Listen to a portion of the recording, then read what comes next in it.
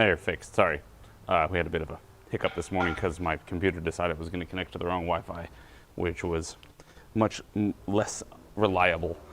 So, hello and welcome to the live stream where we stream me fixing cars all day. And then I'll take these and make clips and videos and stuff out of them.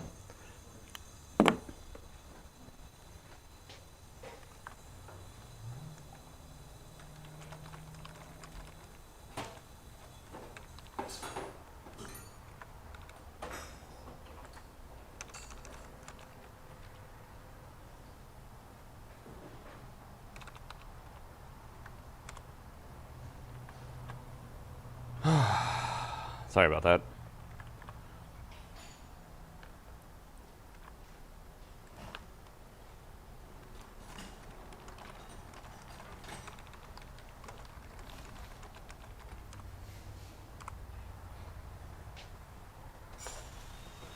But for right now, I have to run and grab an Audi A8 to find out if it's low on oil. So I'll be right back. 1 second.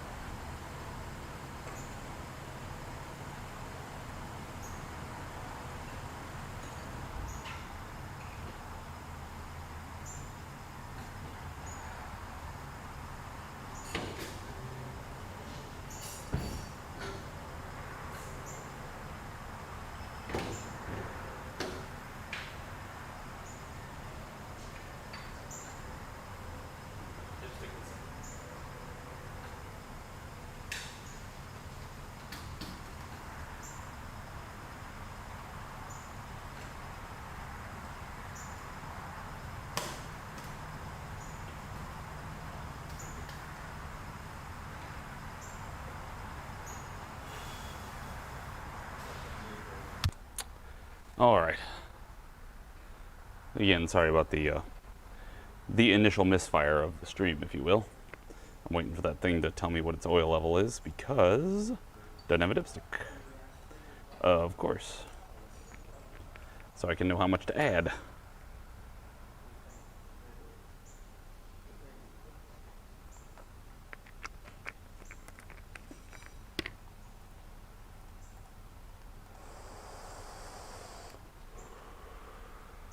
This battery sucks.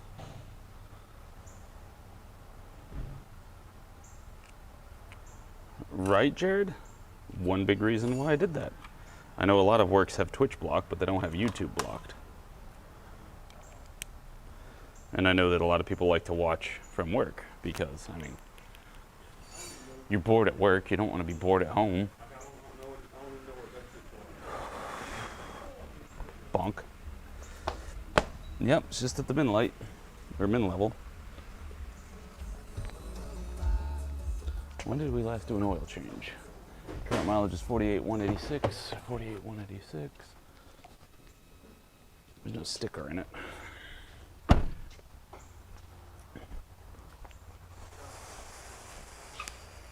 What? This hose goes down in here. Mm-hmm. Let's go back in here. So I don't really know. But this is different. And Fan-fucking-tastic. I mean, I can't get it off either. Can't get that to come loose? No, it's not really budging. Try the old motors. It's also weird. Try the old motor one. It's got a actual hex on it. Like, it's got a... Rather break that one on the old motor than... I'd use the box end if you can fit it around it. Is it still... It's not completely. It's not a nut. Fantastic.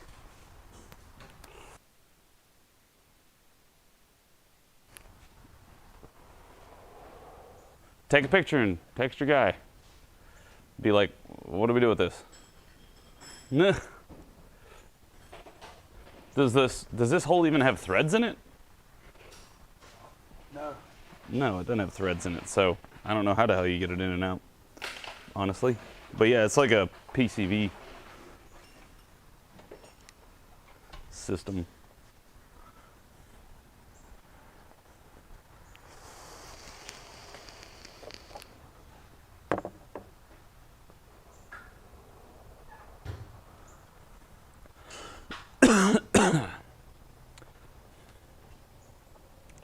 It probably just does need a tune.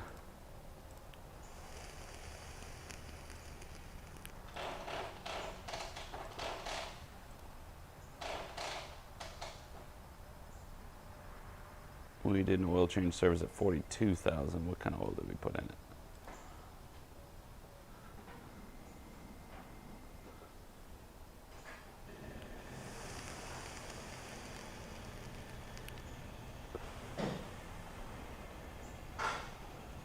What did I say? Was that like 46,000? It's not terrible. It's been 4,000 miles. And it's like a quart low. Could be worse. Let's put it that way. I told the customer, I was like, yeah, Audis are kind of known for eating oil some there. In my Audi, I've probably added 10 quarts between oil changes. He's like, oh man. It's like, you don't even have to just keep adding oil and change the filter sometimes. Like, yep. Yeah, that's not our it's not our expertise on that one there. There's this part on the Subaru that it's not on the new motor, but it's on the old new motor, and it's on the old motor, but it's not on the new motor.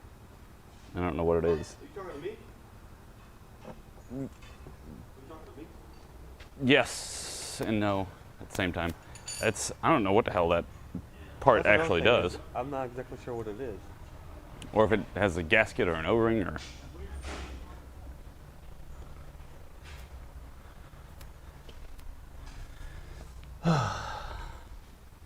Day's getting better and better. Now let's check the oil level. It's been a weird frickin' day already.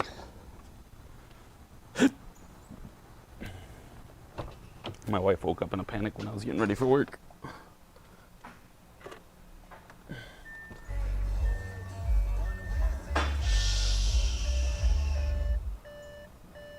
Well, I got us halfway there.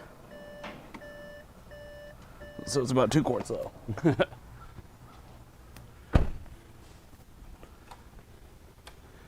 much oil did this thing take in the first place?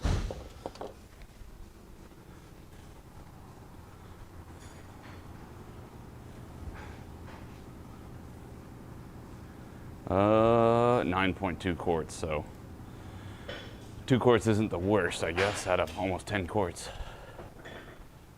Make sure after you time that, you roll that motor over twice. Well, I got other problems. This is our other problem, whatever that is not on that motor, and it's on this motor, and it's not threaded. Yeah, like It's just like pushed in or pressed in.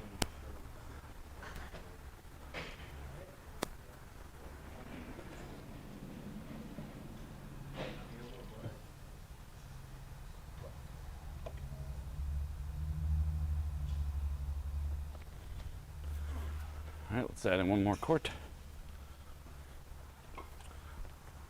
Woo. This is just supposed to top up and get out of here. Somebody else call people to look the damn motor.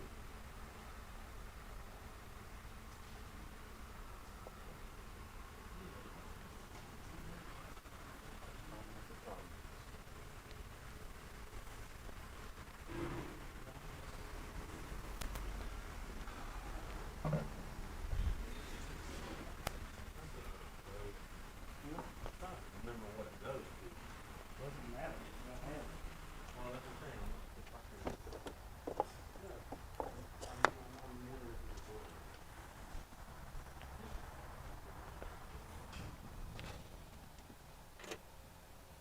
All right, what you got now?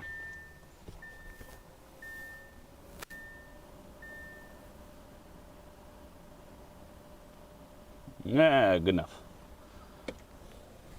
3/4 full. And the rest of that can still run down there and fill it up the rest of the way. Check engine lights on as well. Doo, doo, doo.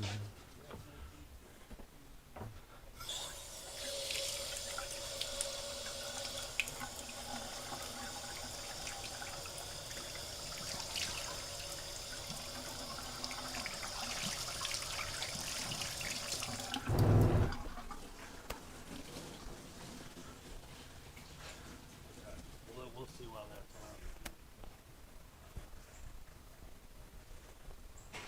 out. All right, let's give it a try and look at it real fast.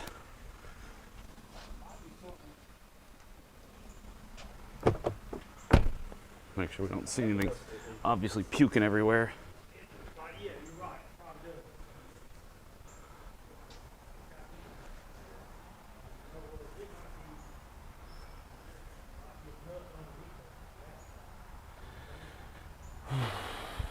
Oh, tripping over chairs. Dang it, give me that. And then I need my flashlight. I just want to, I could probably pick it up if we tried, but there's a whole ton of under trays to take off.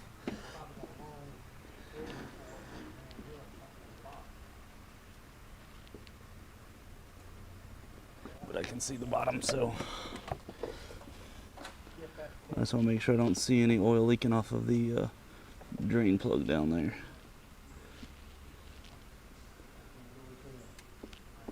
I don't see any residue. I don't see any drips. This is dry down there.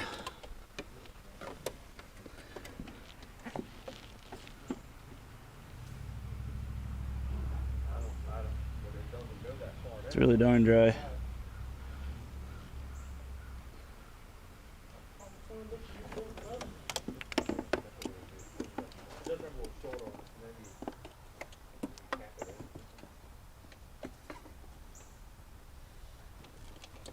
I don't know, it's not really our responsibility, they're supposed to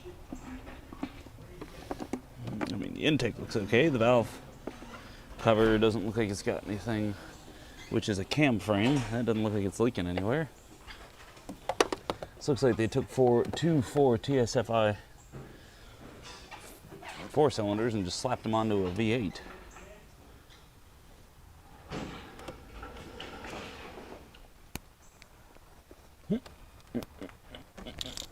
There's no leaks down here. Like, nothing that looks like it's oil. It hadn't been like dripping onto the under tray and dripping off. Oil under tray is dry. So when I was gone, Thursday I woke up in the morning, like what the fuck is DWAC? I was looking at Oh, Donald Trump's thing? Yeah, Donald Trump's back. Yeah. Dude, that thing Rocketed. I don't think I've ever seen a stock like it was up 800% a couple days. Yep. Yep. Of course, Spectre Dave was on top of that. Made a few $1,000s. I said some of my viewers made a few $1,000s off that.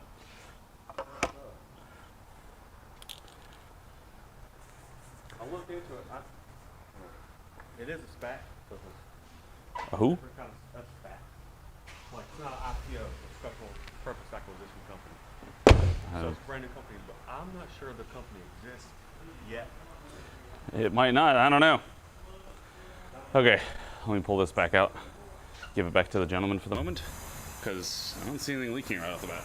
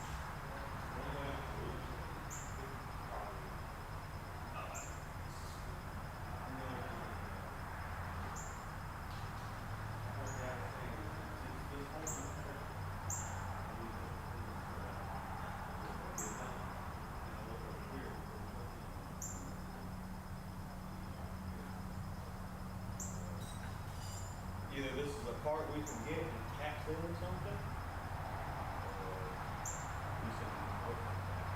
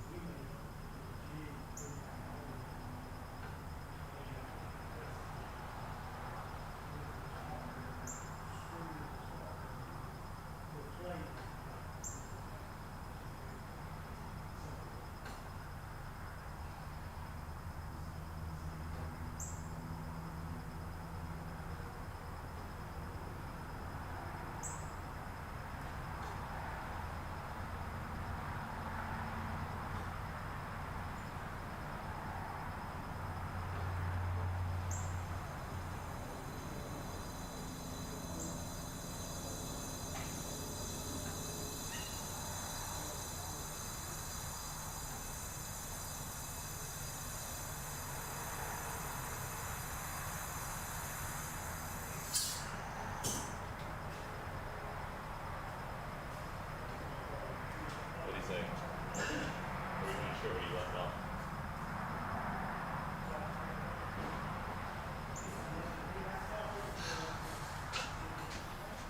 Awesome. It's been an hour and 20 minutes and it's already nuts around here.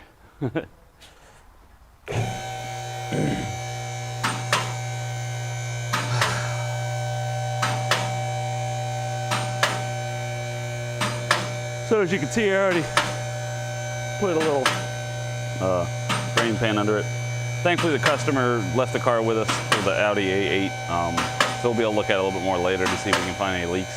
I don't think we're gonna find any based off of what I saw, but we have the option now, so he left it with us. He works nearby, so I think he just had somebody swing by and pick him up. And nearby means like, I think he's within a mile. Probably could walk to work. and looks like the type of gentleman that probably does take a stroll to work every once in a while. So,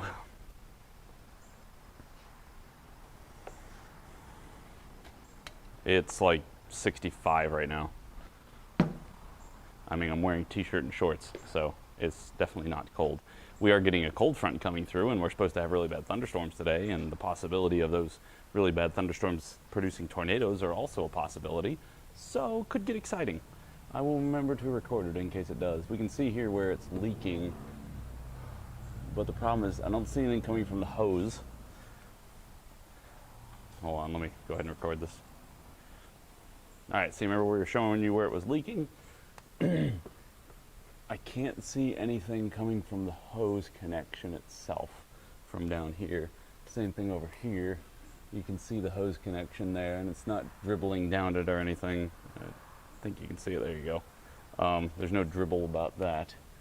Although up here I can't see because it's up against the body. Does this help?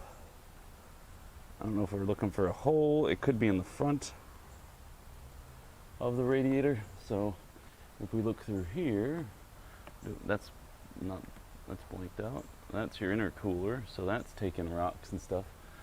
But oh, what we got up here? Let me lower it down. We got a little, oh, sorry, mono audio.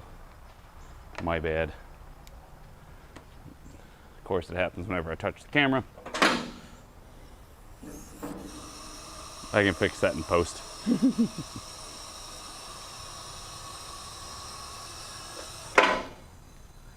Or I can just cut it.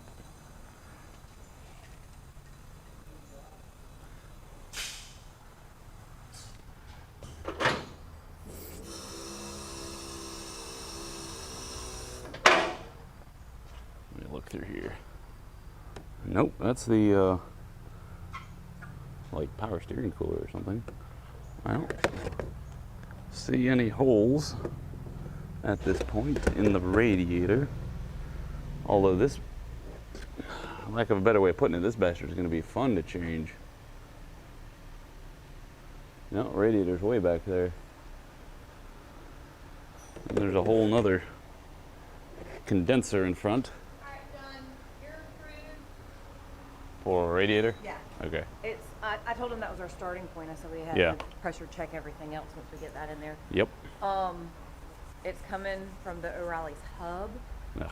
So it'll be here 4 o'clock this afternoon? No, they said it should be in around 11:15 to them, and then they'll get it delivered. But I didn't have it anywhere else at all. Worldpac doesn't have one either? No, we were looking at the end of the week to get one from Worldpac. Jesus. That's why I had to ask Dave. I'm like, We're going to have to start getting creative with some of this crap.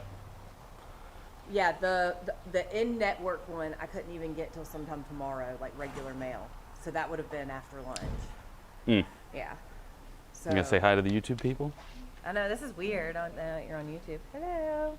Well, it's the I same like people. that name, American Patriot. So yeah, we're having problems getting parts? Yeah. Yeah. Fantastic. Getting bad. It's been getting longer and longer to get our parts as it is, so. Yep. Nothing's in stock. Yep. But I just wanted to let you know in case you want to start Yeah. disassembly. Can do that. Thank you, lady. You're welcome. She's one of our service writers / mostly she answers the phones to be the pleasant voice on the other end, but of course everybody else answers phones. But if she's free, she likes to answer the phone because, you know, it's less threatening. She sounds less threatening than maybe, hello, she won't.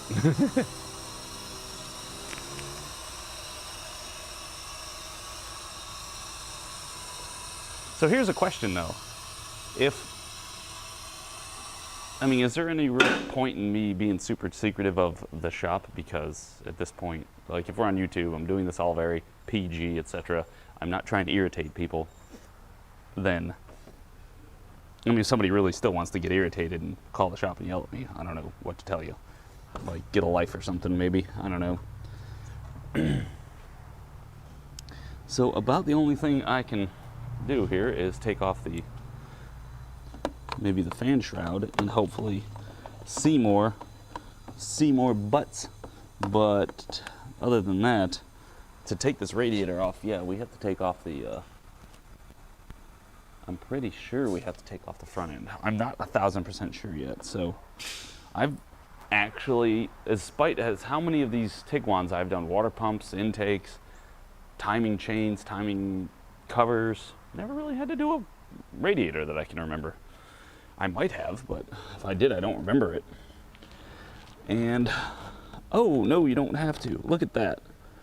It's got bolts right there. Nice. Okay, yeah, we don't have to pull the front end off to do the radiator. Thank God. I just didn't feel like pulling the front end off today. You know, some of those days you get to work and you're like, what do you want to do today? I don't know. You want to pull off front end?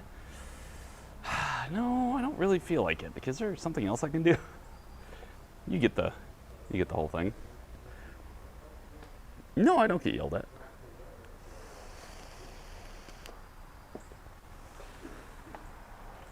So, as you can see here, there is, not over there, but as you can see here, there is a point where the radiator bolts right there. That bolt, I can't touch it.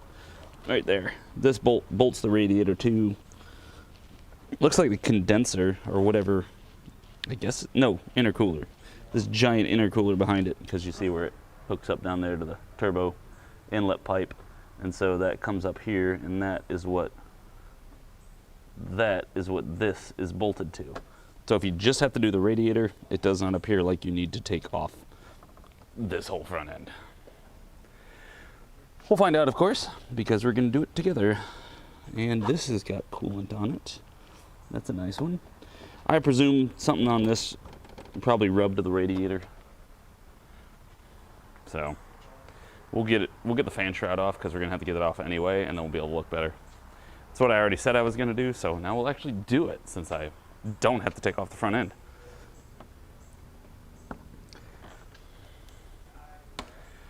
Although it's going to be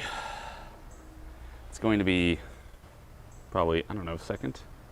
I don't know what I'm gonna be able to do with this Honda though. That's the other sticking point. I haven't even made a video about the Honda because I don't know what's going on with it. I just know it's running like crap. But it's modified it,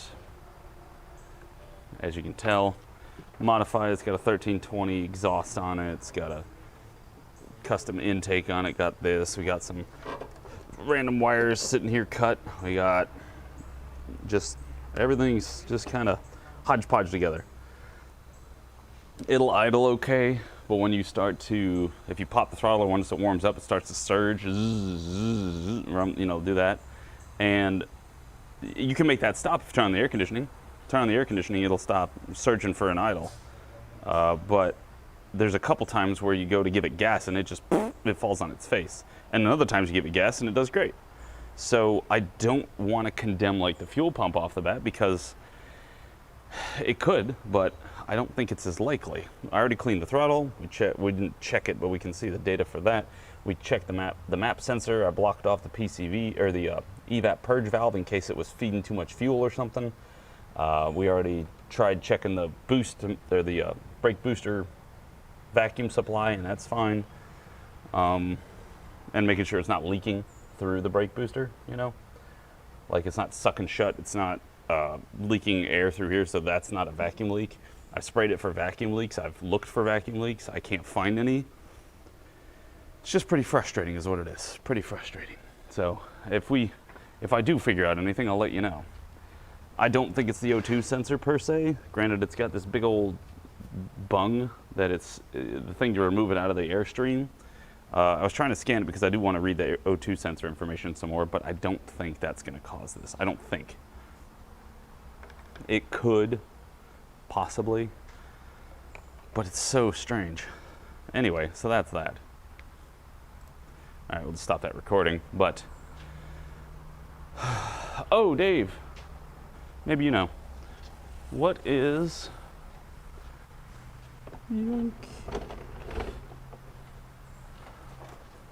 what is this piece? Did he message back yet? What is that piece? I just sent him a picture. There's like a stand that comes off of here this doesn't have any threads in it, and it's supposed to have it's supposed to have this bolted to it. It goes right there, but the little piece is gone. This is on our yet second new motor, and we're trying to figure out what's going on with that. So we just messaged it to the engine builder. So I don't know if you happen to know what that was. It doesn't have any threads, so it seems like it either presses in or that goes to the EGR. I don't know how that would go to the EGR though, is it? Stuff. It's like a PCV valve. Looks like. Yeah, and I'm 90. Clean it out. Huh? Clean it out. Real good. Yeah, before I put it back on. Yeah. 95% sure it goes to the injector. Yeah, I'm pretty sure it goes to it's just a rubber hose. It's not a metal hose. So it couldn't be EGR because that would melt it. So PCV.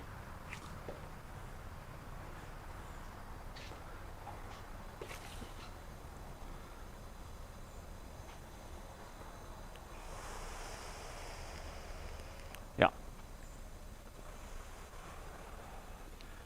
And if you guys are at least moderately enjoying the content, I would very much appreciate likes or unlikes or any of those things. Definitely wouldn't hurt my feelings.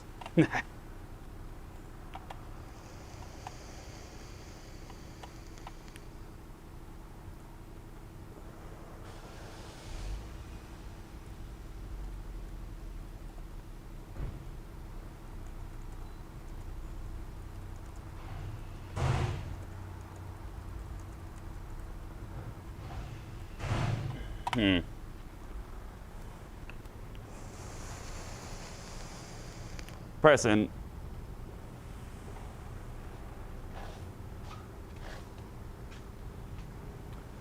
Or it looks like a press in. How's that? I'm really frustrated with the Honda. And I wonder, I don't know if Eric's done with the scanner. I want to use the scanner when he's done.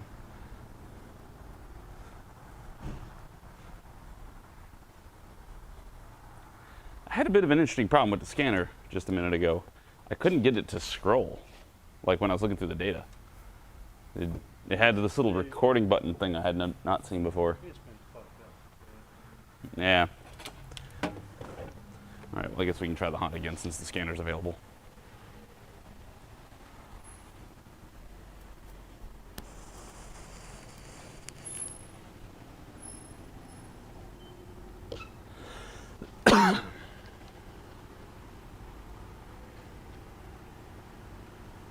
It goes right next to the, dang it, it's really far away. Stop making me walk over there.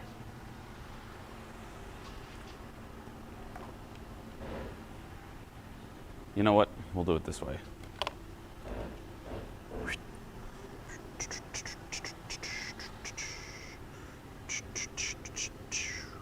It's been a hot second since I did this, but it'll work.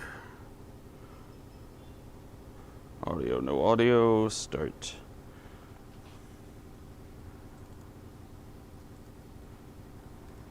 Yoink, all right.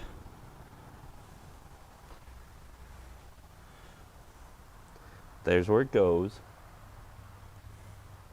Here's what's there. But we can't get it to come out. I got a funny feeling that thing's gonna end up going. You have a funny feeling that's gonna end up going back?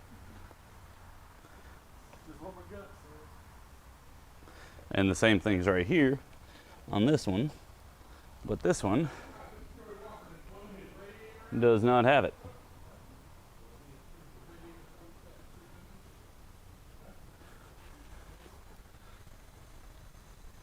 Oh look, it's the rig. Hello everybody.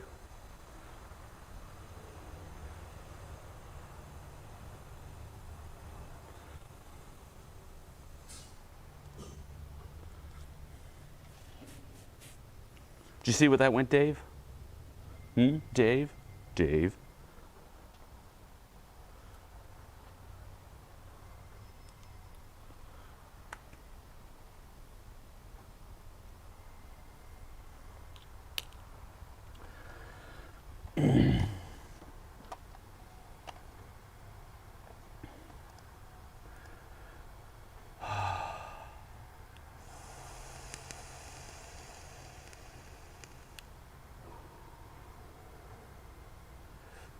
All right.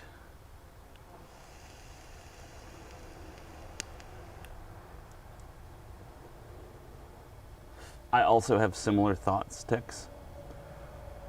I see something to that effect. I'm just not sure.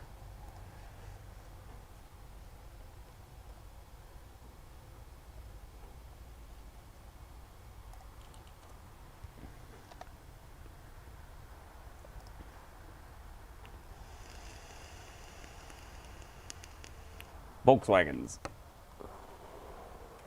I mainly do the Volkswagens. And everything I've learned about everything about cars I've learned here at the shop. So, for better or for worse, that's my story.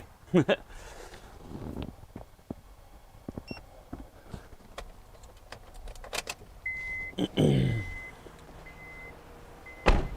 me see what I can do about data-wise this time.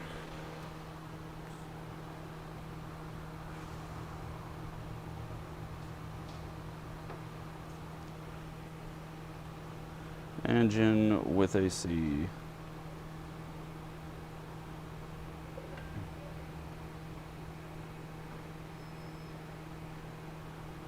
Data.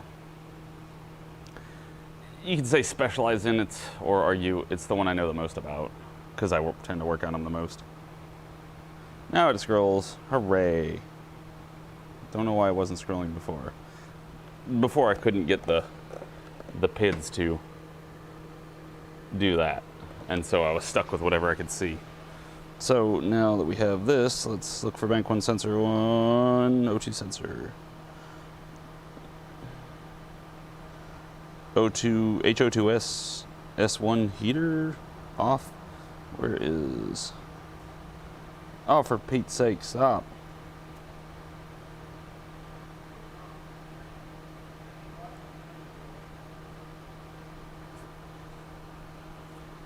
What is FTP sensor for?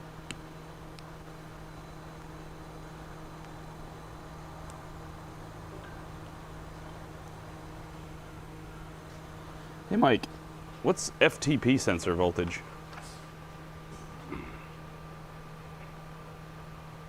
I'm trying to find bank 1 sensor 1, because this is the heater circuit right there, but I don't see just bank 1 sensor 1, so possibly that one? But it should be between 0 and 1 volt, not 2.53. Got it to scroll now. Yeah, I had to restart it because it did the same thing to me. Ah, fantastic. Because I wanted to watch this thing to see what the O2 sensor's doing while we're running it. So I'm going to start it if you want to look at that. I have no idea what FTP sensor stands for. STD. Yes, STD sensor. That's why this car is running so poorly. It's got a disease. It's got a stick transmitted disease because it's a manual.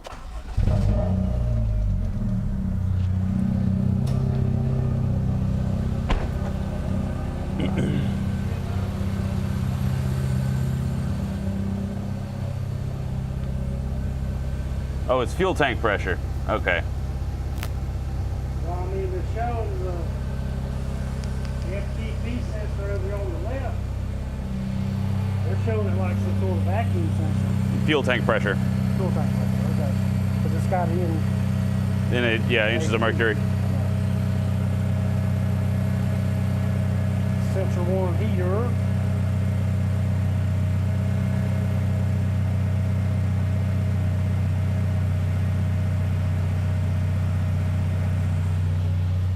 That's part of the problem. I can't find the sensor 1 just voltage signal.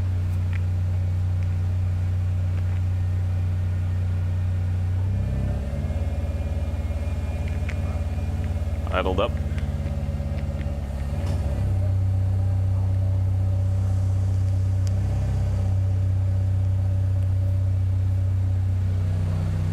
I was asking Mr. Mike his professional thoughts about this. And he was like, man, there ain't nothing we can do for that. It's like, well, I guess I'll keep trying. It does okay if you have the AC on, though. That's what's strange. Which would lead me a little bit further to idle air control.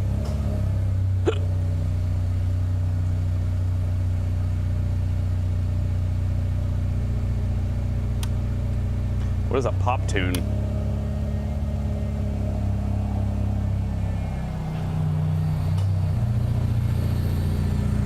Find an The only one I see is right there. O2S. Okay, that might be it then. Just instead of it saying bank 2.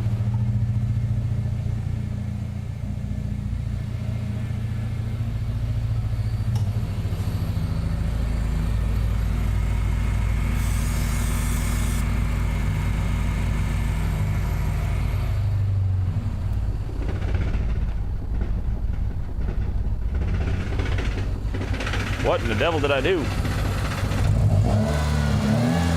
Did I find a leak? I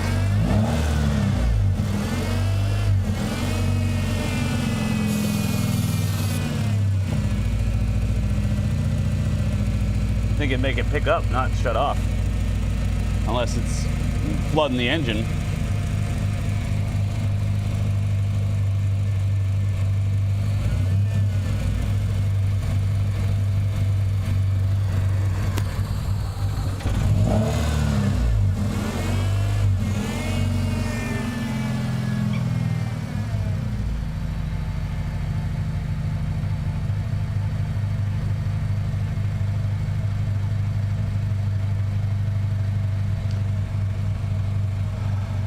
Quick test, chat. Which one is in the O2 sensor voltages? Lean is lower numbers and rich is higher numbers, right? So like rich would be 9 volt or 0.9, lean would be 0.1.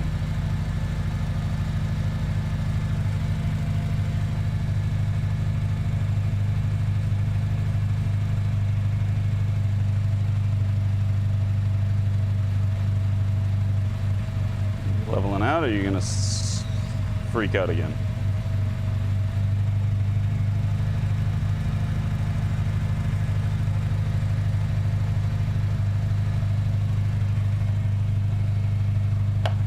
Well, this must be a wideband O2 because it started off at 4.11 volts and it's down at 0.51.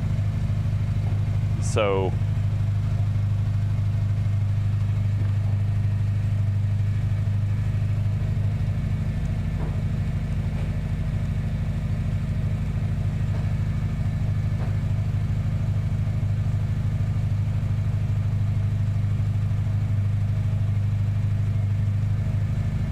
crap, I don't have time to read that giant article. 3.3 volts is what a wideband. The signal may range from a very low of around 2 volts, very rich, or very up to nearly 4 volts, very lean. Okay, the opposite. So right now it thinks it's running super rich.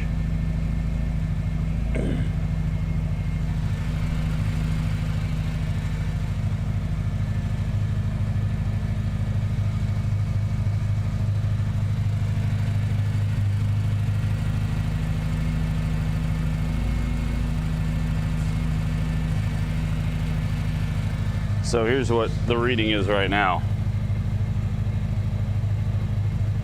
We got 0.51, but it started off when we started the car at 4 volts and then immediately dropped. So at this point, if it's a wideband, it means it's running super rich.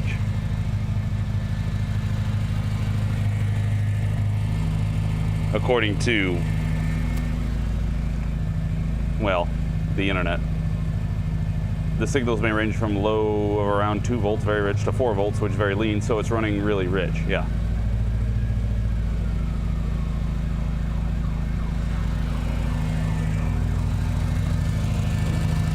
Could be looking at a bad injector.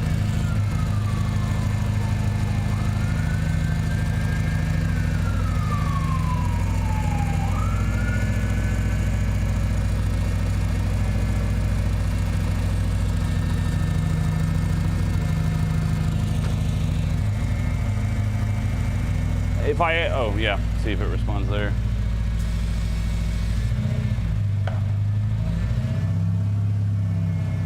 Idles up, 0.98.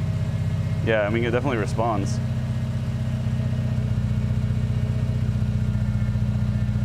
So that would have to be the other way. It must be running super lean.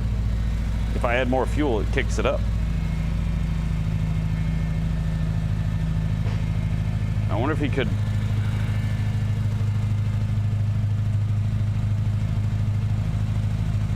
Oh, he's definitely got the O2 out of the stream. I mean, it's like that far out of the stream.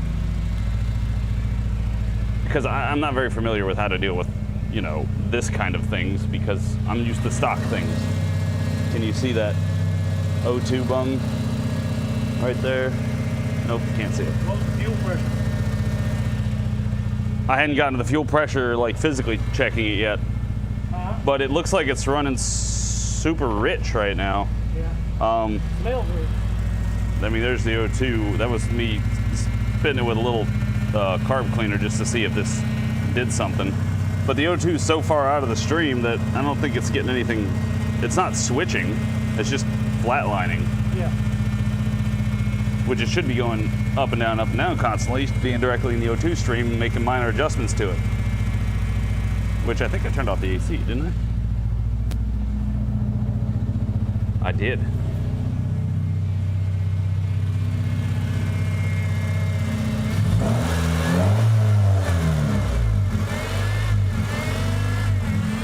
There it goes.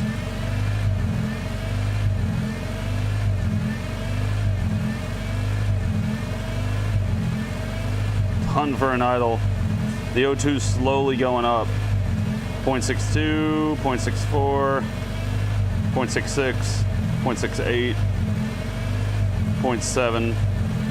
I wonder what happened if we took the O2 out of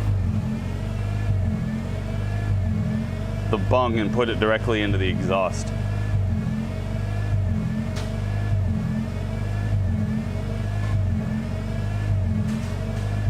.78. The O2 slowly rising. Is there a fuel pressure sensor? Fuel system status.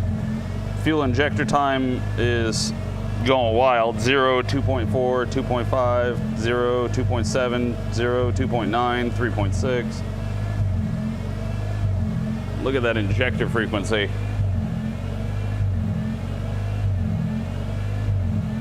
It's trying to handle the injectors, but are they getting stuck or?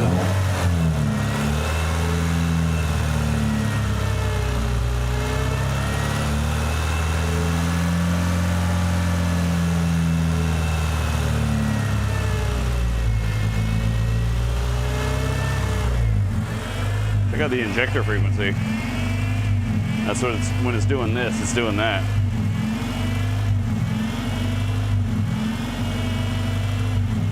Oh. On all the injectors? It just says F injectors. I assume that's just a general scope of most of the injectors. Didn't say like a particular injector.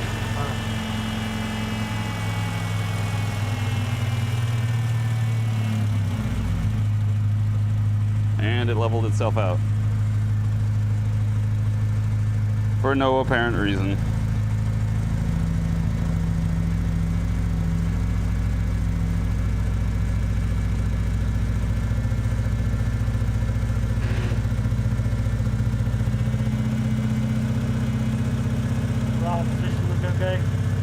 Yeah, I tested that, and it was acting like it goes 8 to 92%, like if you have the car off and you, so it's not misreading or anything that I can tell, and that's what the spec roughly is. Right. Idle right now is 919, so it is idling a little high. But we had a fun little time if we did something back here.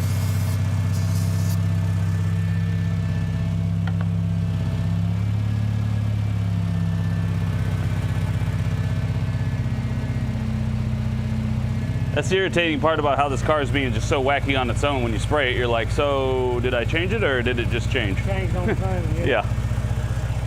Did I just have good timing?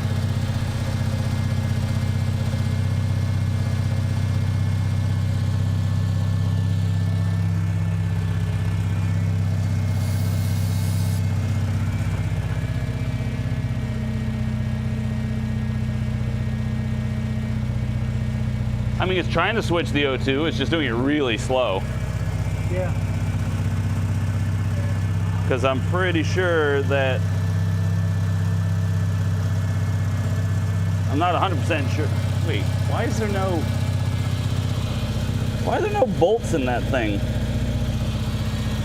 How is that exhaust staying on? You see it? It's got no bolts through the manifold. Not a single one. All 3 ears are open. What do they do? Glue it or weld it together?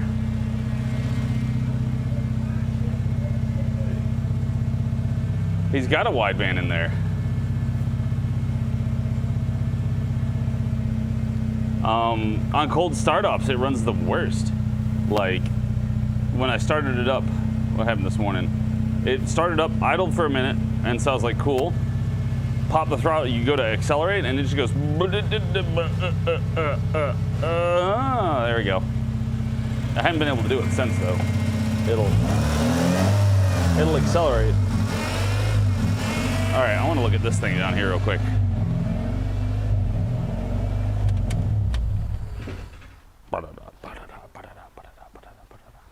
I want to show you what I'm talking about.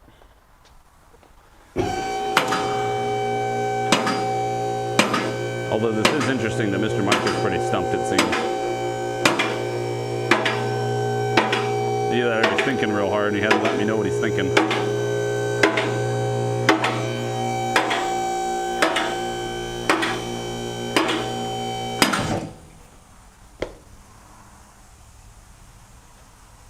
What? Oh, I see. He's missing one of the bolts.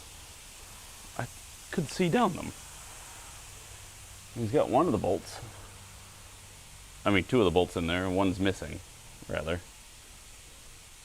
So, I don't think that's the problem. I think he couldn't need that one because he couldn't get it installed. Let's see. Look from down here a little bit, too. Yeah, he's our Honda guy. But this is the bung that old O2 stream is trying to go through. There's the secondary O2 sensor.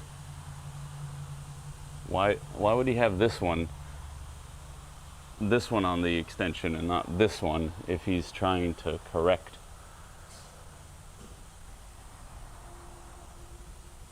Also, why does this look like it's a bigger nozzle than it needs to be? I have this feeling he's got this backwards. Oh, also we love the nice penny. The penny maneuver there. There's so many spider webs in here.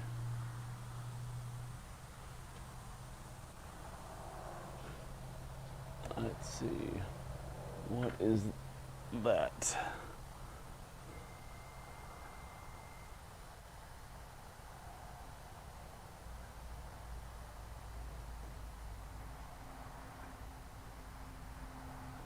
What do you mean it's only reading 2 cylinders exhaust? Or two cylinders exhaust? Elaborate, I don't understand. So, I feel like I should try to put this back here and swap this. Well, and could he just have the O2s backwards?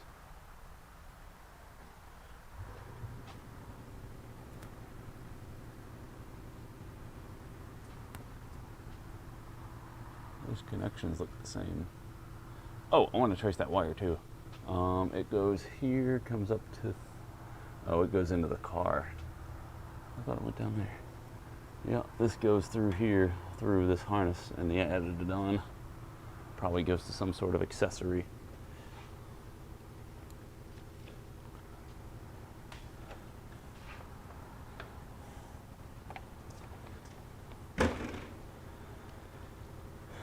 True. True, we can disconnect it and see which one's reading. To make sure. I mean, let's just disconnect the front O2 just for shits and giggles. It should default. Oh, I see what you're saying. I see what you're saying with the, he's only reading 2 cylinders. He's only reading 1 cylinder. Wait, do they both pipe into? Okay, never mind. You're right. They both pipe into one cavity. It didn't look obvious. It meets up there. Because when I was looking at it like this, I saw the pipe going into there and thought it went down to the bottom, but I couldn't see the second pipe, how it meets halfway up. My bad. It's okay. I'm a moron. I try to learn more every day. Oh, I've been watching a lot of a guy that works at Napa, I think. He's been pretty interesting. Correct. That is a problem.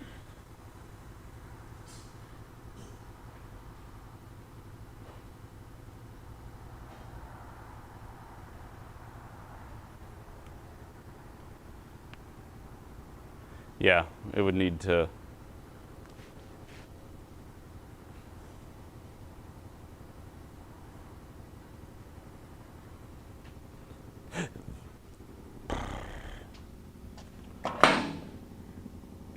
Oh, Mike, you want to see something interesting? He's only reading O2 from 2 cylinders on the front, because that all the individual ones go into a Y pipe down here, and so 2 of them are on that pipe, and the other. What happens if you unplug those? That's what I was going to try now.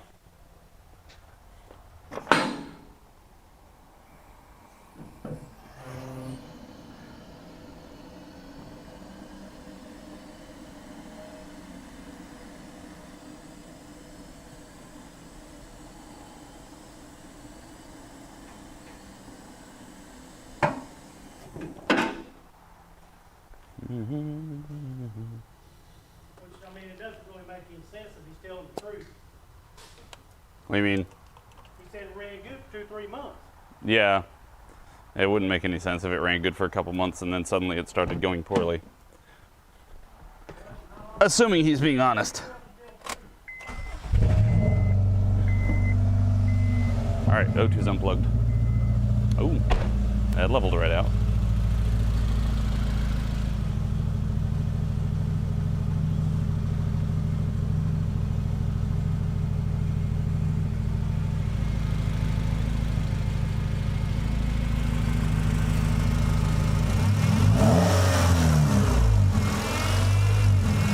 Nope.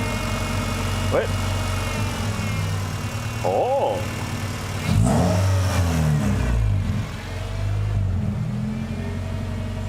Yeah. You hear it level out?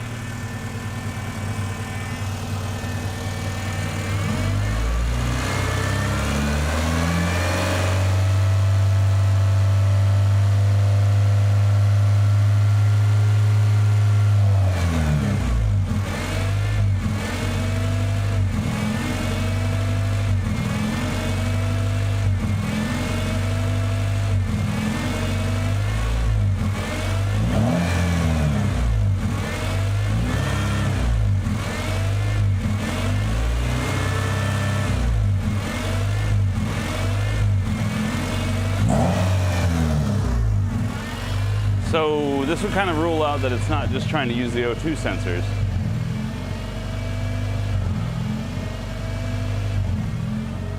Open loop DTC. So it's not going off. It should just be going off defaults right now.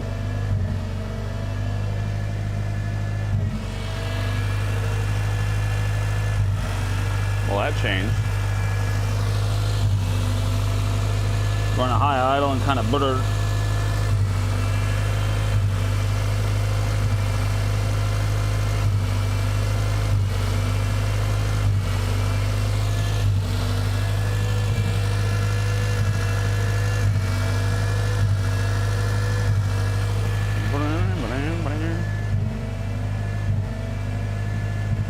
He says he hasn't messed with the ECU.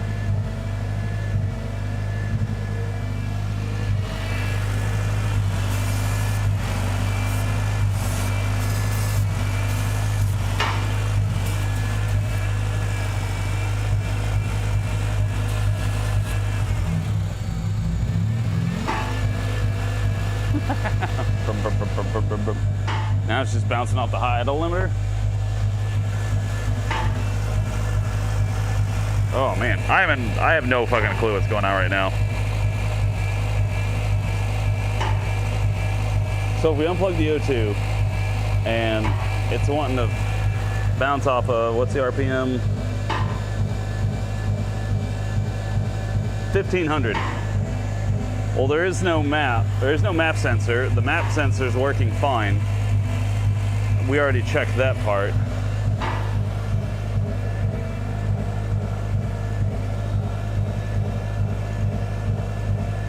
Yeah, I mean, it's idling at 1500.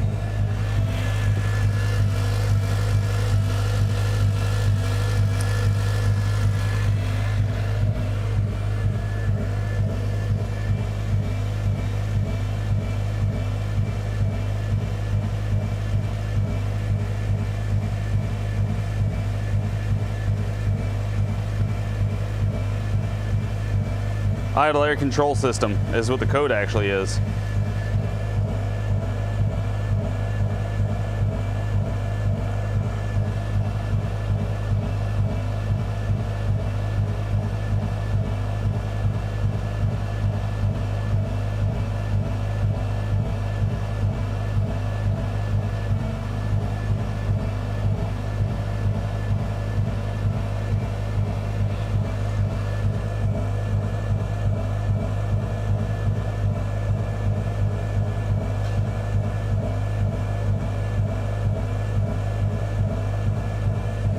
Ground ignition and idle air control.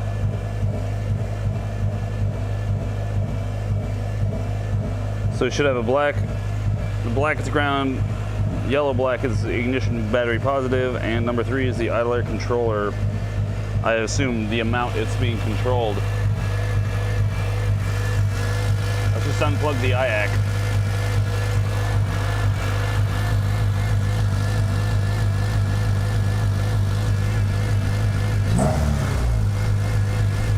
Why is it so freaking hot and fast?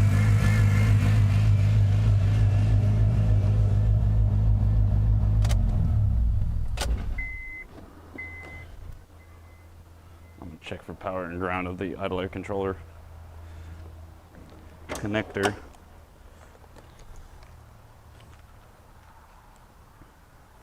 Then I guess we'll scope it.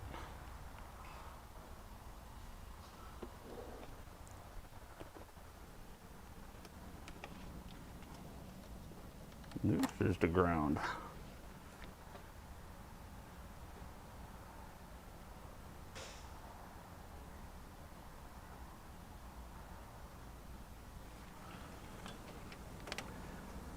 I mean, if the idle air controller is, what do we got? Yellow, black is the middle one. 12 volts. Why do we have 10 millivolts on the ground?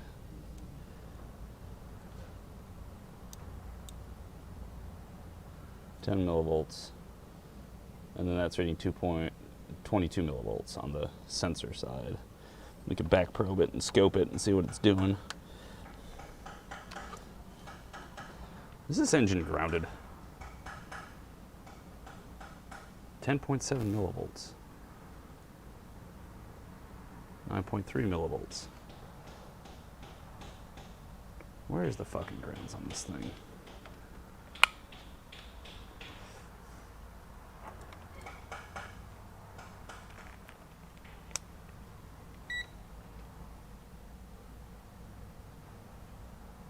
.9 volts, 12.9 volts.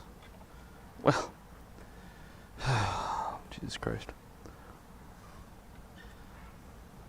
Well, the ground was half-ass connected. Jesus freaking Pete, man.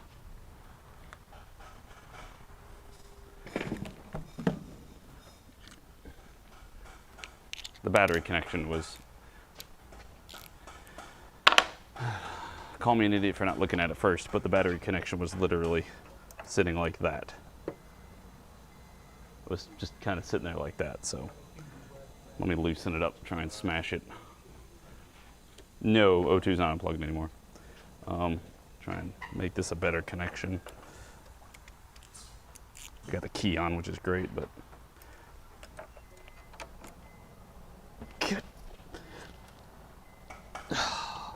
dude, he crammed this thing. Oh well. Good enough. No, O2 is not unplugged anymore. I want to see a duty cycle test.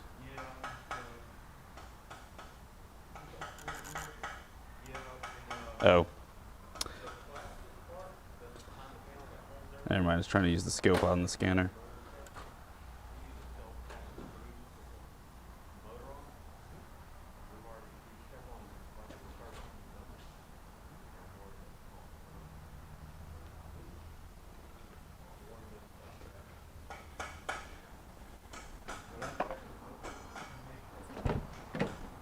I mean, who knows what kind of erratic readings are getting got.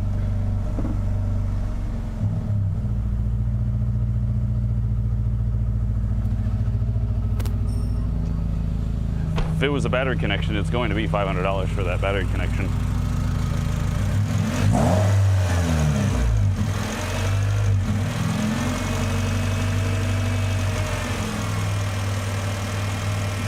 Awesome.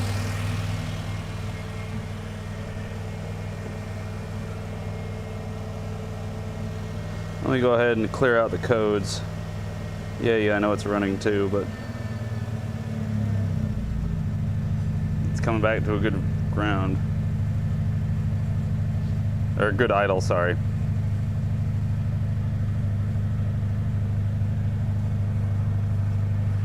That's all it is. I'm gonna be a little annoyed. And by a little, I mean a lot. No codes. Check for permitting codes, none. Let's check data.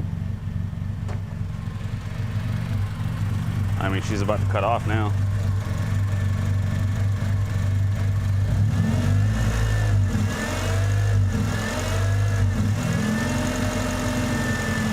But it does eventually stop that searching BS. What does this O2 sensor voltage say this time?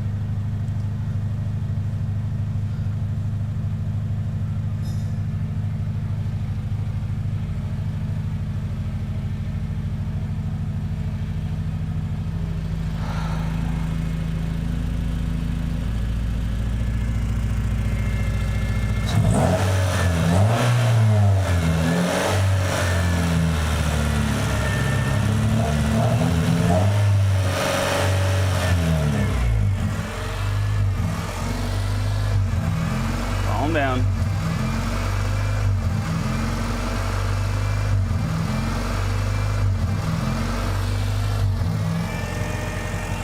There it goes. You can tell, I can tell when it starts to calm down because the tone changes. And so it searches for an idle. And then it settles out.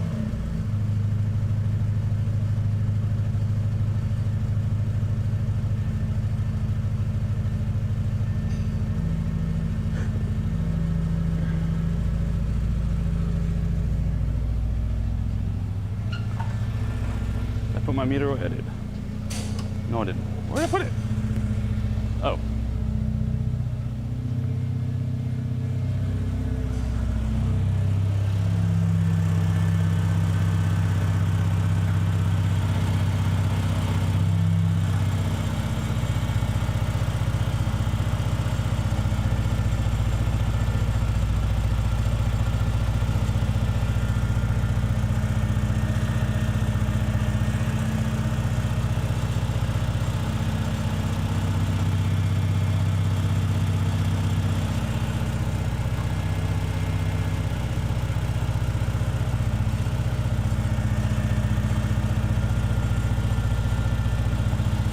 volts.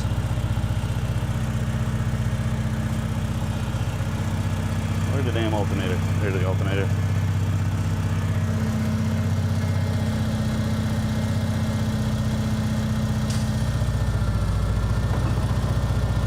Mm, 67 millivolt voltage drop between the alternator and the power cable. Not the worst, I guess.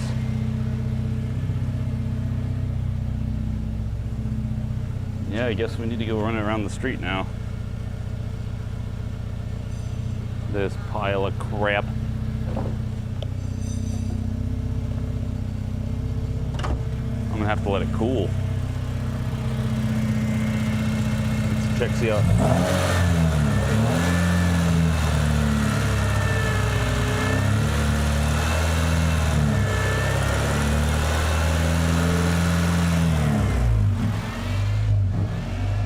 Rev searching.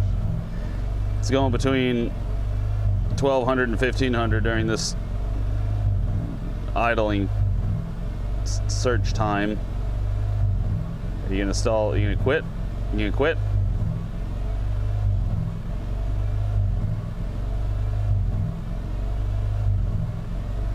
No.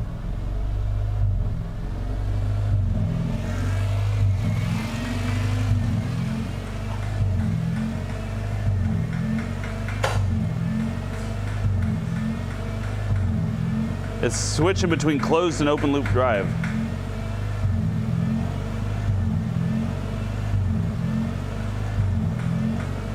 That O2 sensor took a dump though. Look what the O2 sensor's reading now.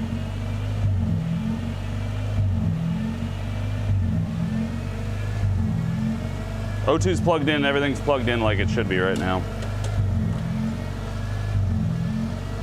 It's like the O2's defaulting to rich. Like it's getting stuck rich. And it's not switching.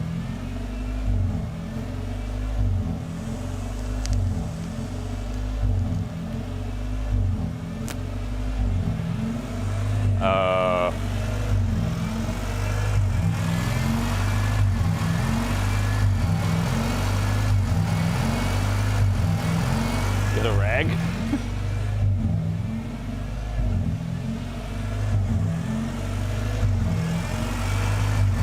Meh. It's not doing a very good job of blocking it off. I'm just adding an extra filter to the intake. I guess I would just need to pull the intake off and just...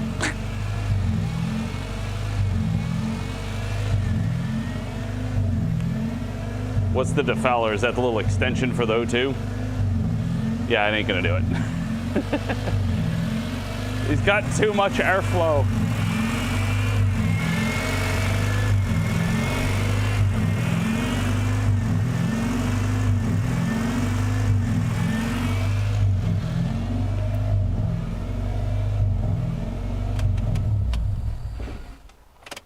God, this thing's such a pile.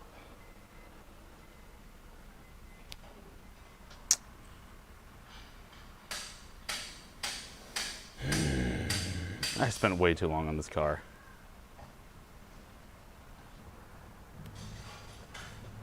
All I could do is pull this end off and give that a shot that way.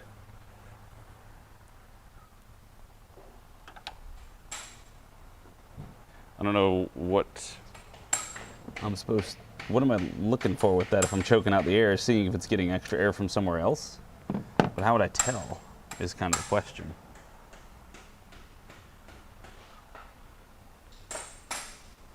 Tunes Racing. Ooh.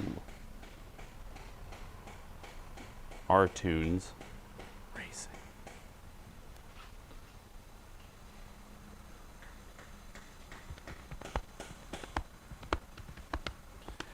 Yeah, it's making content.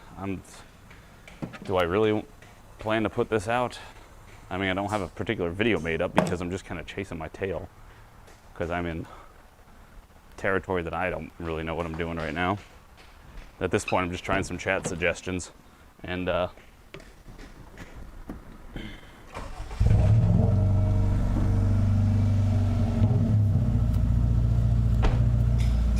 light will find right off the bat.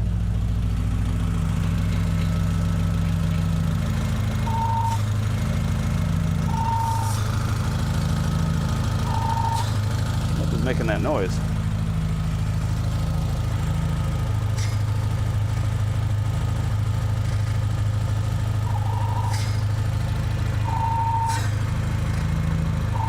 Is that the vacuum leak?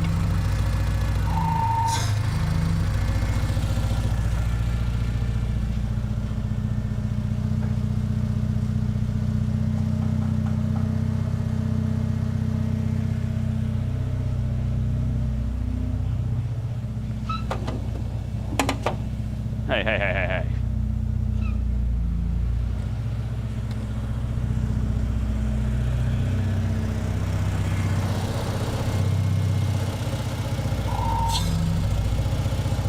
unless...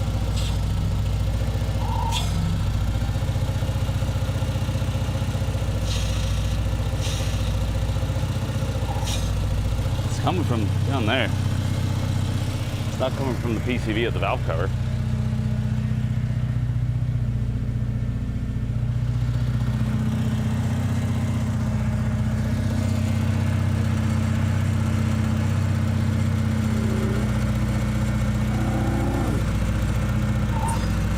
Yeah, it's something in the intake. But it's idling well. Come on, Serge. There you go.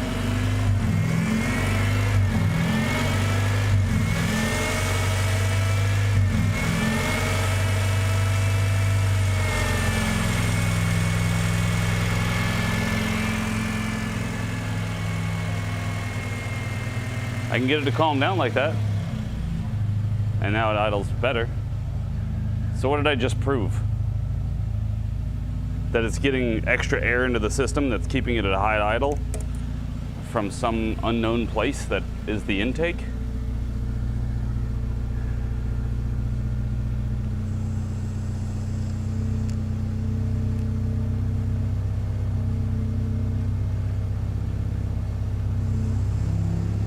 I haven't smoked it for leaks. I've been spraying all carb cleaner around it, but at this point, I guess we're just gonna smoke it. Where did my carb cleaner go?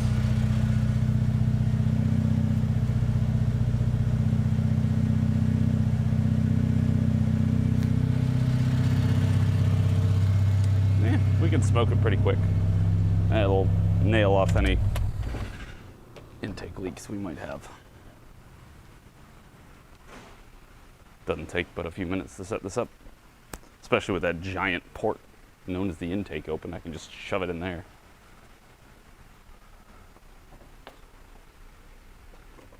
Let's grab this.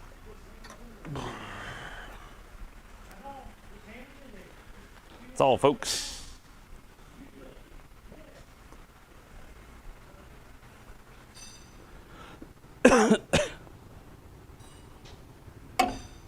So I can tell you what my problem is now, is I am trying so many different things I can't keep straight what I've been doing.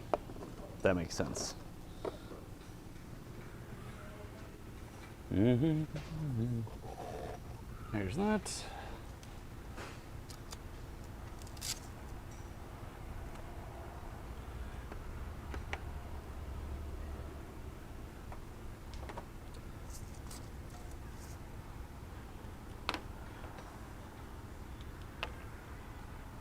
Positive, negative, start. Oh, don't start. I gotta hook up air. There.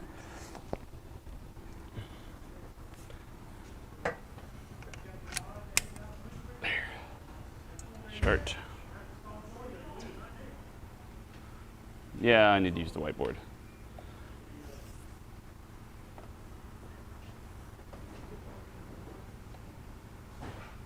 Cool. We've got smoke. Smoke. Do your smoky thing.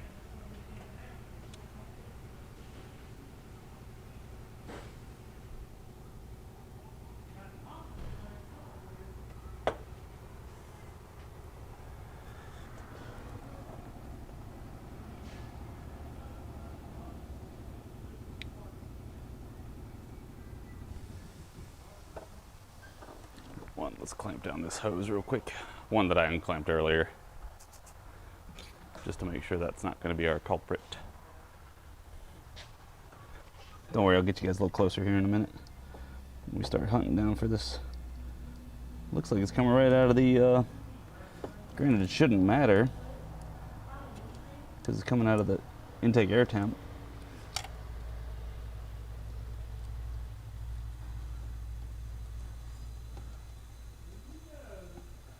I just like this car. Yeah, this is leaking.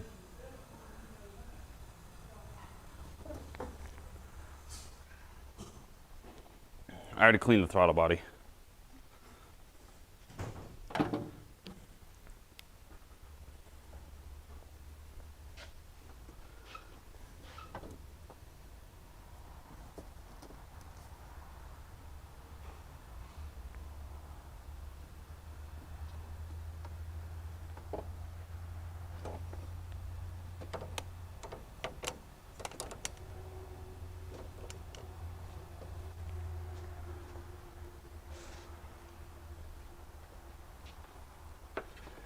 I mean, other than right there.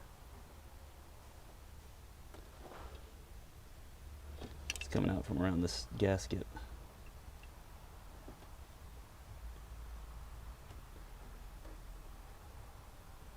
But I don't see how that would be much different than this being open. It's not like there's a mass airflow sensor in between that, so I don't see why that would affect it right there.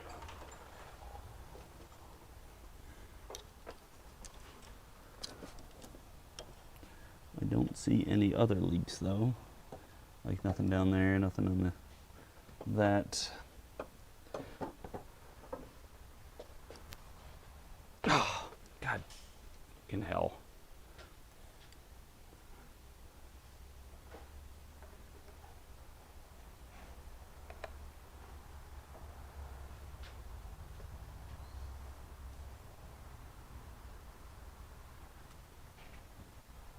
The orange tube? You said yellow and I got confused. What did I come over here to get? Oh, pliers to get the frickin' oil cap off.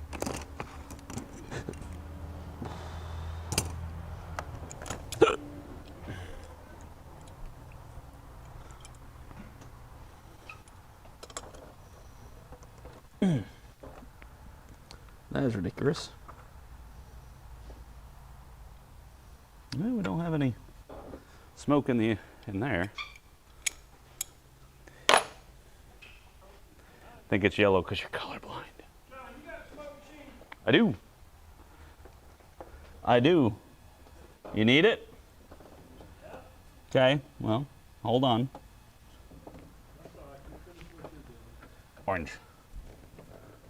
Wait, do we have anything down there? Nope, that's just the light playing off of me.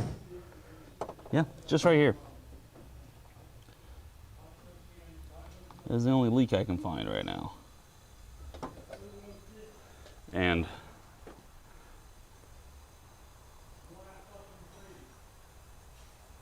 I mean, we're at, what is that? Millibars? Which ones? It's inches of water. So,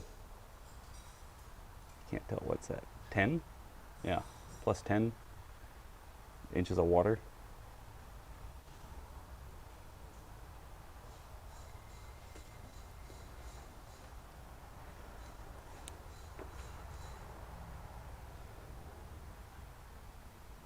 But yeah, the only leak I can find is that one.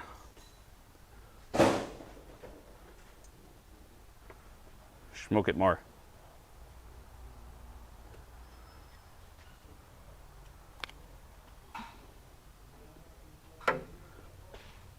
So no, I would go pretty safely that we don't have any leaks on the intake side of things.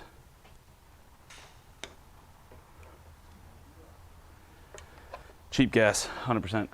Is he? Probably. Either that or he's putting in racing fuel because it's race car. I'm just trying to check under here, make sure I don't see anything. I see spider webs, and those are what's getting me confused right here. Because I see something wispy, and then it's like, wait, nope, spider web.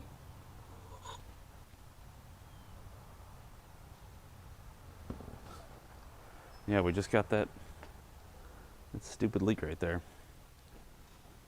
Smoking a pancake, cigar and a waffle, pipe and crepe.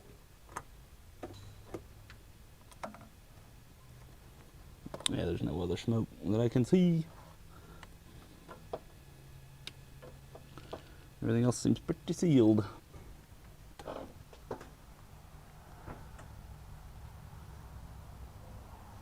And it's not even like getting past the PCV valve or anything.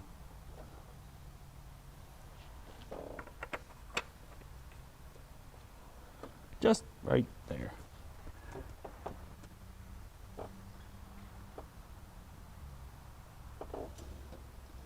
I can't tell if that's coming from this piece or if it's coming from the boot itself. Let's try and tighten up that boot some more, see what we can do. I think it was a 12?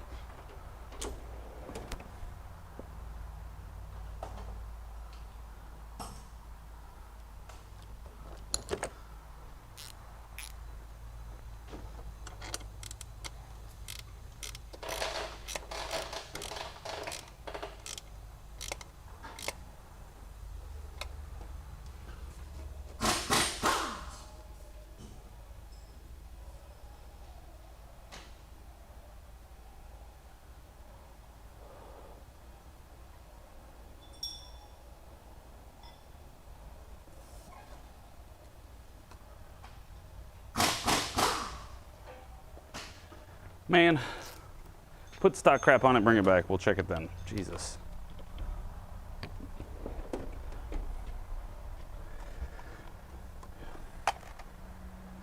Also, if you guys are at least having an interesting time, please definitely hit that like button so we can get more fancy Honda mechanics in here that might have an idea what the hell's going on, because I'm stumped. Well, I mean, I see some things that are problems, but I'm not sure what exactly to tell you about that.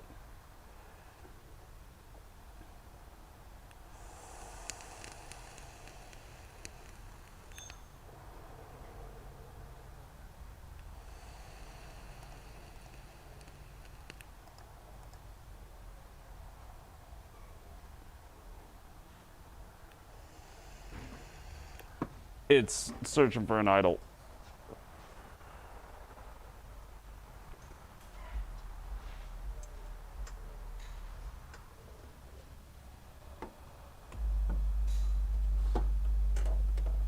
And then if I starve the intake a little bit with some air, it'll level off.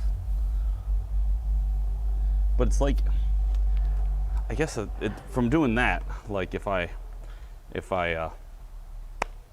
you know, block off the air, and it'll make it, of course, but if I do that and I hold it enough that it's still getting air but not too much air, it seems to come down, and then it's like it's trying to get low enough to where it finds its idle, and it's just never getting down there.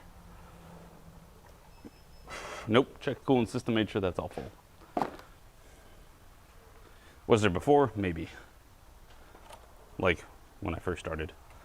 But currently, no.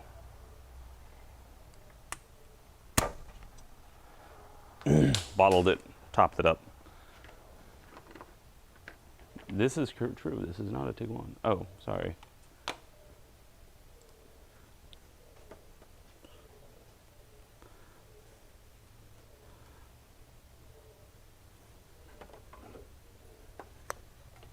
Here, Eric.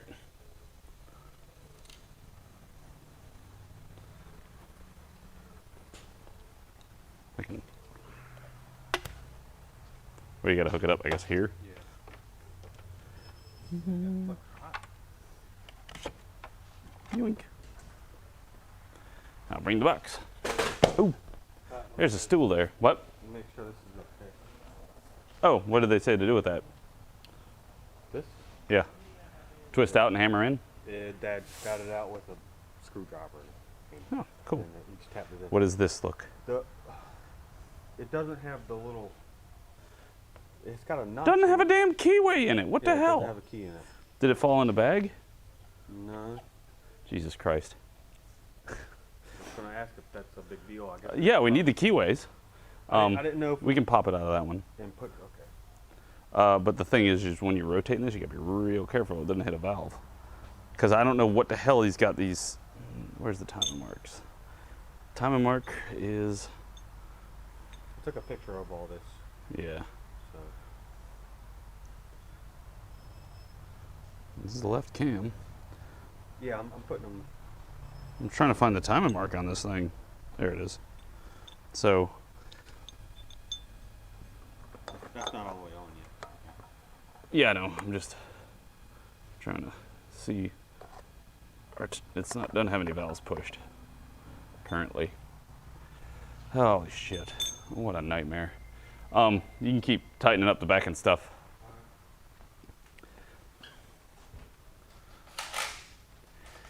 Yeah, I think all I can do at this point right now is pull out that front O2 sensor, take off the extension that's there, if I can get it off from where it is, and put the O2 directly into the stream.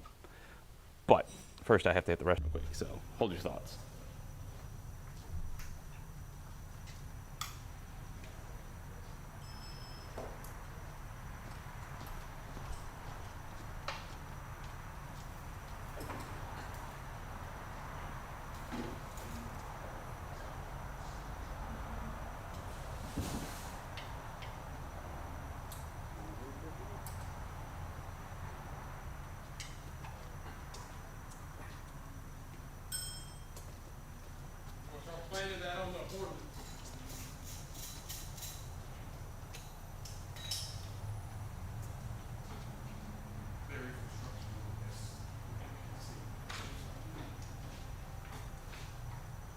taking the control arm loose, but leaving a bolt attached.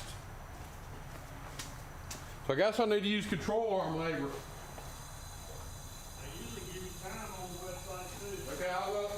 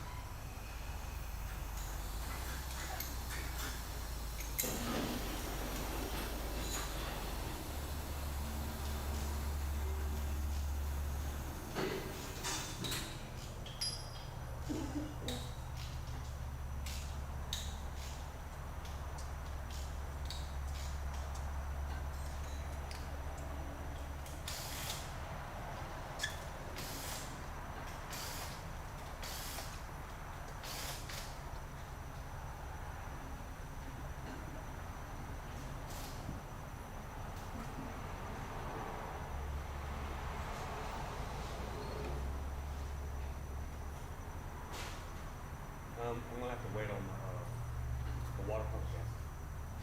The history of the water pump. What was something wrong with that one? With this one? What? He wants to send it all back. Oh, it's a full kit.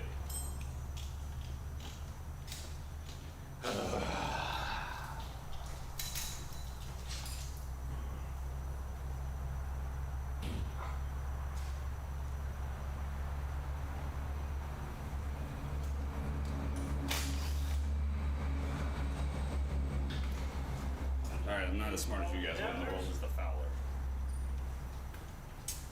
Hmm? Got the case with all the adapters? Oh, yeah. Yeah.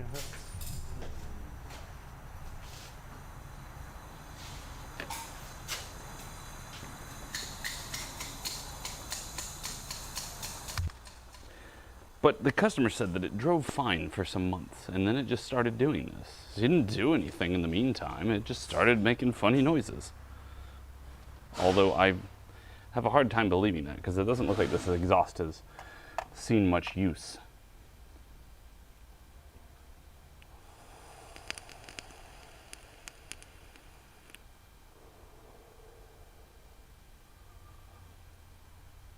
Never since you had McCurr.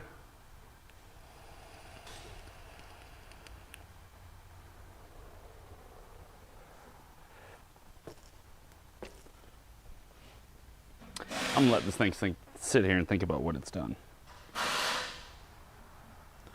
Because I want to let that exhaust cool off a little bit before I go and try and get out the O2 a little bit. That can be crazy, but I do want to find out what I can fix, which is that Tiguan. Also let the scanner get some charge back before it dies.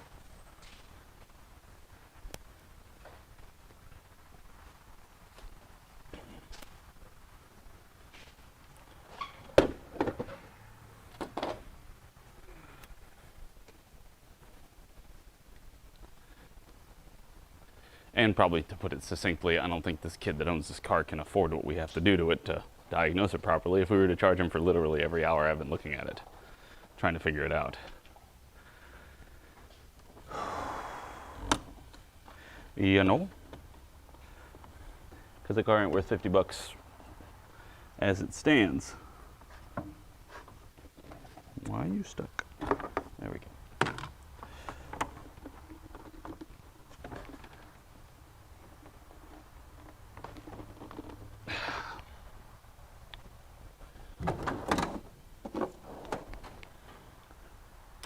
Wait, I'm already on that.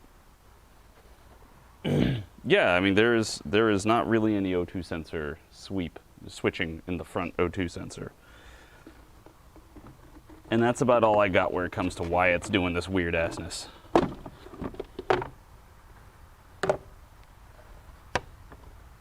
To be honest. Tripping over this, tripping over that, falling over this, falling over that.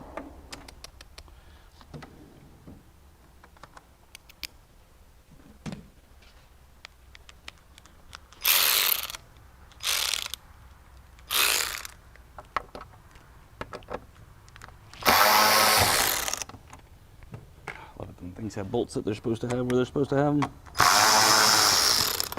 Don't worry, Mr. Stock Tiguan, I still love you. You're an okay car in my book. Because you're stock. And I don't hate you. I think this is going to come out the top. Probably the top.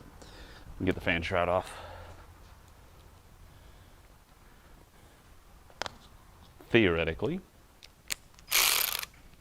Also, apparently it rained over here when I wasn't looking.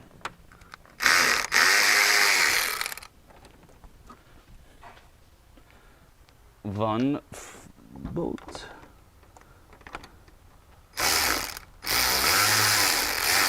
Two a bolt. Let go. Let go, you insolent bastard. There. Two bolts. Now we go up.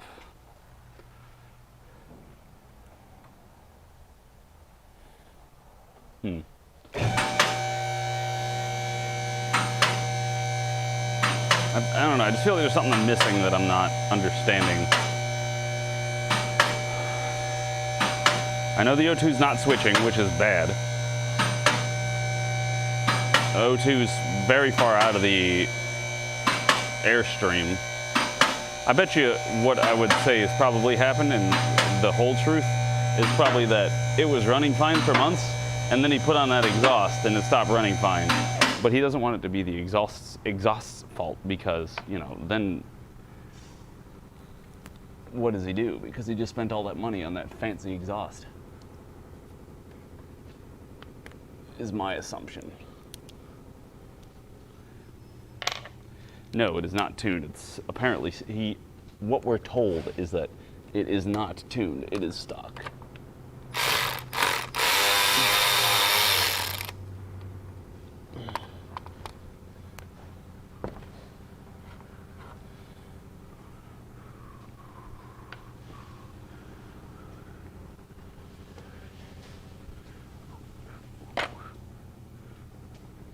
eBay, the 420 racing channel, or 1320 racing channel.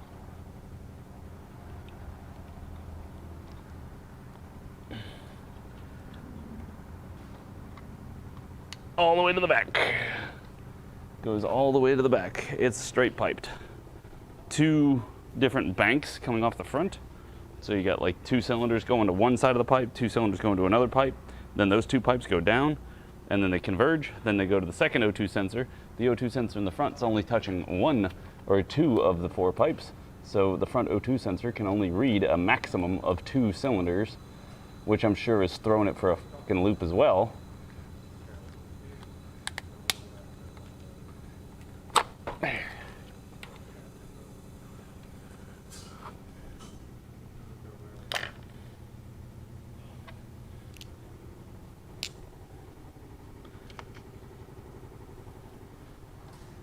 I don't know how that wouldn't just throw it right out the window. If it's looking for, let's say, 4 exhaust pulses, and it's getting 2, and it's trying to lean out 2 of the 4 cylinders, thinking that it's running lean, but it should only have so much And there is like no back pressure. I understand, I understand.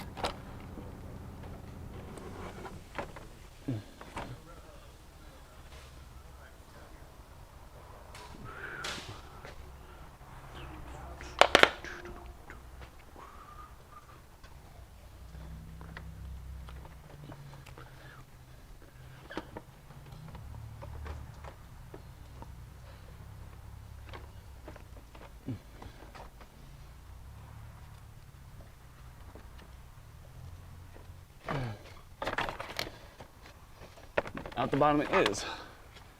Fancy.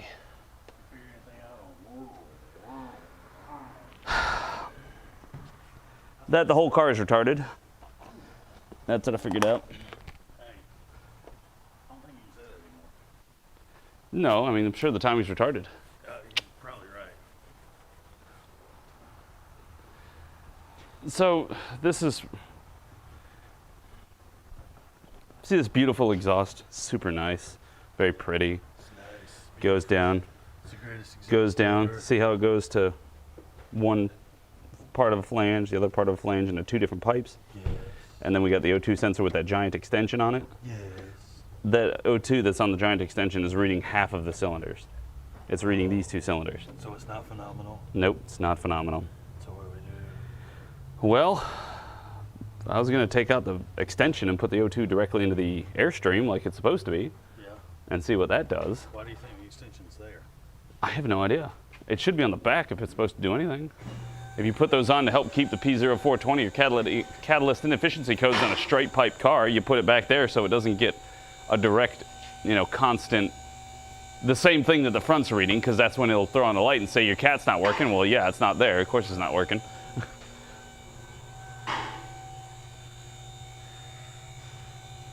A lot of people say it's not ideal. It is not ideal. But it's This not. thing's a little weird though. I wonder where it rubbed or where it broke exactly. 2.0 turbo Yep, with a timing chain and a Tiguan. yep. What are the chances that the timing chain is messed up and it didn't hurt the motor? Who said that? What? What's the chances the timing chain's messed up and it didn't hurt the motor? What do we mean messed up? Like, is it got a cam crank correlation code or did it jump time? Found a Tiguan that says timing chain is messed up is what he was told, and he just wants to sell it for parts, and the car's only got 105,000 miles.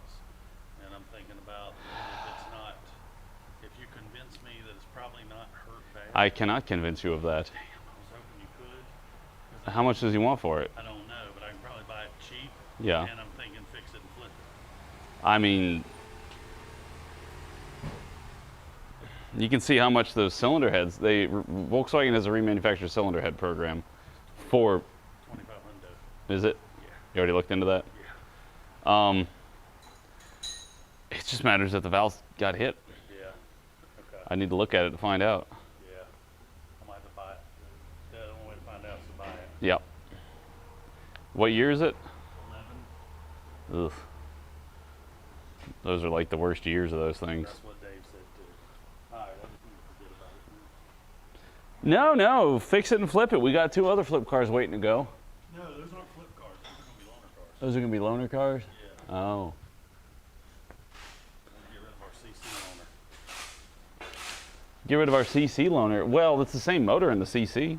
You want to take the motor out of the CC and put it in the Tiguan, it'd probably work. Yeah, but then I got a CC I can't sell because it's got that one motor. Yeah, but who wants the CC in the first place? Somebody will. Okay. Somebody other than me. Other than you. No one.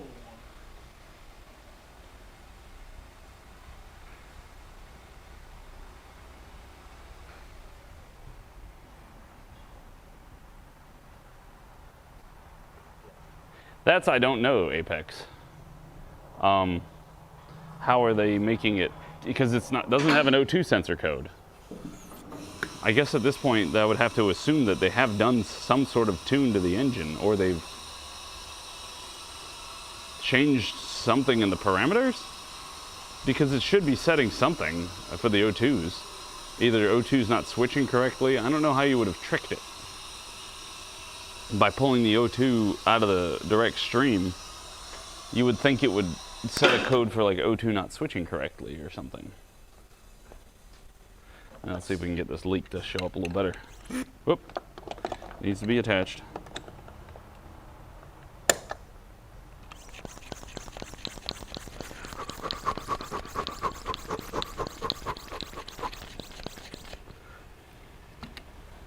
Well, whatever is leaking, it's not in the front. Or it's not in the back. Whatever you want to consider the front and back. Yeah, it's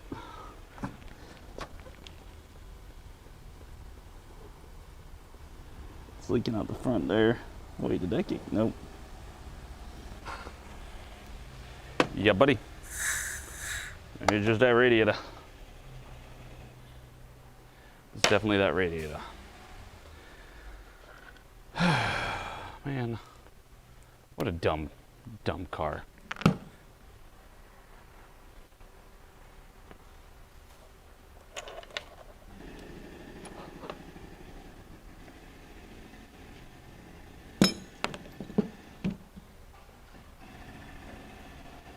Bet you we call up that kid and talk to him and say, when did you put on this exhaust? A few months ago. Is this when it started running poorly? Yeah. Uh-huh. Yeah, I left fan shroud under the car. I did it on purpose.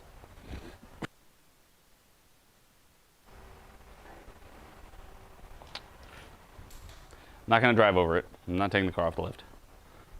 It's got a radiator that'll be here in an hour-ish, maybe 2.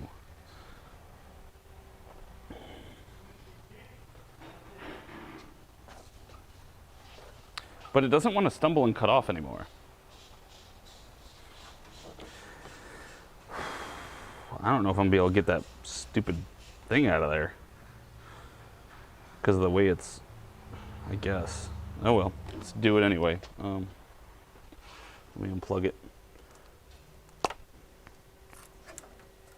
Especially because everything else is tied up. This thing is just looped around. It seems like you just put it on lately. This O2 sensor connector also looks really new, comparatively speaking.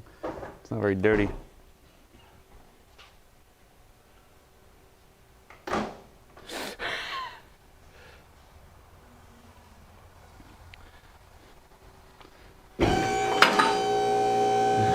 Good news, chat, your earbuds work in the pooper.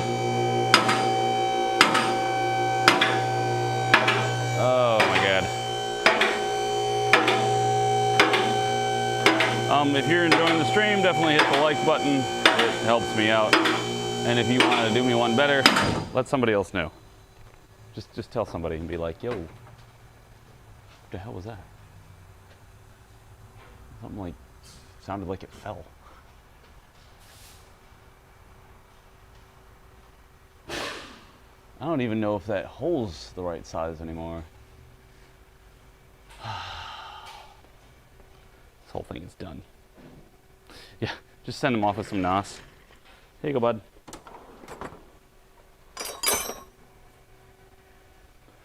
You wanna know how to fix this car? I mean, so he was like, yeah, I was told that you guys could fix it. Like, you're the only shop in town that'd be able to fix this. Of course, playing to our ego, which, you know, I have plenty of. And said all that crap. So my assumption is that, well,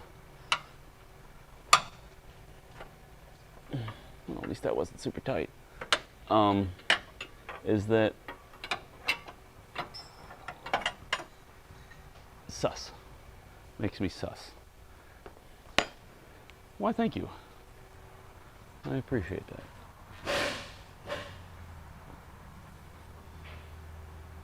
Damn it. So, as we were showing you earlier, 4 pipes come into 2 pipes, which comes to one O2 sensor. And then the other O2 sensor is down here at the end of the stream.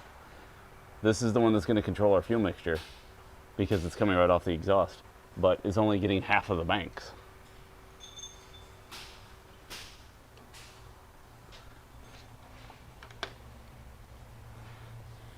Yeah. Every other shop turned him down. It's like, nope.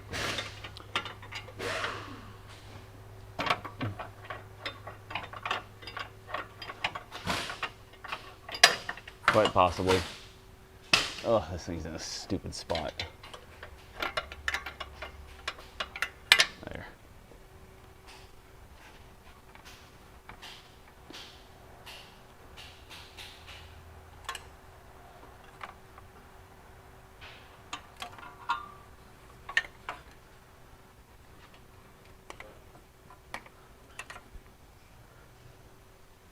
How new is that O2?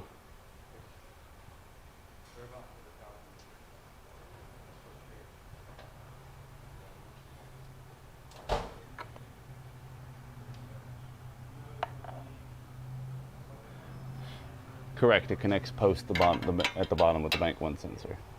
Awesome, I don't know what that size is.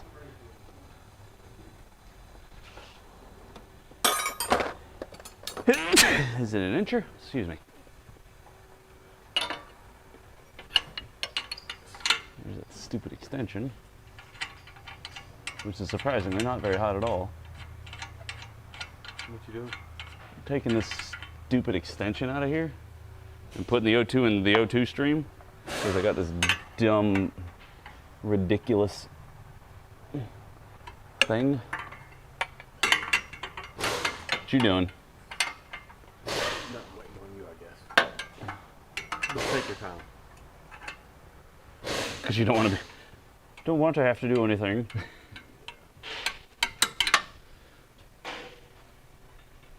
What? Oh, it's a jam nut. That's what that is. Oh. Because you need to be able to turn it so it doesn't hit crap. I bet this thing rattles Oh, it rattles terribly. right up against the body. Yep. It is awful. What a cheesy ass solution. What you gotta do? Where'd the belt? All right, which direction was it when you took it off? Okay, so you're gonna be looking for, well, this is great. What? Yeah, the marks are not really there anymore. There's those. Well, I didn't tighten these. Like I just bumped them with the impact. I do not have this tightened all the way down. Right, let's go 20, it's like 40 Newton meters, something like that. We need this. Yeah. Can we turn the motor over? I wouldn't. How we get the key on when it's upside down like that? Pull the key out, kind of stick it in here, slide the crank gear on it, and then turn it. Or, I mean, how do you turn it? Stick the bolt in it. Yeah, I was gonna say, is it okay to Yeah, do just that stick the bolt in there and use without that. all that shit on it? Just don't impact it in there, just run it in, use the wrench to turn it around.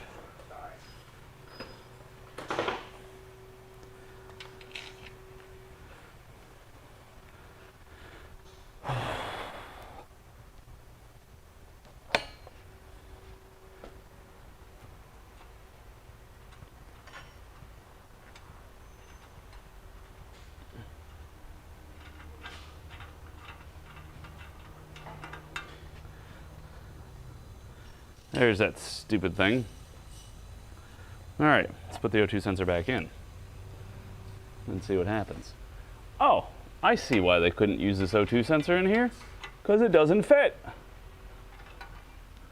Herpa-derpa-derp. What the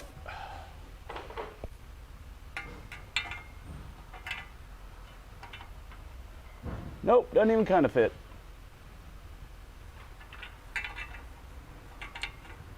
Hold on, maybe. That would be a negatory, good sir. It literally won't fit in there now. And of course it's got this little restrictor. Shit.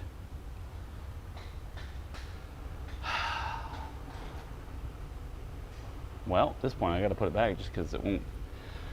It literally doesn't have enough room. Look. The way this stupid 14, 20, 30, whatever, it bumps up against the the thing. The thing up there.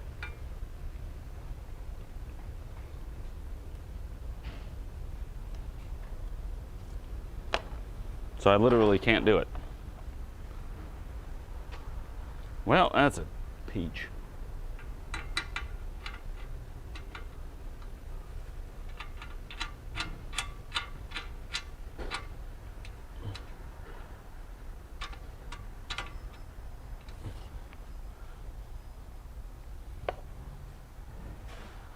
No, the owner put this together himself, I'm sure.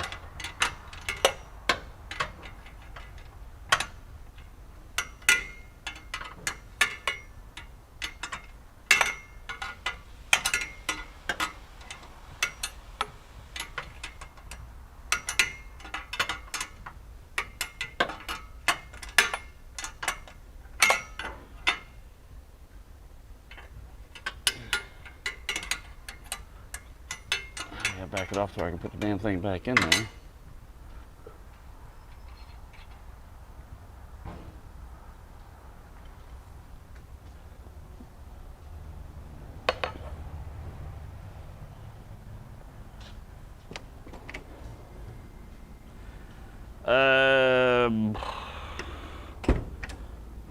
I'm thinking right now, like, until you can get the O2 into the stream, I don't know what we can do about fixing this.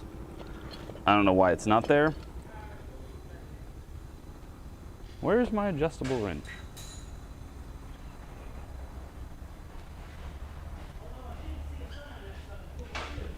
So wait. You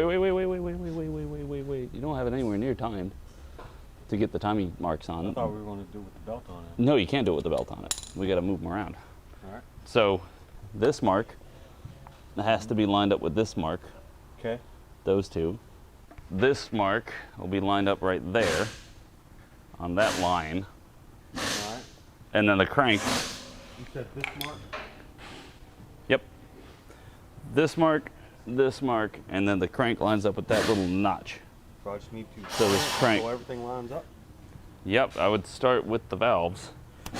But you got to do them carefully. I don't know what I'm doing.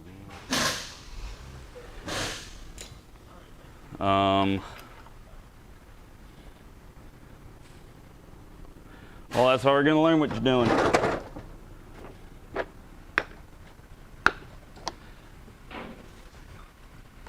I know why you put the O2 sensor in that little extension, because it won't fit.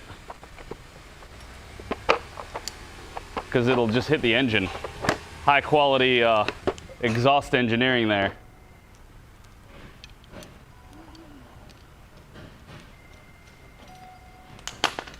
I bet you this all started when he put on that exhaust. It was running great, but oh shit, I didn't realize I bent this. I don't know, you think I bent it? Damn, man. What the fuck were you doing?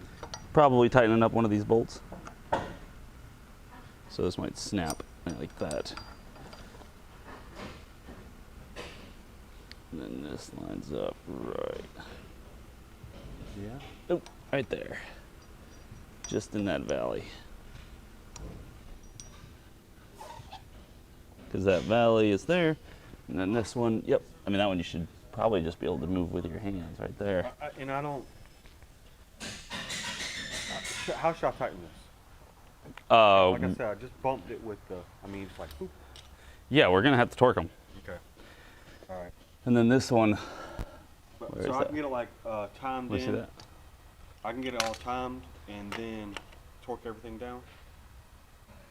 Or will it move? That's holding up the valve. Yeah.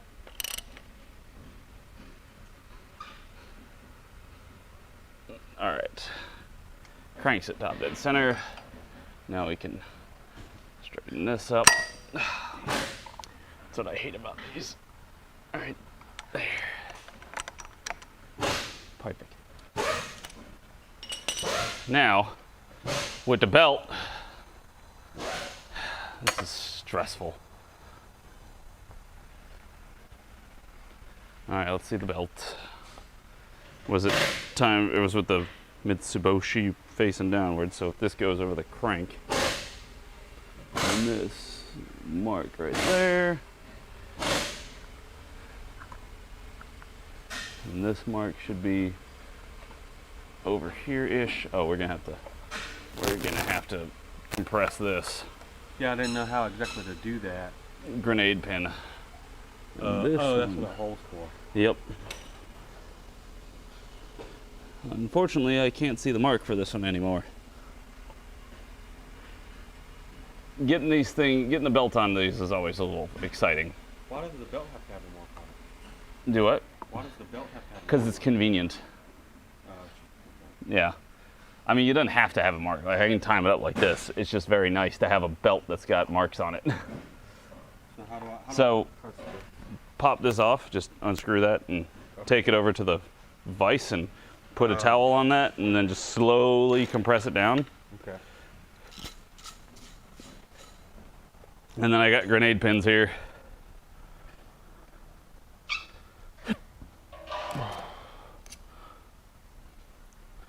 Just maybe take a rag or a cloth or something, put it over the end. So when you get it compressed down, stick that. It should go through both sides, like the front and the back. There's like a hole in both. And it'll keep that pin pressed. Good morning, fellers. I was looking for my adjustable wrench. That's what I was doing.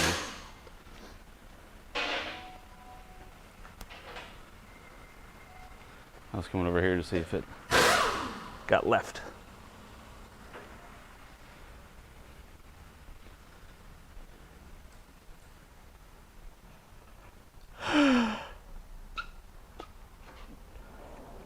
What's up, Violet Mango? I almost called you Violent Mango. Maybe I'm projecting. Oh, there it is. I found it. Because this is like just a little bit bigger than an inch. And I don't happen to have any of those. So I'm going to have to do it the old-fashioned way, which is hold it with my wrench, and then tighten up that jam nut looking thing.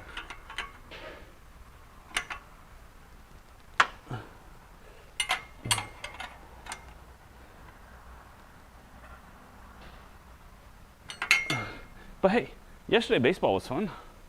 We went and practiced at the park. We almost didn't have a field to play on because they were doing a tournament. But thankfully one field was open and one of our kids already got there and we're like, quick, get on the field before anybody else shows up. Kids got a lot of pitching in, so that was good. They got a lot better. They're at least able to get it across the plate. My youngest son managed to hit my oldest son in the shoulder and / ear with his pitches, so that was good because he totally threw it and he totally didn't make sure his brother was paying attention and totally nailed him in the shoulder, and then it bounced off and hit him in the helmet. And he was less than thrilled about that because it was just in all the wrong spots of where to hit somebody. So he got a nice lesson in what happens if you throw a ball and somebody's not paying attention. So hopefully he'll get to take that one with him to the bank. Learn something new for the day.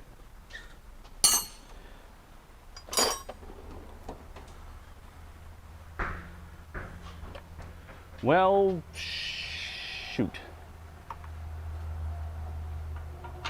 I don't see how we can possibly get this thing to run well with this O2 sensor this far out of the exhaust stream. I can't imagine that this thing has been running well since he installed this exhaust. I don't know. I have no way of proving him wrong, but we could say that, whoa, well, it's really fancy and new, so it means it hasn't been used that long. He said he had it running for months and it was running okay. I don't trust. I don't trust on that. But he was very polite. Damn it, might have to use a different socket. Ooh, lots of rain.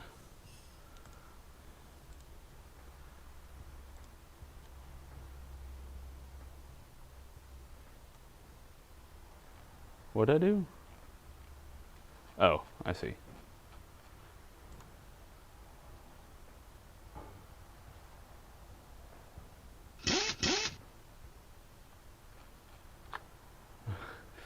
Why, thank you, Heretic. Was that your Twitch Prime?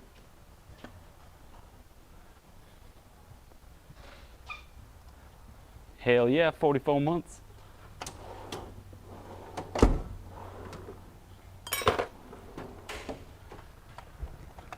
Worth every penny.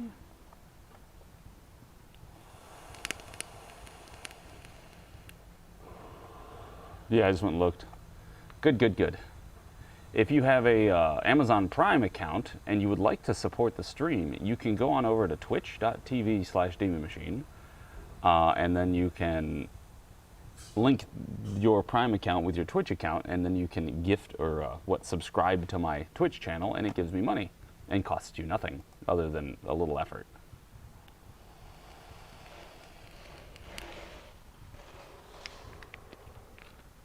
And you can use it on other streamers too, but we all know if you haven't done that yet, then you must not use Twitch much.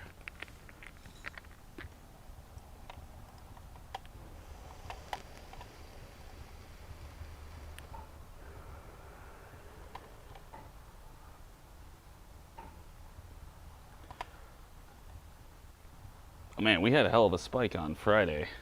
Those shorts really pumped up my viewership. Alright, so now we're going to go, I guess, up top because, well, I don't know, I guess let me grab Jason's O2 sensor set. Oh, buddy, you're going to have, no. So what you're going to want to do is you'll want to, is this the 12? You want to take this one off, or rather this one.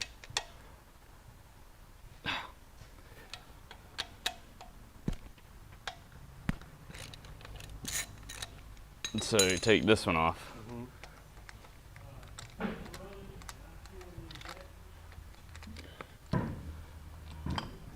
And then we get this. We gotta make sure this is as tight as we can get that.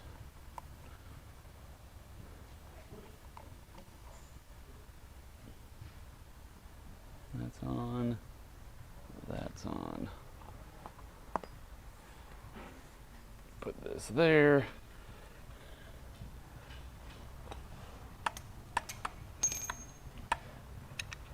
No, I mean, we'd have to like rotate that a little bit to get us that extra slack to get over this.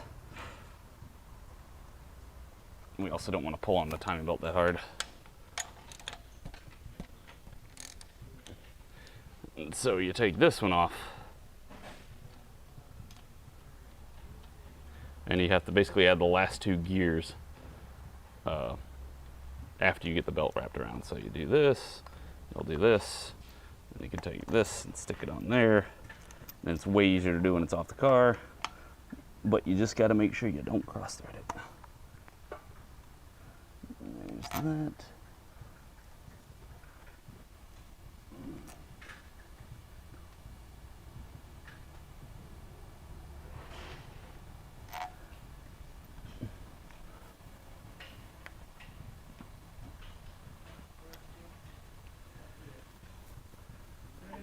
That would make all the difference. We give that just a little bit more of a tug. Oh, if you have an Amazon Prime, Shuba.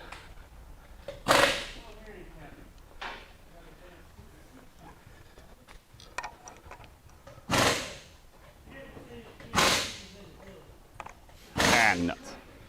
All right, we got that. Get this all nice and tight. We back it up just a shade past where it was actually at, so we can pull that nice and tight. And we got extra slack over here.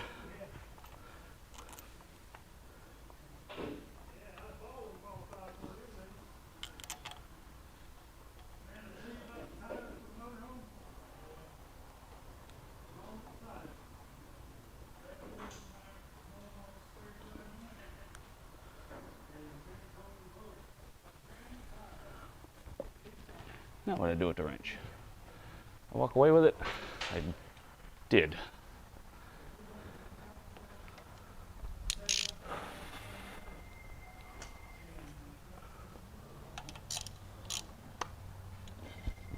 And so now then this one you can put on by slipping it under there and lifting it up there. There, that started. And everything looks timed. So go look up the torque specs, because all these are the same torque spec.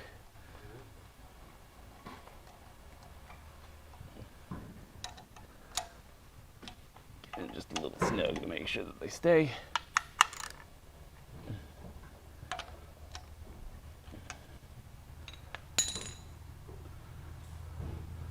All right, so yeah. At this point, it's timed. And just torque down all those bolts and then take the crank and spin it around a few times, make sure it doesn't, if you feel any resistance, that's not like, if it's, you get like a soft resistance, you know, when you're spinning an engine over, you can feel it's starting to compress, it's getting a little tight. But if you get to something that's just like dead stop, you might be hitting something. So back off and we'll feel it and see what it seems like. So go easy with it in case it does hit something, it doesn't damage it. Like I did when I was, I went over here to get an O2 sensor socket. Because like when I was spinning the crank around before I moved the other camshaft, it was, I felt it touch something. And so I backed it off and moved the cam and then it went around easy.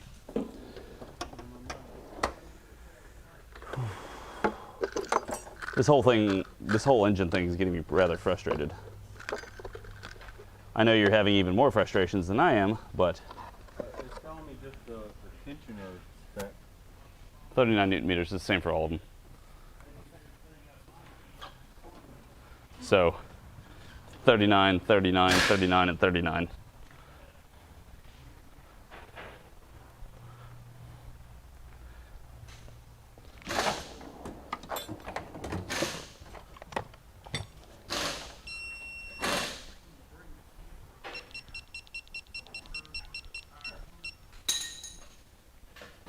And if I feel something, stop. Right, when you're rotating the engine over.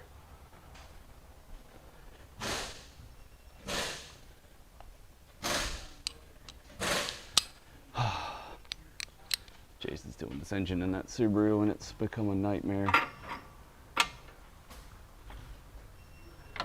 It's become quite the nightmare.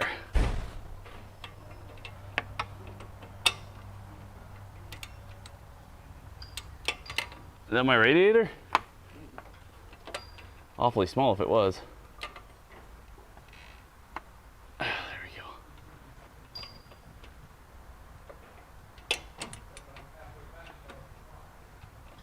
What about the can holders? What? Oh, yeah, you gotta find out what those torque specs are. Why are you stuck? Oh. I see why you're stuck. Because this thing's a pile of shit. Sorry. I'm trying not to swear a bunch, but at this point, I can't really help it. Oh my Jesus, are you serious?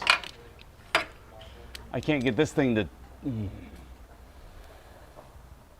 The width of this is too much, and it hits the block to tighten up the O2 sensor. We are off to a banging start, boys, I'll tell you what.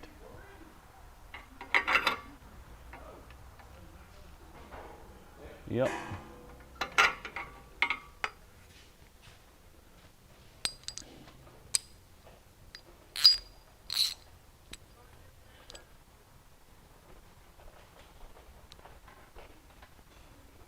Just a cam gear torque spec. Yep, 78. So this is when you want to use that spanner to hold one. Like use that to hold the cam while you tighten it down. Okay. So you might even need to add a wrench to it or something just to make it more comfortable, or grab a few rags so it's not quite so sharp and against your hand. That one's not going to work. So after I get this tight, I can go ahead and turn the motor over and make sure it's good? Correct.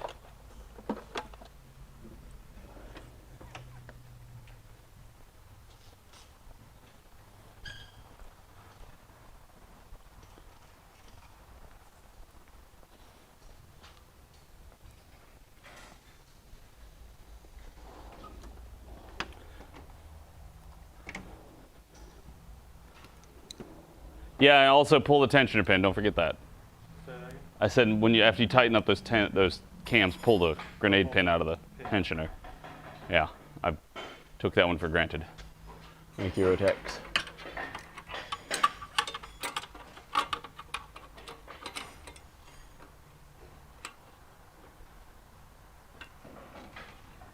There.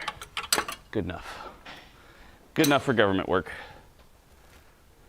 Yeah, you take the exhaust down to put it on. That's exactly what you gotta do.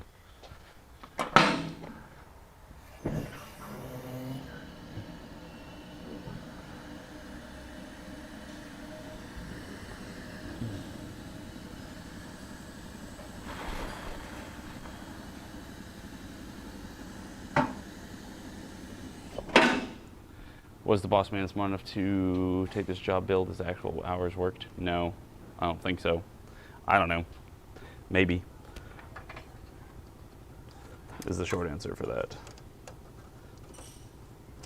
Well, we got nothing there. So that was useless endeavor.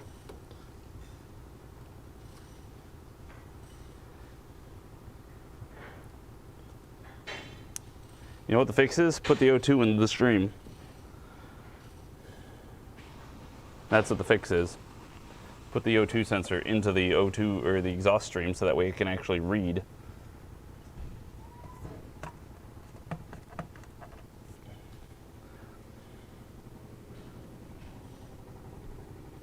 What it's trying to do with the fuel adjustment.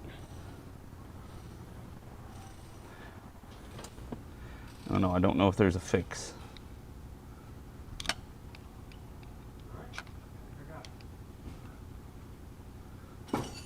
Think you got it? Yeah. Why do you say that? Because it turns over good. Turns over nice and easy. I guess you don't have any spark plugs in it yet, do you? Nope, no spark plug. Okay, so it should, yeah, especially if there's no spark plugs in it, Right. it should turn very easy. Let me see what we got going on here. Also, everything should line up nicely when you go around. Right. It'll look like it.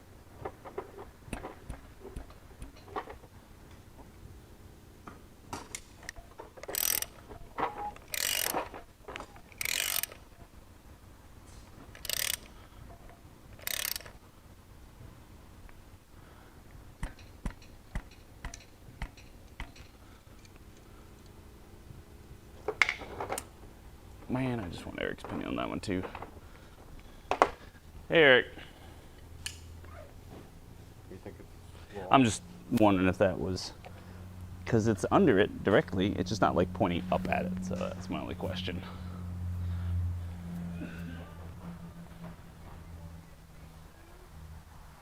Ooh, what are you doing to this?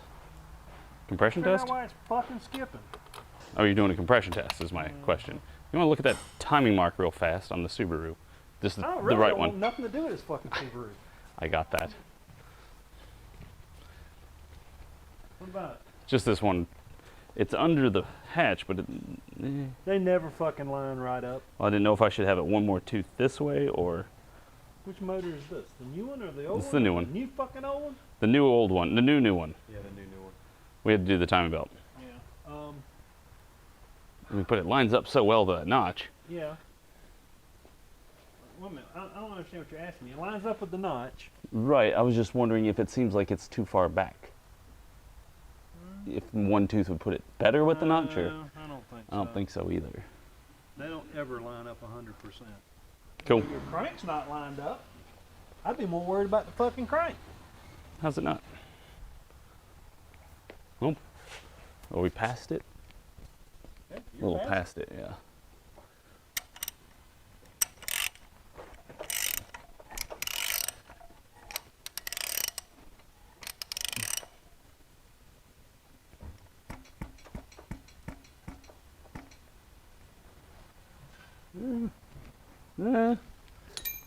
That's where the crank's spot on.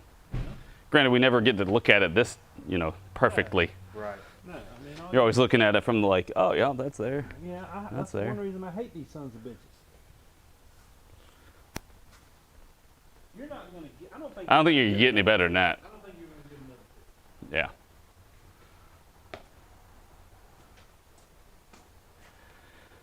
That ought to be close enough to run.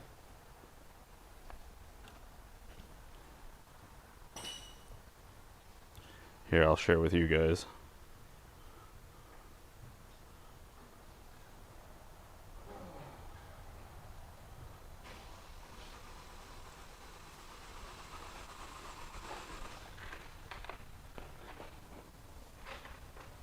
Crank mark. It could possibly stand to go over just a shade more. Maybe. But cam. This one looks more off when I'm looking at it through the camera than it does IRL. And that one is dead on. But yeah, when you're looking at it through the camera, it looks worse than it does, but also we got, this could stand to go just a touch more. Like right there. And then this one is, right here looks dead on. yeah, and that, I mean, if you follow the line back, it comes right there, so.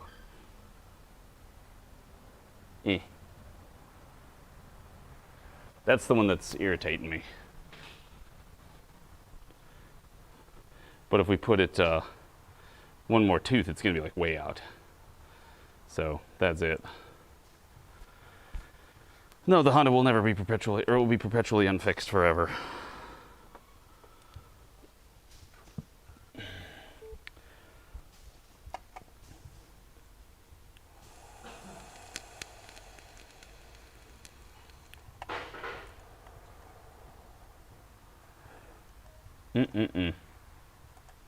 It's just stressful. I'm responsible for too many things at the moment.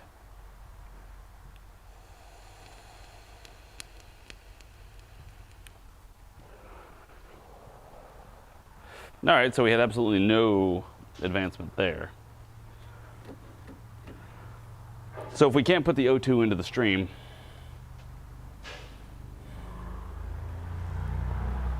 I can't figure out how else to fix the idle issue or the running issue if I can't get the O2 to read the exhaust.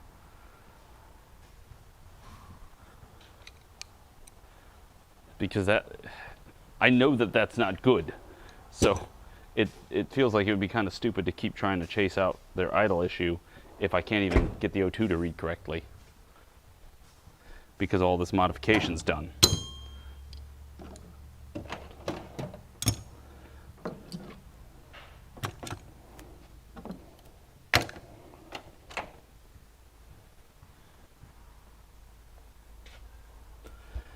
Yeah, a gallon of gas in a Zippo would improve the situation a little bit, that's true.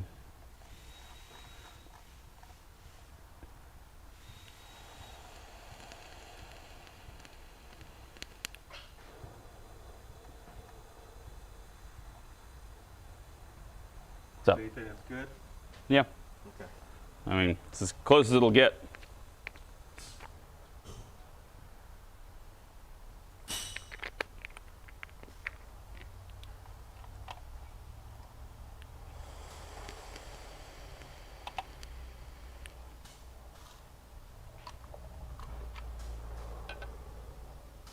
I don't think this thing's worth about $5. But then again, I'm not a Honda nut.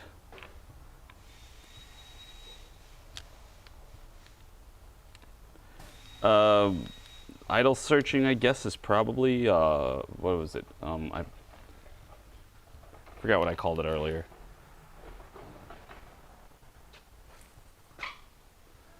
Idle hunting, I think is what I called it. It's hunting for a good idle. Like it's trying to find it. If you choke out the intake some, it'll actually settle out.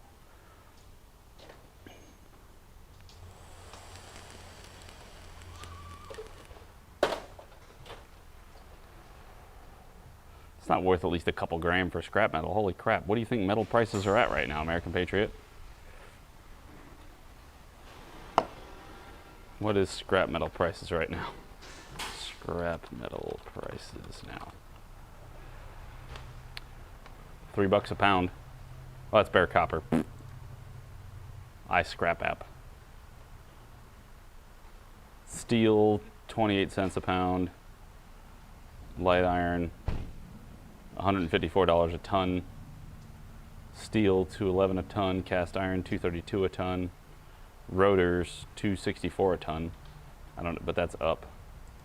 It says, according to this whatever, it doesn't tell me what it was.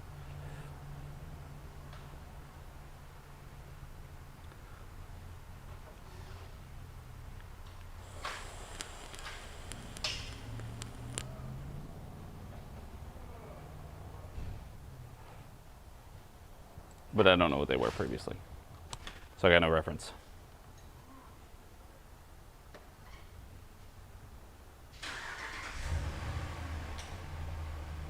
Oh, sweet. Thank you. Thank you, Manager Heretic, for reading into the AdSense short bonus. Well, they still got to process it, too. I wonder if they're short on the materials they need for the processing. But also, if energy went up, then it cost more to process steel because you need more, or you need the same energy, but it costs more now, so you can't pay as much for the steel because you need it to. Let me go wash my hands real quick.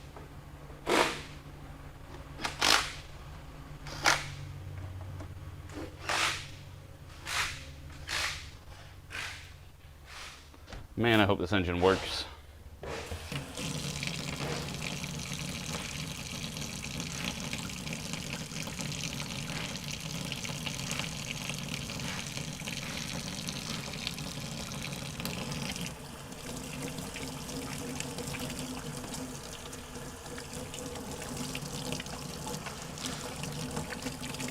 This is where we got the engine for the other Subaru that I did, and we didn't have a problem with that one.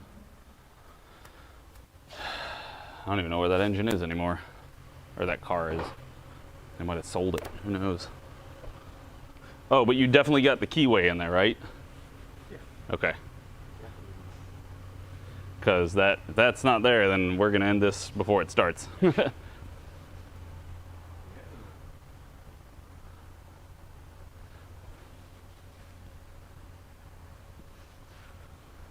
Yes, I know. My father says it all the time. When you assume, you make the ass out of you and me.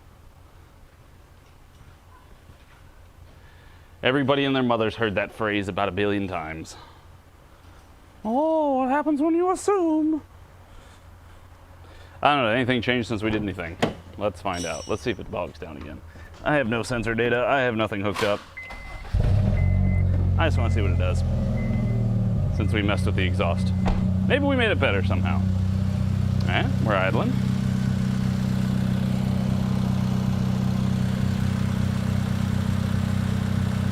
It's not misfiring.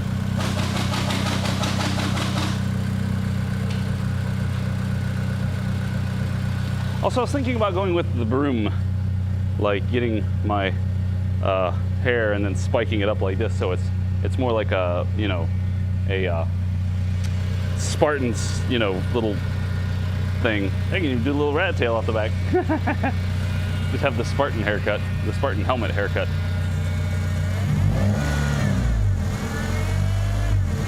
See, now it's up.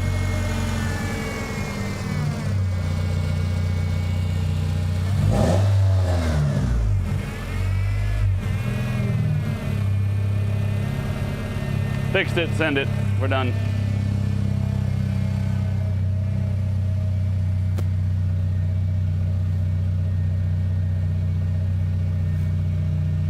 Eric says there's a stupid valve that sticks.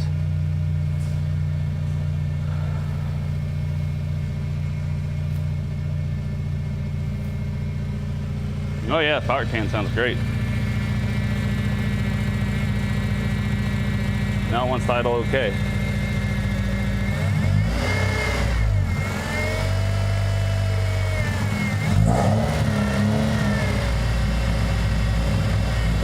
Oh, there it goes. That was with the throttle wide open. It's like taking it off idle, it confused it.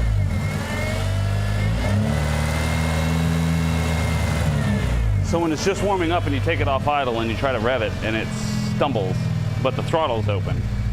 So it's letting in air. Oh, I need to eat food soon.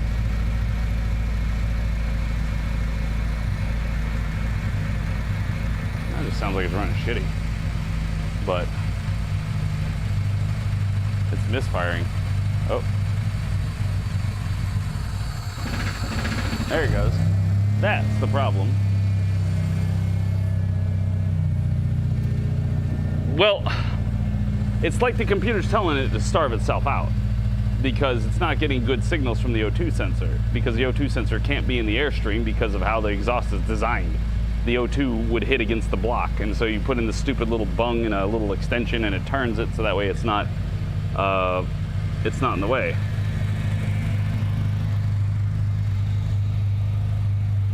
The only thing I haven't done is taken off the EGR or taken off the idle control air valve solenoid. I do have it plugged in though, right? Yeah, I do. It'll do this, then it'll stumble up and work. I guess we could scope the idle air control motor. Nope, we couldn't find any leaks. The only leak that we found when we smoked the intake was this little idle, or this intake air temp sensor. This is just, I wonder if this could be too close. And this is getting hotter, or reading the air incorrectly, although I think it was reading all right.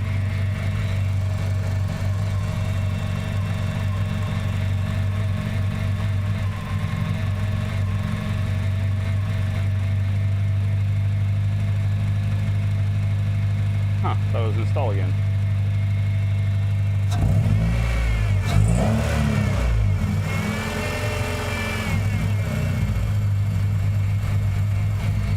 You gonna go down?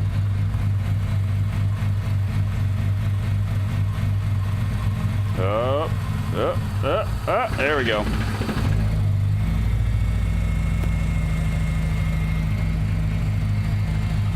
Man, this thing's a pile. The problem is I think we're fighting way more than one problem at once. I don't think this is just the O2s or just this or just that. If you look at the O2, it mostly flatlines.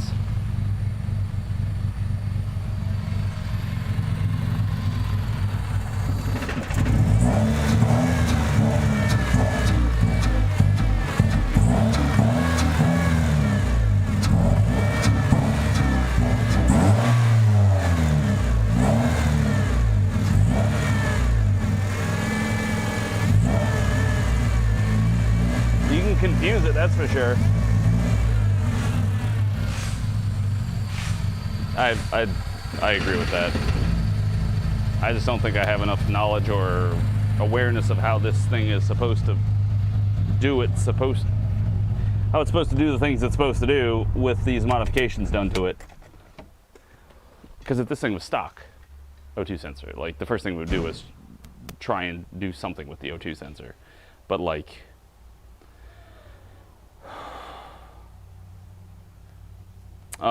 this timing I don't think is off, because it runs okay sometimes. Like, it's not always this way. Sometimes it'll run just fine, and then you rev it, and it revs fine, and you let it idle, and it idles fine, and then it warms up and it just gets shittier and shittier. So I don't necessarily think that that's the fast idle valve. You mean the idle air control solenoid? I mean, other than taking it off, which I might need a new gasket for it if I do that, and checking to see that it's new. That'd be about the only other thing I could try right now. Even though it's got coolant running to it as well, which it's nice and toasty. Ow.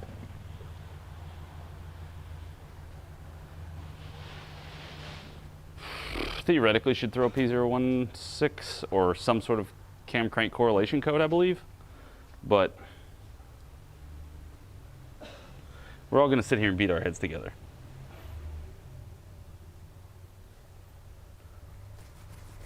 Idle air control motor. Anybody got an old It's a beeswax regulator valve. motor? Do what? Anybody got an old window regulator motor? What you need it for? Core. A core? Oh. What happened to the one that we were... What the hell happened outside? I heard the whoop whoop. What happened to the one that we took off?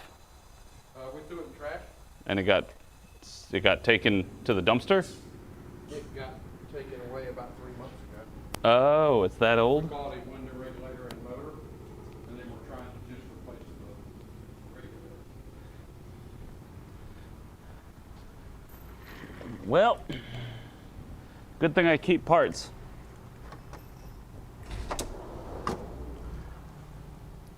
Where's one of my old regulator motors? Are they going to be upset it's not the same kind? Man, I hate to give up this motor. It's a nice motor. It's old and sturdy. Look at this window regulator motor. This is a beefy motor. Think what you could do with that.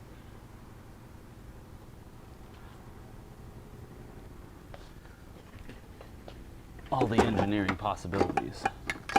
Oh well. It's worth more as a core right now than it is in my toolbox. I'm just trying to see if I have any other ones that are less awesome. Probably threw out the rest of them, honestly.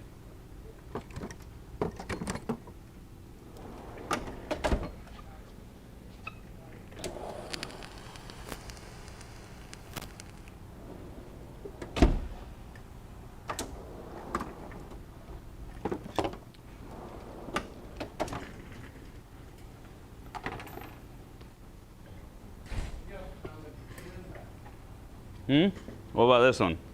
This work? I think so. I mean, it's probably from, you can look up the part number, made in Germany. I don't know what it went to. Probably an old, like, Mark III Jetta or something.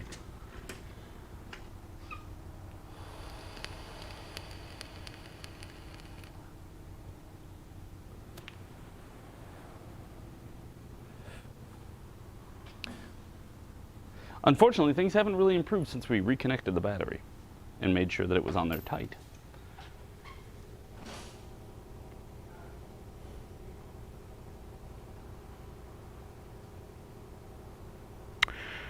Yeah, pretty much. I guess I'm just gonna have to punt this one and be like, yo, I don't. Well, the kid's thrown the parts store at it. It's got a new EGR valve, new to idle air control motor, valve, whatever you want to call it. IAC.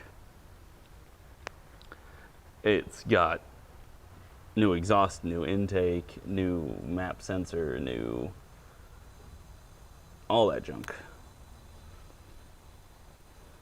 So either the one he's got's garbage, which is possible.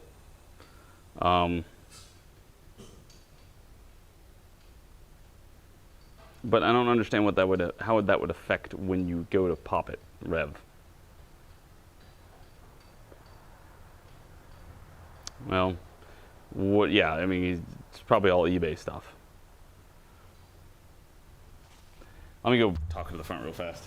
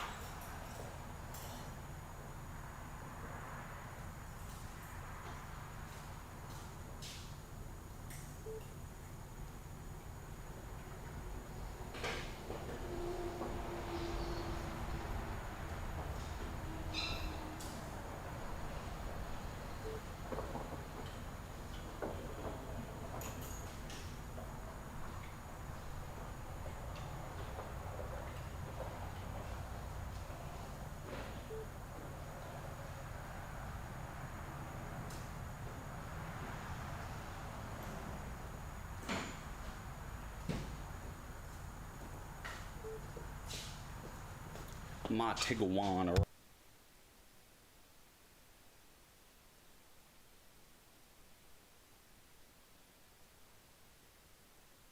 That car is a 5-speed.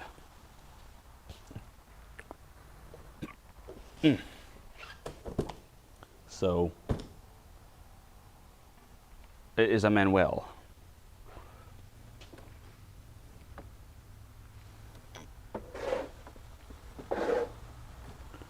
Does this have a brain cock?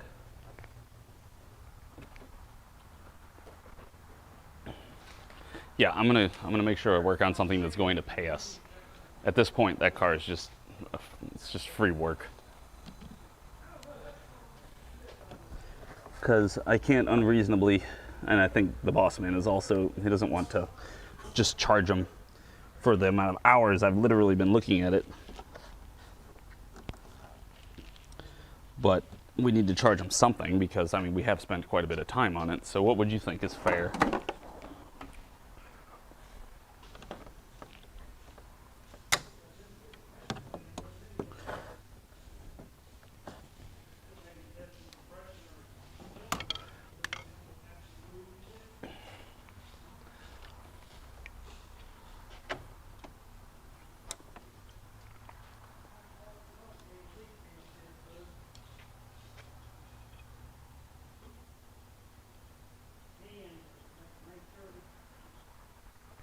Fuck is the fast idle valve?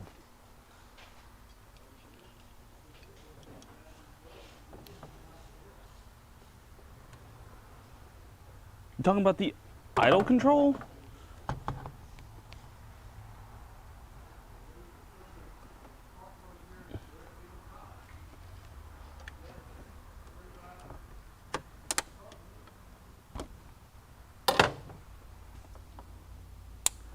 The idle air control beeswax bullshit?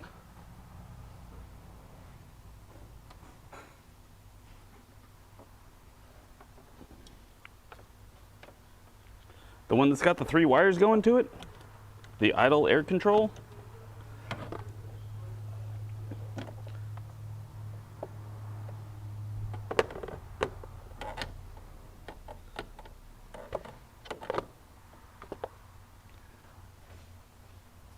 Where'd you put it?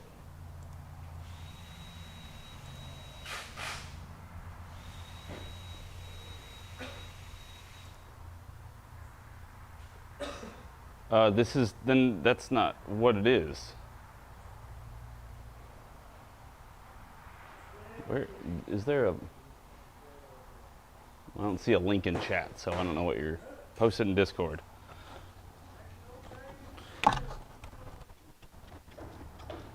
Ah, gravy. I hate these freaking quick connects. They are never quick connected or disconnected. They're always a pain in the donk.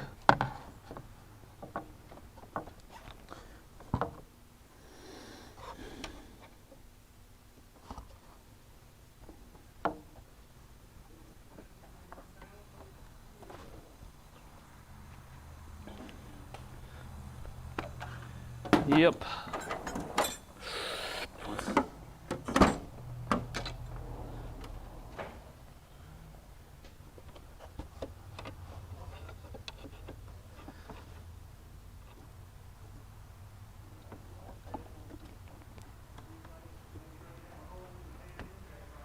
There is no good angle to come at this thing.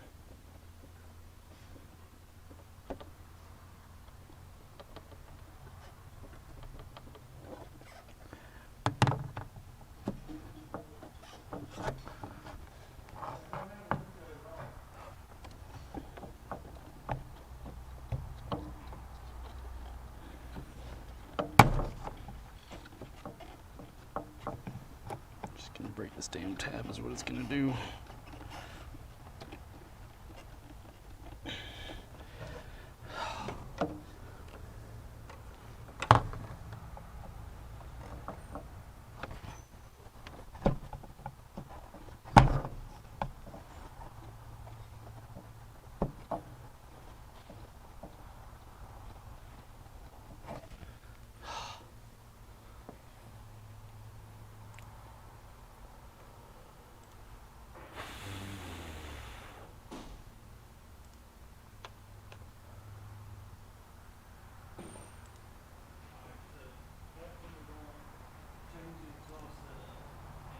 That little metal thing he's got there?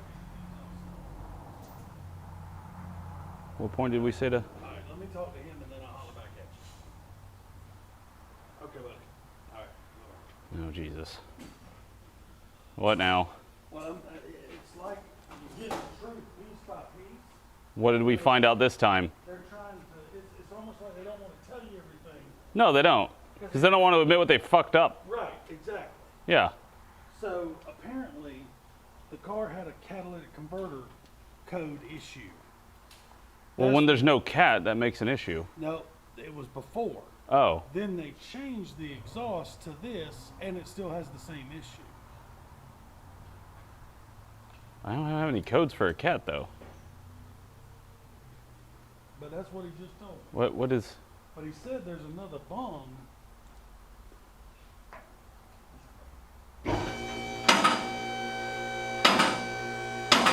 So, it hasn't had this exhaust the entire time? No. 2 months. 2 months? Yeah. He drove it with this exhaust on it for 2 months? He drove it with this exhaust on it for 2 months and it drove okay? Apparently it's been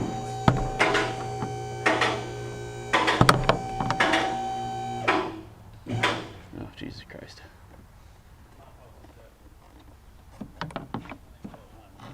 Ooh.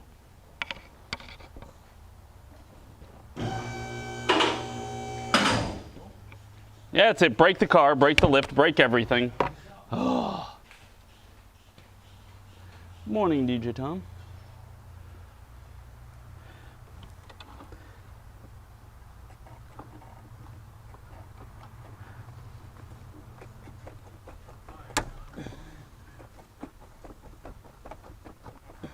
What? another bung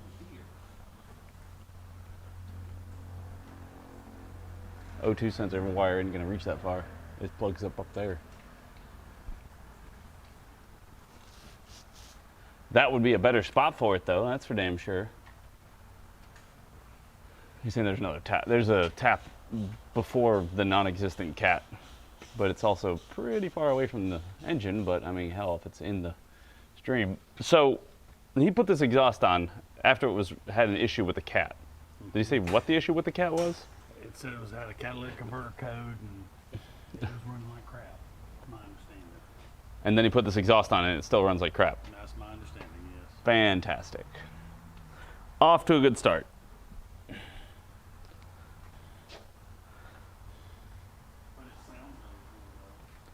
But also, for you guys talking about this valve that Eric, the car guy, is messing with, I don't know that this is even on this engine. This is a 1.7 liter. Oh yeah, it's a fantastic car to get started with on Monday. Nice, you know. All right, I need to move you guys because I can't. I need to be able to get my hands around it. So come sit over here for a few. Sit over here for a few. And also thank you all for joining me today. I see we're doing pretty well. Can't complain. When you take it out, how's it do? Take what out? The oxygen sensor. Nothing, because I didn't start it with the oxygen sensor out. No, I can unplug it. Get the same effect. It did the same thing. Yeah, it still would bounce the idle, I think. Can't remember at this point. I've done so many frickin' tests. Well, there's another one back here. What, another oxygen sensor? Yeah, that's the post-cat O2. Or what would be the post-cat O2 if it had one. And yeah, if I fix that, it's definitely going to have a cat code. Like if I put the oxygen sensor back there, where the other hole is, it's going to generate a cat code because there's going to see no difference between the front and the rear O2s. Right. And it's going to be like, this is terrible. Yep, it will be terrible. But would it run? Would it run? Maybe.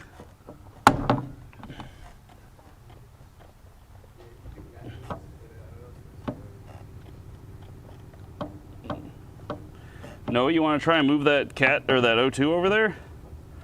You see where the other one is? First cat, second hole.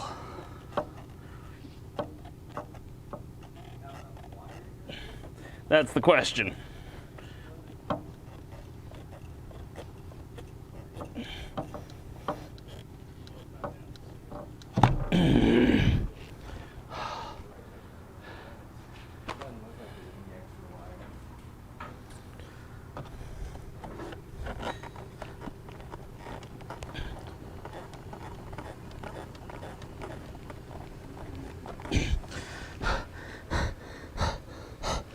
This thing is exhausting.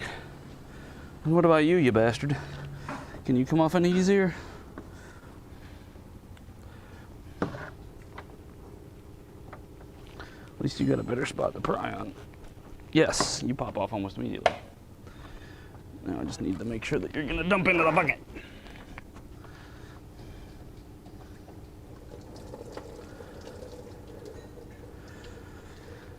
Well, that's the lower hose.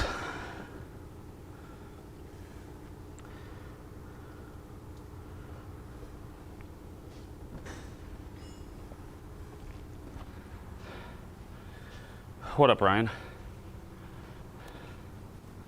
This thing's being a punk. Being a punk.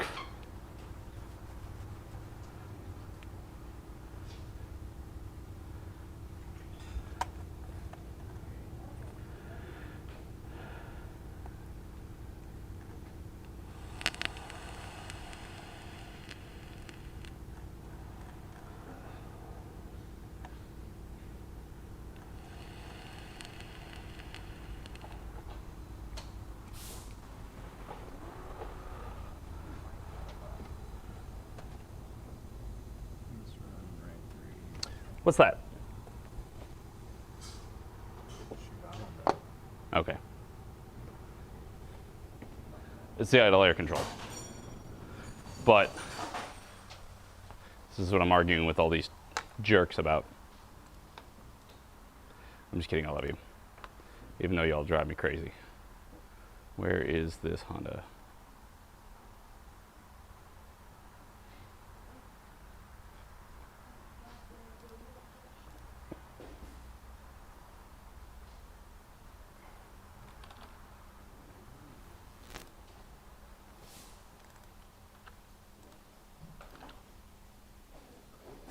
Let's see. Idle control system.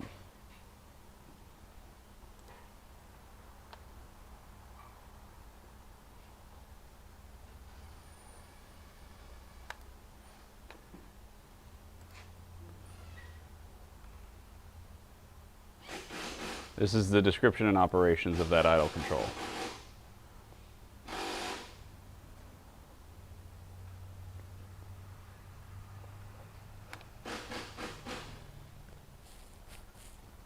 Yellow black wire gets its 12 volts to that. The ECM, various sensors in the ECM reads off the red and black wire. Then the black wire is ground. This is black wire is ground. Intake manifold, throttle body. This is that valve, which is the intake idle air control valve. So it's controlled through wires, but not. Is it controlled or just read from?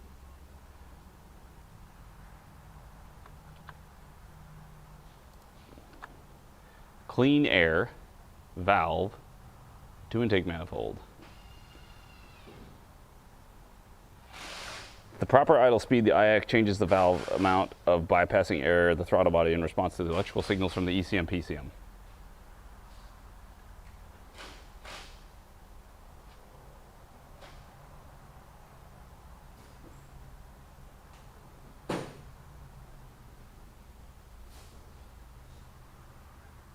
The amount of bypass air thus controlled in relation to engine coolant temperature.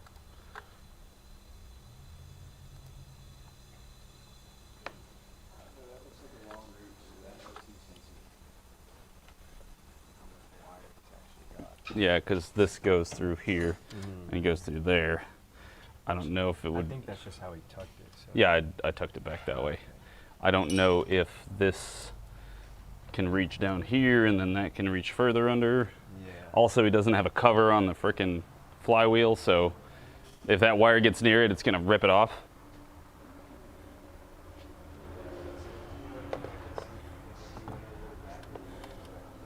So now we get to learn that it, you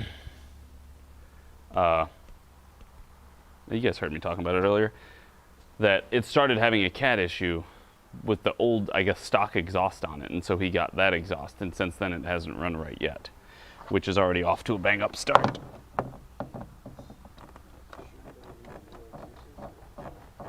What? Yep. It's coming. It's coming.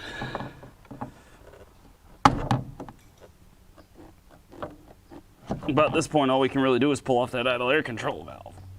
But then, if it was just the idle air control valve, why would it stop responding when it, sometimes when you start it up, let it idle for a second, then start to accelerate. If you do it slowly, it seems like it'll just straight up bottom out. Like you can then, like it'll start, it's like it stops listening to the throttle, because then you can go with the throttle and nothing changes, and it goes bump, bump, bump, bump, bump, bump, bump, bump, bump, bump. And then at some point it picks it up and goes, and it goes. But I checked the throttle. I checked the throttle body. I cleaned it. I checked the signal coming out of it. Like I looked at it on the scanner and opened it all the way up. Closed it, opened it, closed it, and it's read fine.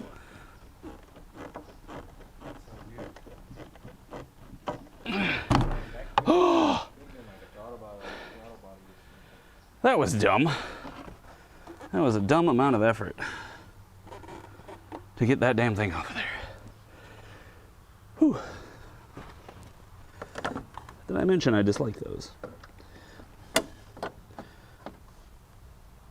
I really hope that they haven't put garbage coolant in here.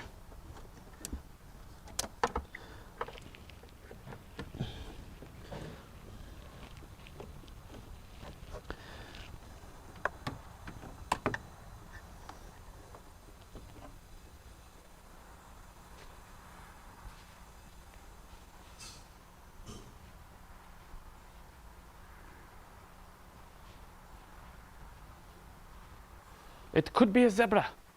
Could be a zebra. Or an ostrich. Or a cow. Or anything with hooves. Hoofs, hooves.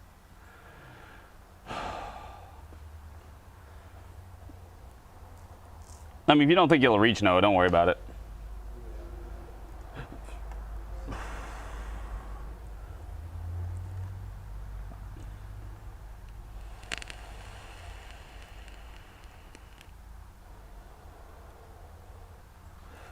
So now I got you all real confused.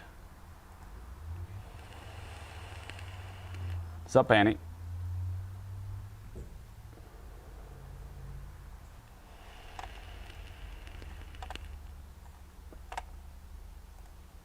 It's about lunchtime though. Even though I just had some delicious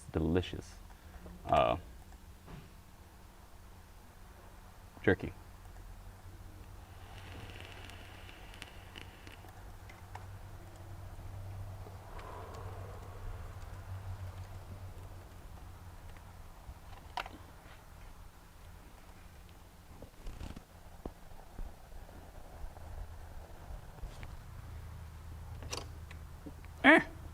I have made leak. I should have more carpet. More carpet.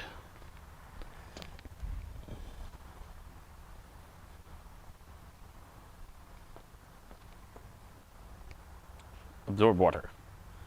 I want water to not be on the floor. Boop, boop, boop. All right. We got 4 bolts.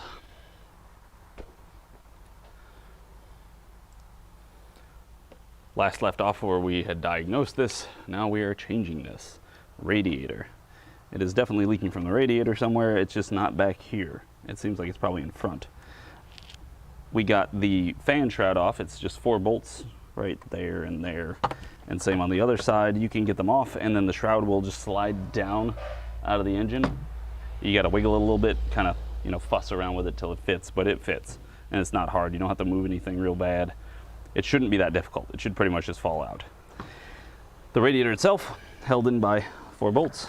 So we're going to disconnect all of those bolts, those, and one down there. Same thing on this side, one there and one down there.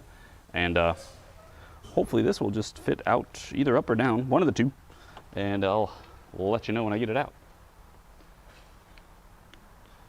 Just making VODs, making VODs, making VODs, making VODs. I know where my frickin' USB is. It's up front. I haven't been able to find it the past couple days. I've been using a different one. T30, which is on this. Let's take off the hardest to get 2 bolts first. Yeah.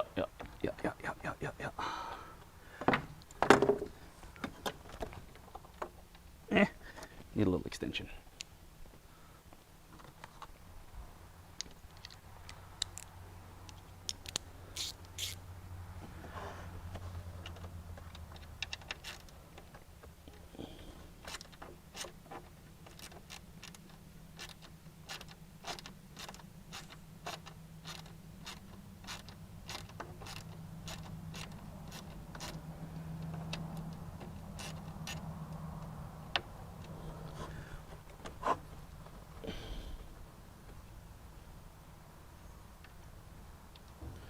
You see, that's called planting evidence, young man.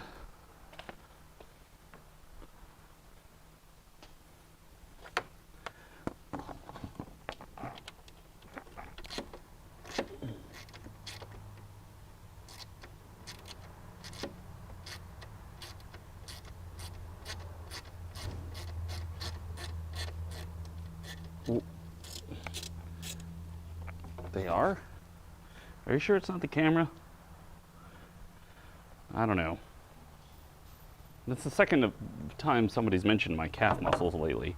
Well, the last time, honestly, was 4 months ago, but I didn't see the comment until the other day. And it's just a little odd. That's all. Just not what I expected.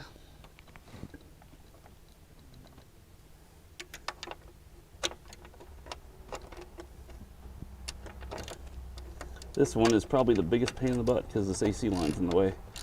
Or that's transmission cooler, sorry.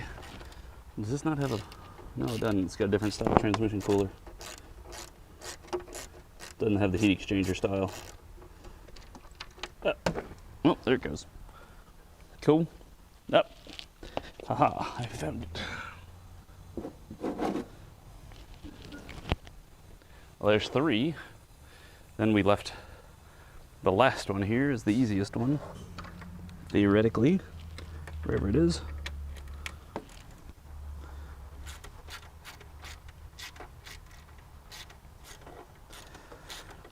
And we gotta do a lot of running around with the kids, so I guess that's where I get good calf muscles. I always thought I had kind of chicken legs, but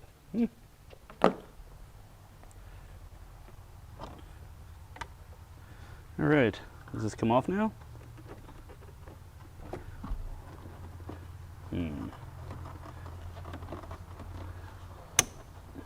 Please don't break, thank you.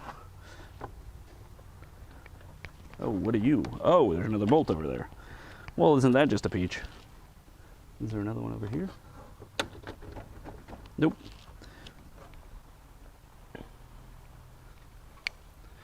All right, in my endeavors, I have found one more bolt. Connected it right there. So we gotta get that one out. But all the rest of them are loose. That one, I'm not really sure what I'm going to get to it with. Ooh, it's got a slot. It's got a hole. There's a hole right there. Looks like that should go to that bolt.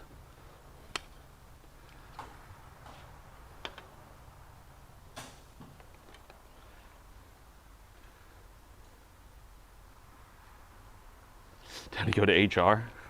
I thought you were saying time to go to hour. I was like, hour what? Hourly? Yeah, you gotta watch by the hour.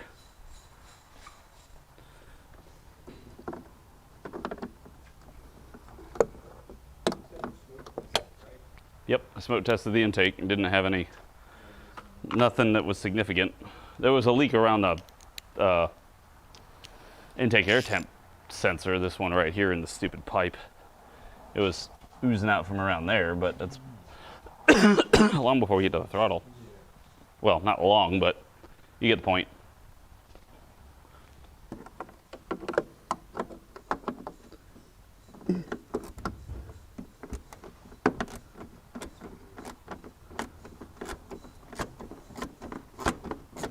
What is your tuner senses tingling?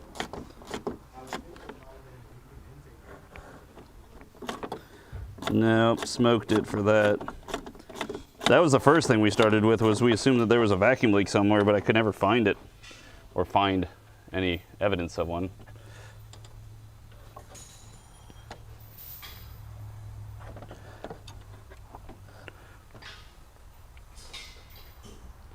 Yes, it's one very strange looking modified Honda. That is true. And I'm totally recording it on the wrong screen. Damn it. I'm so good at this job.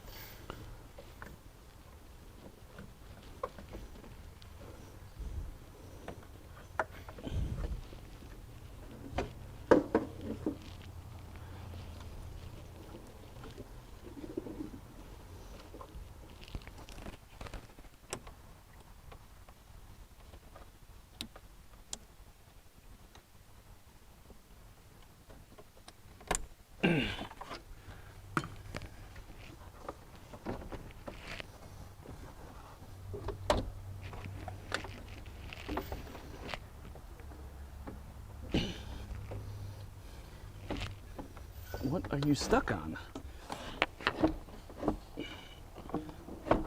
Aha!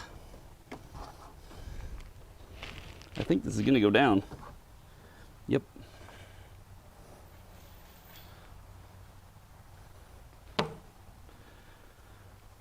I'm gonna pick it up.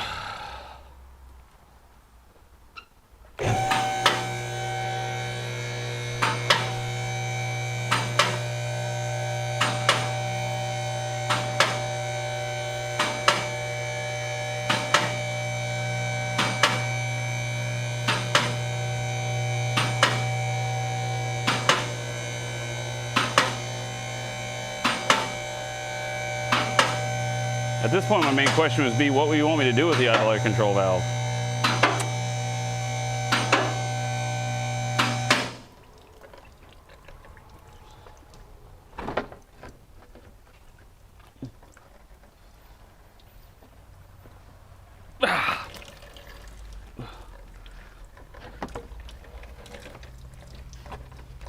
Ah, shit.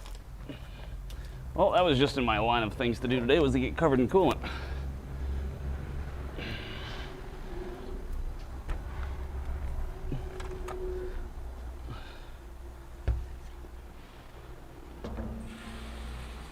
Great, they put green in it.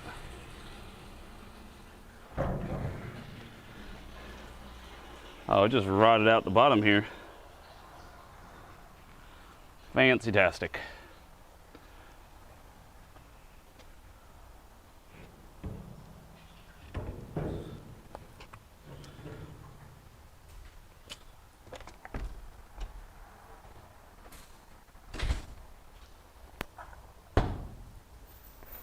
Ugh. Thankfully,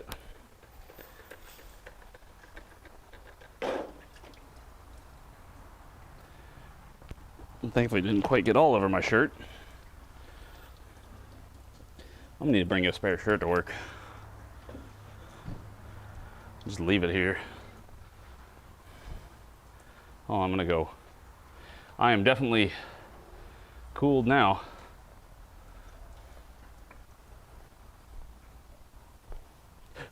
I hope that was at least caught well on film.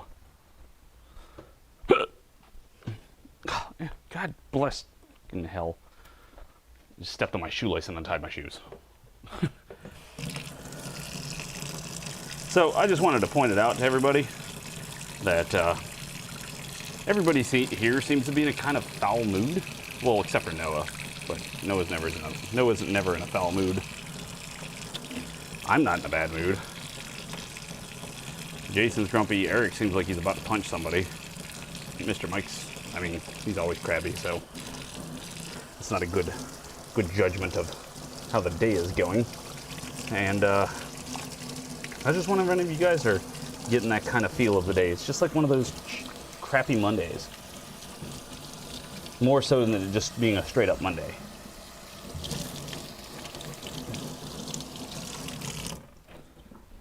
I mean, my wife woke up with a really bad nightmare, and so I had to comfort her for a little while before I left for work, etc., etc.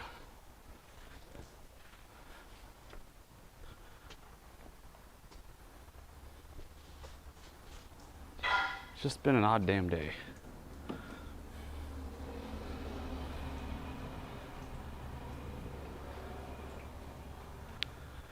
Well, it's not me that's got a case of the Mondays. I'm fine. No, you're in a good mood, aren't you? Said you're in a good mood, aren't you? Yeah, he's fine. Hell yeah.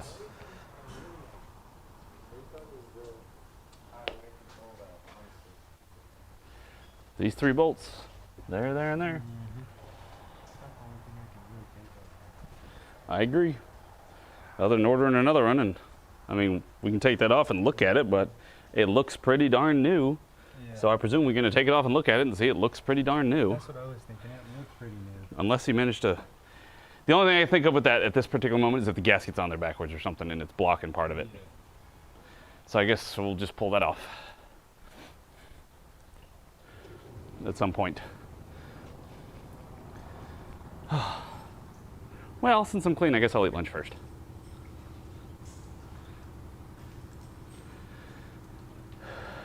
But can I make a short out of that incident? Yes, because I was recording it as well.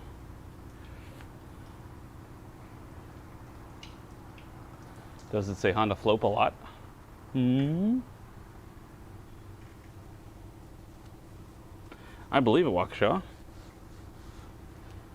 Yeah, my sleeve's pretty soaked. So unless I'm going to work topless all day, then I guess I'll keep my shirt on. Granted, nobody wants to see my gross, unkempt, not six-pack. Exactly. Splish splash, I was taking a bath. Okay, so I noticed on another gentleman's YouTube that I would say, for lack of a better term, super clickbaity was possible. Like, I just scammed this customer, or look how I scammed this customer, or something like that. And you're like, what? And then you look into it, and it's like, I don't get the scamming part. When did that happen? God, what do I want to eat? Do I want to eat the rice, or do I want to eat the noodles?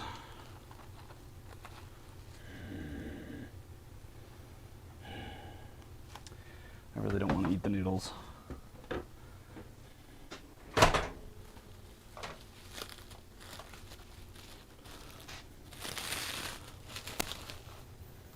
I mean, I know he was being sarcastic about the scammy part, but it was just all around strange.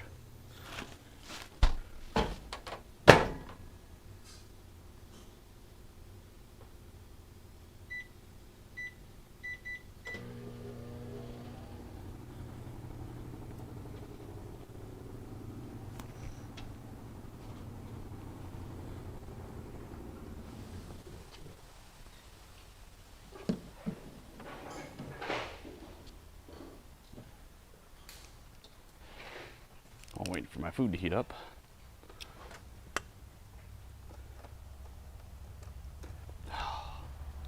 Gonna need an extension.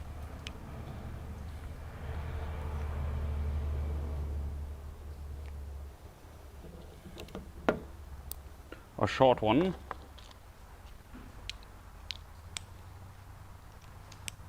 Hopefully these don't round out. If they start rounding out, then I'm done. It looked like the coolant level was okay too. Yep. I know I've heard. Yeah, I had the bottle on it for a little while. Yeah, I was about to say, I know I've heard in the past.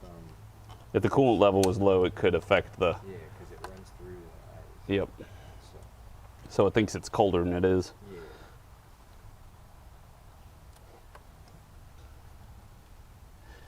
I do know they have problems with the idle air control valves, though. I have heard about that. They just have problems with like idles, honestly, like vacuum leaks and gaskets going bad and stuff. But Yep. Well, this is going to be more interesting than it looks.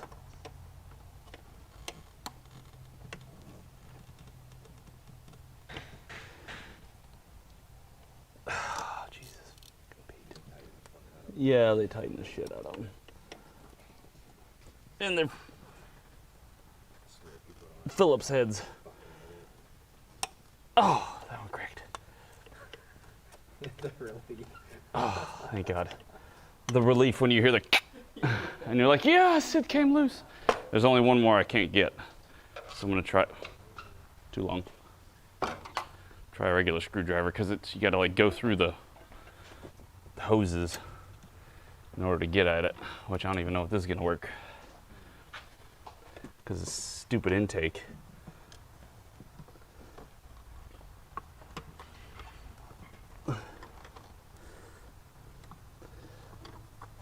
I don't get how that one does much more than stock intake, honestly. It's just pulling in hot air at this point. Ah! Got it.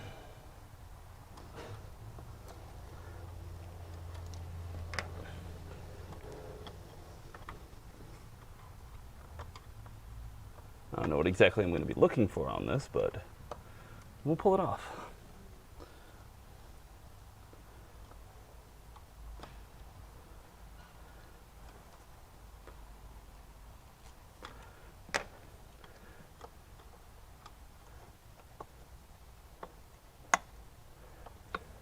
So yesterday, the youngest son got to learn a very tough lesson, baseball-wise, about why you got to make sure people are looking at you when you throw the damn pitch. It's has it got coolant in it? Looks like it. That's coolant right there. That's coolant at the bottom of this IAC valve. I wonder if it's sucking in coolant. I think they're supposed to run coolant through it. Well, I mean, it's supposed to run coolant through it, but I'm not sure how it runs coolant through it. I mean, like, did it get into the intake? That is a good question.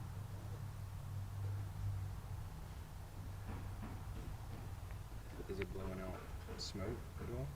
I mean, I figured it was running. It didn't smell like coolant, Yeah. but yeah, this thing's really new. Say it looks really new, like the mounting surface looks new, everything looks, all looks clean in there, so. You want to get your flashlight and look in there and see if it looks like any of the coolant actually got into the, before we took it loose.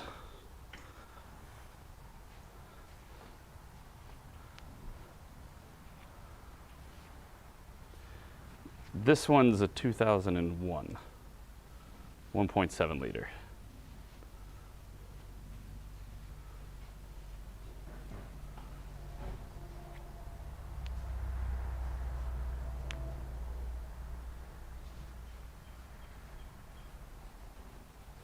The engine's been replaced.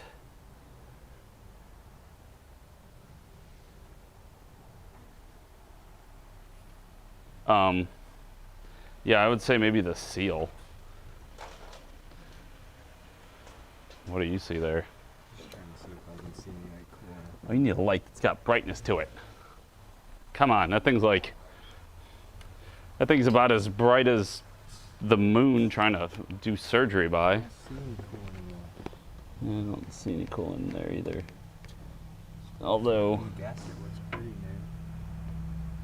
yeah, it's rubbery.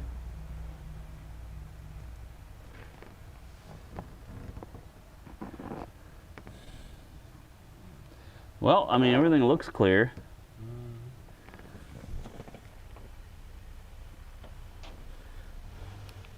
Granted, it didn't let out as much coolant as I was hoping, so might be worth putting the IAC back on, taking the upper hose off of it, and then bottling it or pressurizing it so that way you can basically like take the upper hose off, let the air out, and plug it back in so you know it's got no air up in there. If you want to take the bolts and screw it back together, that's fine. Just clean off the surfaces. I'd blow out the valve to make sure it doesn't have any air in, or water in that air side.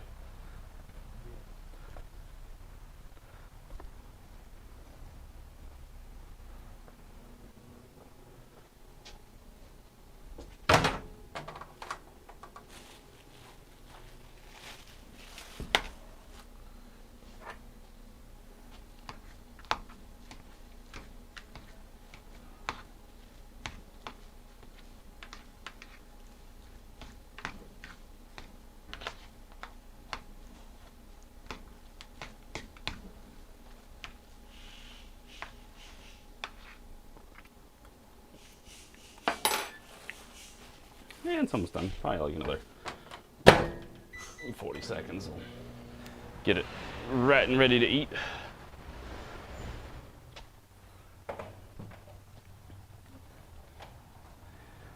And you know what? If you want to, you can take these, go up front, and there's 8mm bolts up there. We could replace these with bolts, I guess. Let's go see if we can replace these with some damn bolts so we don't have to worry about these things stripping and causing us a nightmare.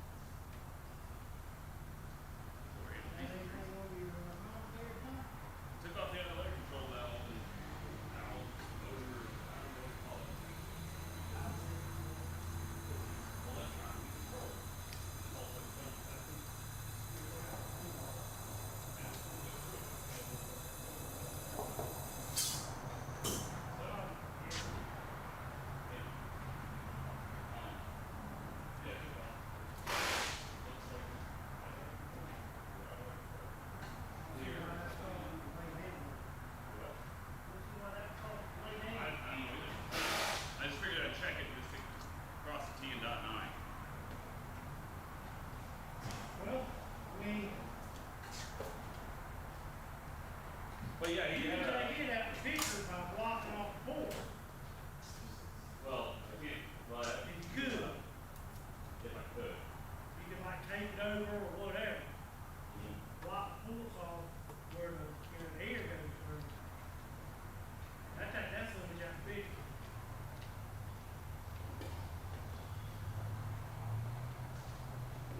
possible through that. Well, we'll just get these installed and then make sure you get some food in your stomach. Dunk, dunk, dunk, dunk.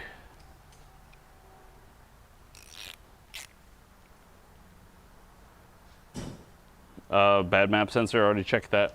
We even, I tested it against a new one. I didn't install the new map sensor. I just checked the readings that we were getting off the map sensor. Because I could hook the map sensor up to my vacuum gauge and I could pull a vacuum on it and see what it was outputting on the ECU. And so I know what the vacuum was on the engine, so I simulated the vacuum on the engine in the map sensor, and it read normally. Like, it read fine. There was nothing was wrong. It wasn't reading incorrectly. It was also getting engine vacuum. Like, everything with the map sensor is fine. That was the first thing I went to when this whole thing started. Because we've been at this for a while. Well, this has got a stock set idle stop screw, unless somebody took a different throttle.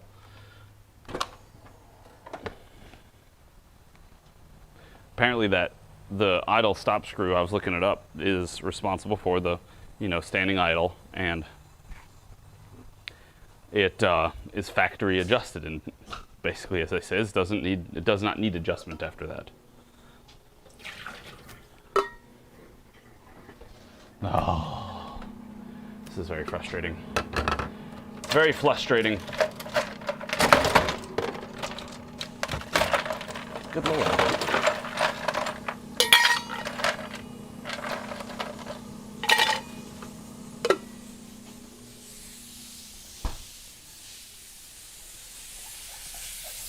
Oh, Jason's out there playing with a dam. I was like, is something leaking? Because I went and shook the ice tray, and right as I shook the ice tray, I started hearing tss. Like, what did I break?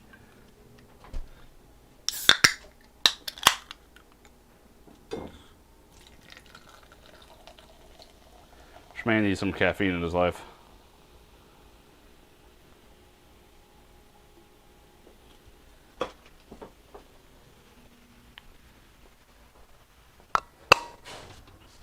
Caffeine.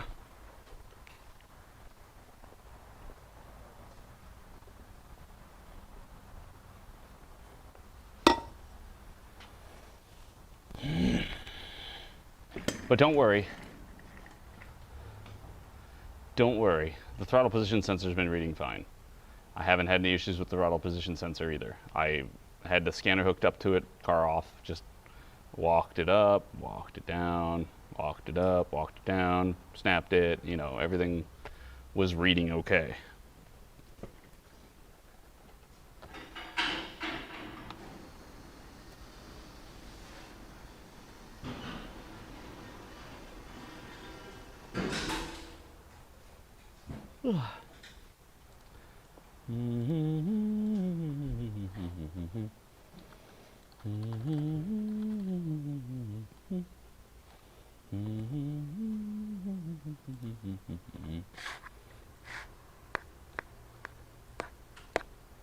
Well, sure, you could modify a motor not to extend its lifespan. You just detune it.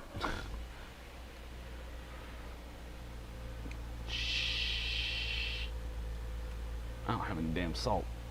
God damn it. Now I'm sad. I really like salt, especially on this food. SMH, SMH.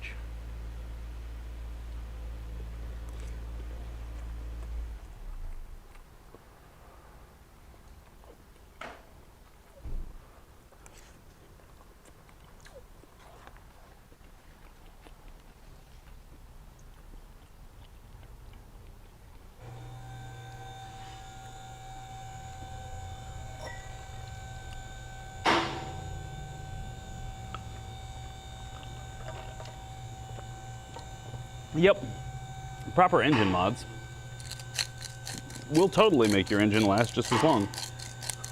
That's why the engineers designed it that way. Oh, wait.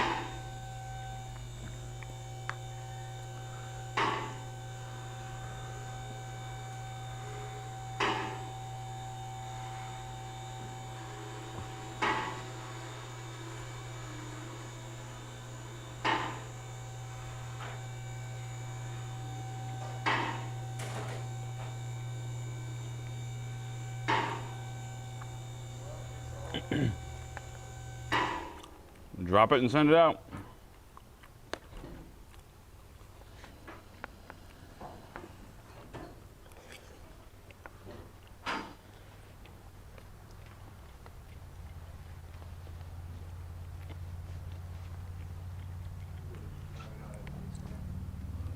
Yeah, as far as I know.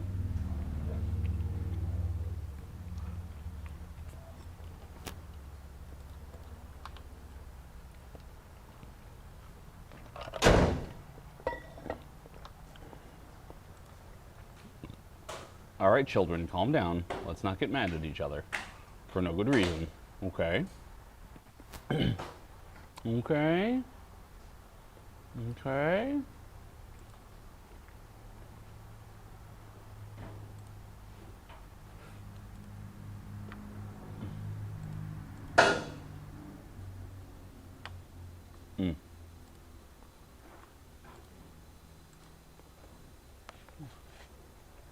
Like I said, everybody seems to be crabby today.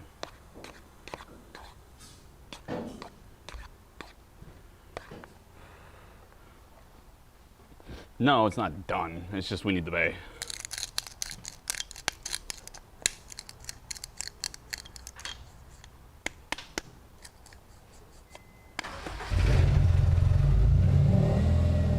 That is sad.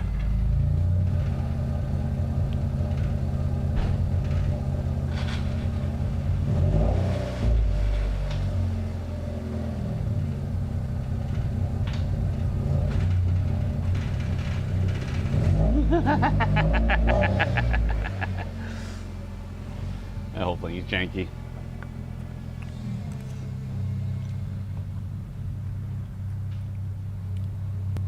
Honda go burr, burr, burr, burr, burr, burr, burr, burr.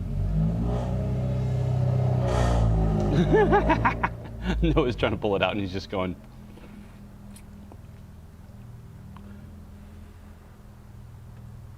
I don't know what you're getting mad about.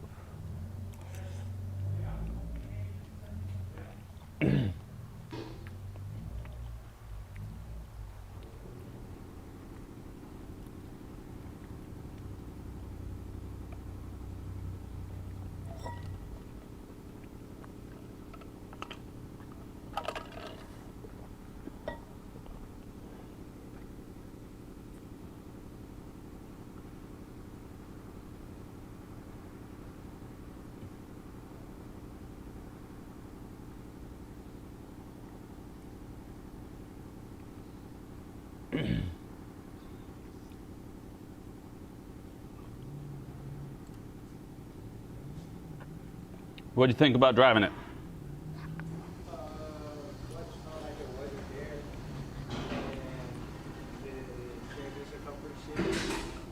Clutch wasn't there and the transmission was crap.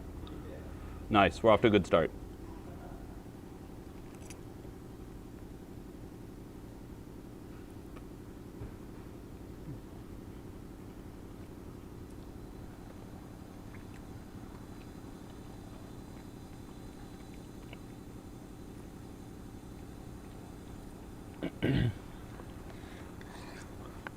I can hear a Tesla pull up. I hear the whine.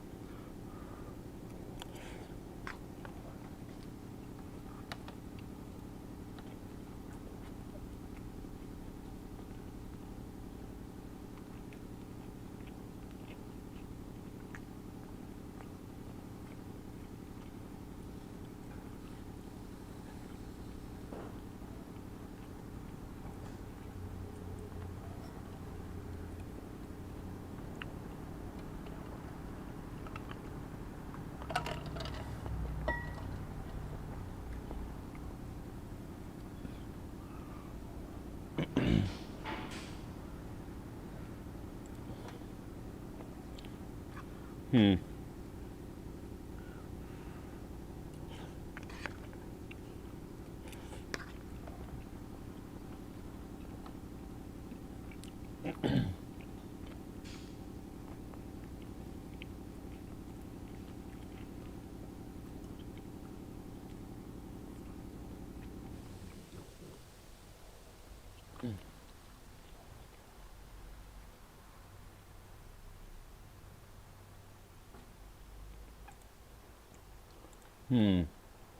I don't know what to talk about at this particular moment.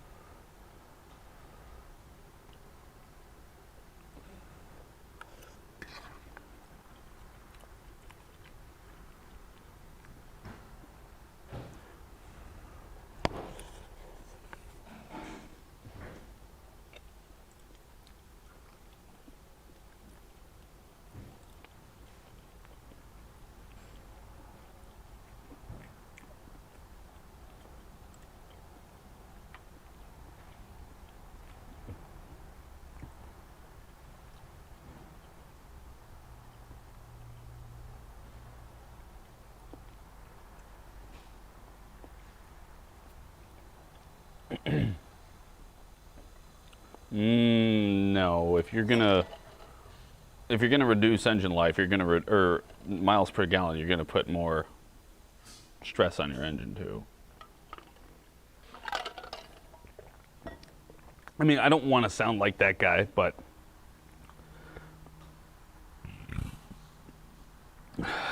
if a manufacturing design team and a bunch of engineers that get paid lots of money and there's millions of dollars in equipment that help them design and make an engine that lasts as long as it does, I don't think your Joe bro friend over in the shade tree over there is going to be able to outdo them with a couple wrenches and some eBay parts.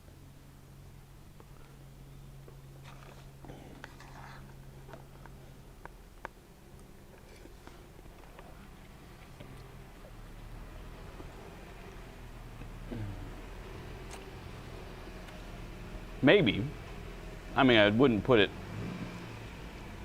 that it could never happen, but I wouldn't expect it to happen all the time. Dude might know something that somebody else doesn't, or maybe they factory defect.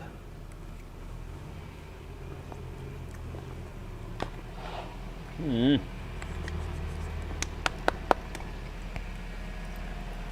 it!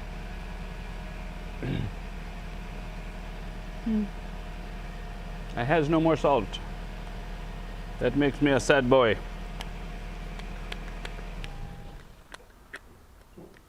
I require salt. You bastard.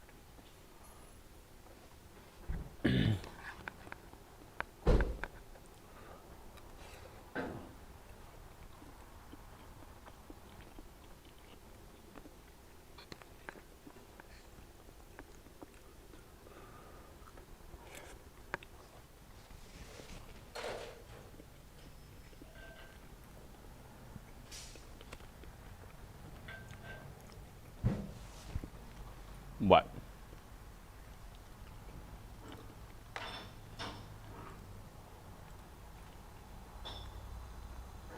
What is this heretic? Why does links out of there never work for me?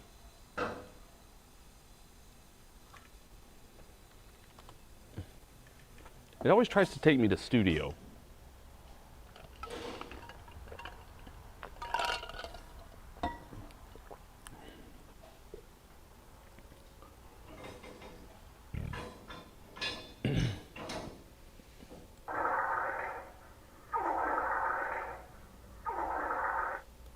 I don't know what's going on. They're doing fart sounds as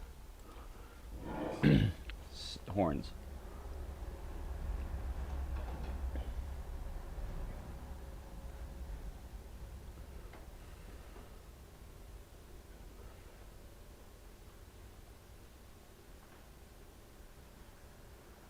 Well, the engines are tuned to perform exactly as they're designed, in their range, etc., etc.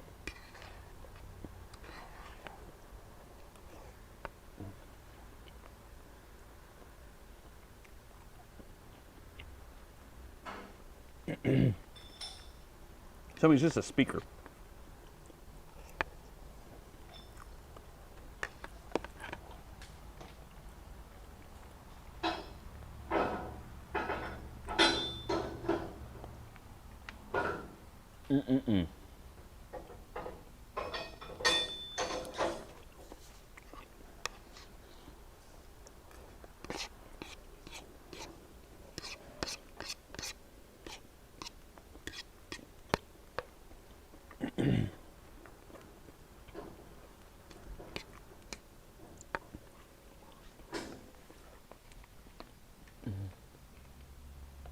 I was trying to see if I have any more salt. Why do you assume deer whistles don't work?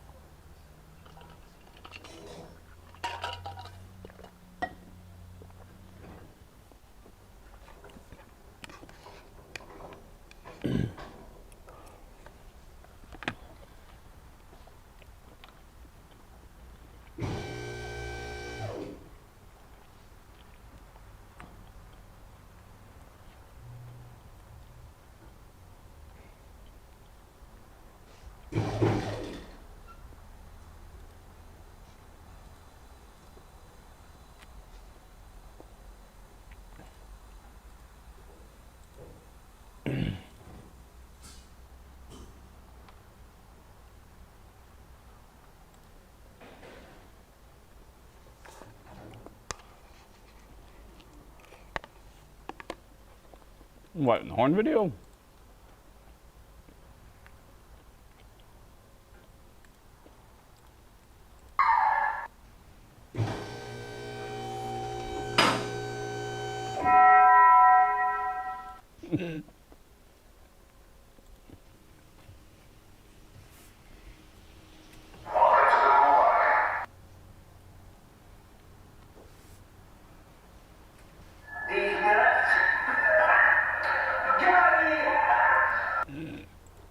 So dumb.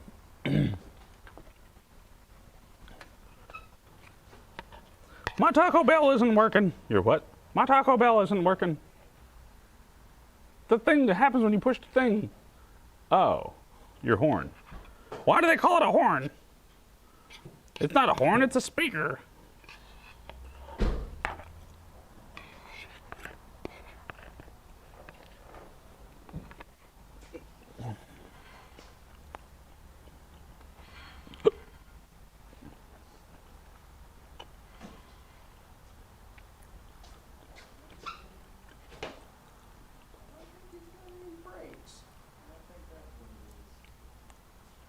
What?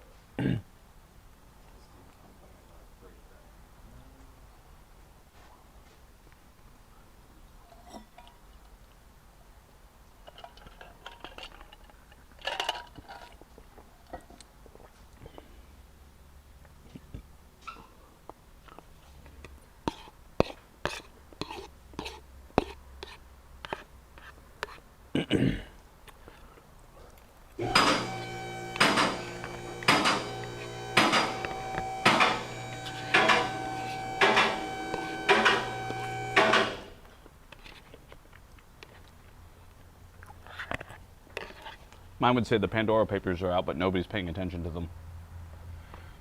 What the hell happened with all that?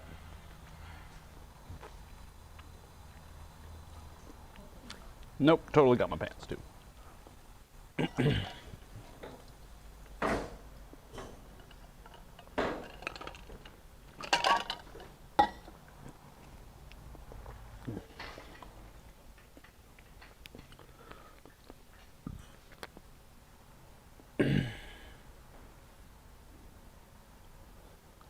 Oh no, is that illegal?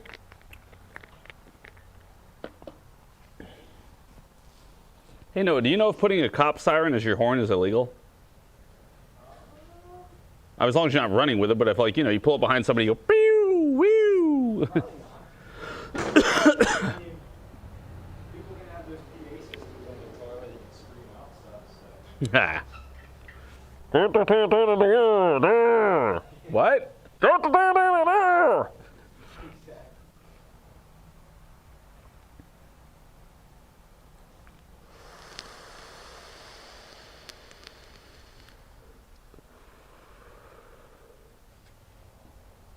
I'm going to spell it out for you. F-U-N. Because we're going to have some fun today, bud. Let's go. Try that behind a cop and tell if that works out. Good luck telling it was me.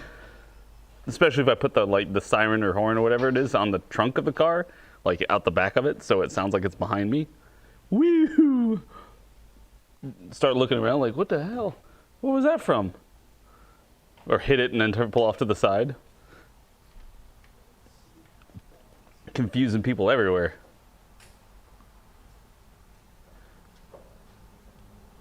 Come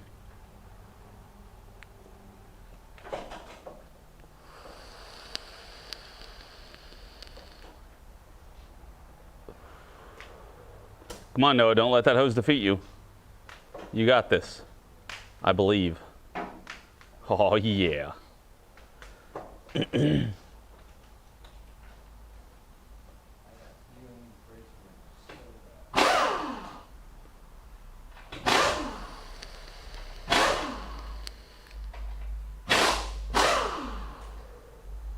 With Tesla plaids? Oh, you mean like Teslas that can go plaid? I'm gonna outrun you. Okay. Zoop! Oh, my neck. I got whiplash from accelerating. That would be funny.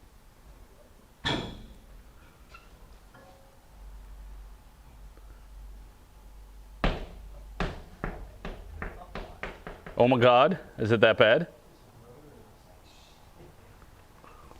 I see a short in our future.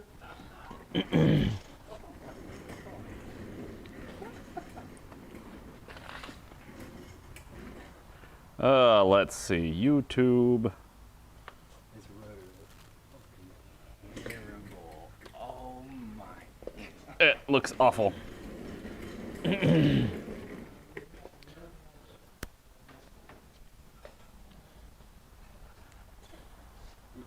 Customer complained of a grinding noise? Yeah.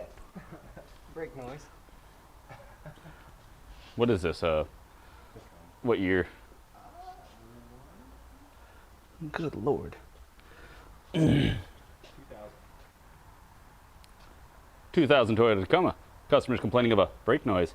You could tell it doesn't really have any pad left. So yeah, it's noisy. That's for sure. They're definitely gonna need new rotors. Ooh, good luck with that.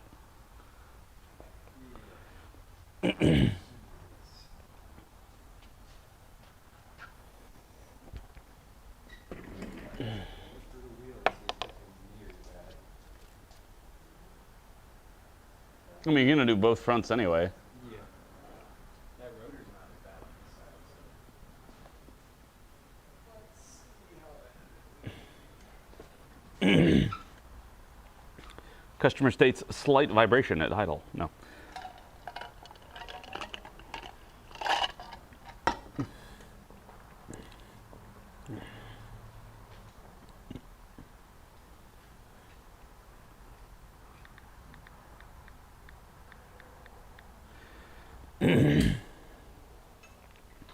All right, Heretic.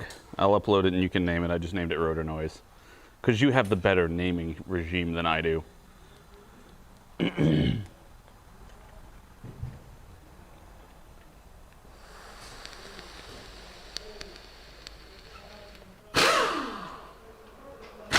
gotta make one and then put in the fact that I'm streaming live on YouTube.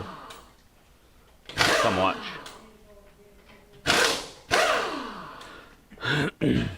Doesn't it though?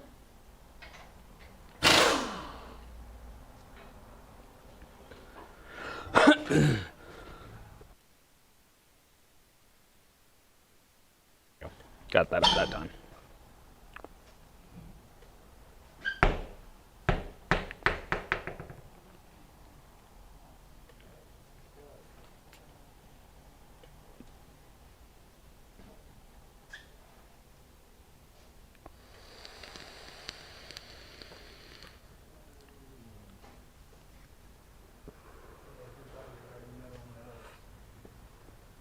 cool. Those are captive rotors? I can't tell. Can't tell if those are captive rotors. Because then you think the rotor's going to come off there without having to take the wheel bearing apart.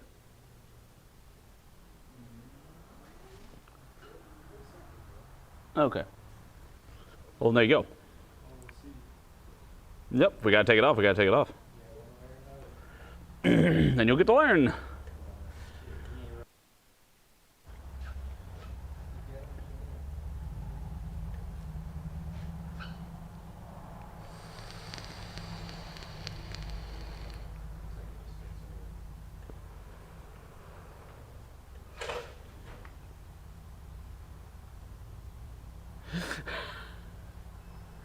Why you're announcing your retirement effective immediately? You don't want to name videos?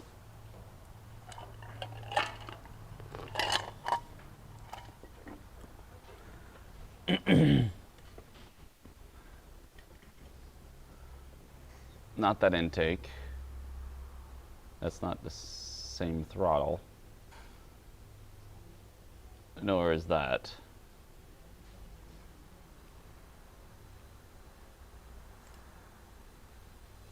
What in the hell?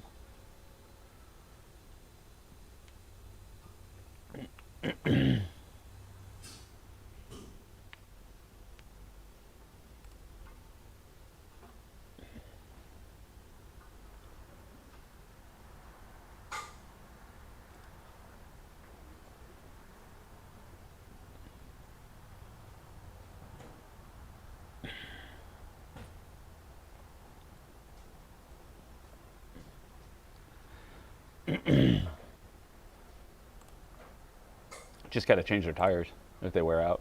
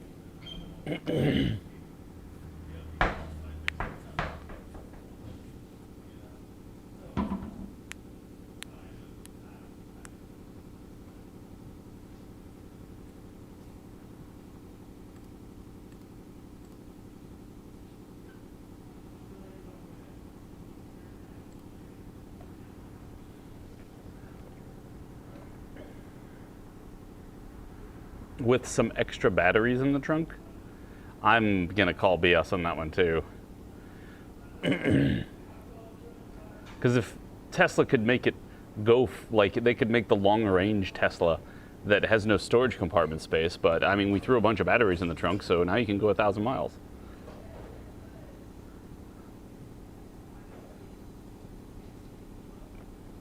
That would reduce a lot of people's range anxiety, I guess. We're gonna need some. What's the term?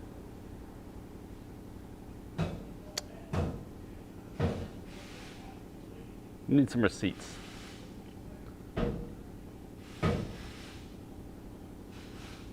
Quit breaking everything.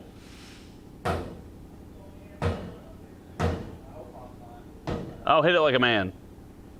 It's a brake drum. You gotta beat the crap out of those things.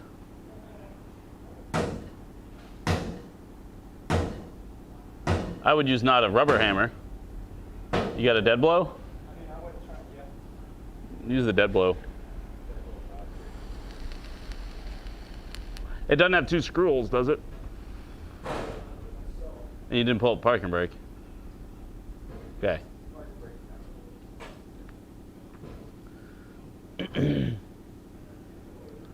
It might have two little holes in there, which are like big enough to put screws through, so you can press it off, basically. Oh.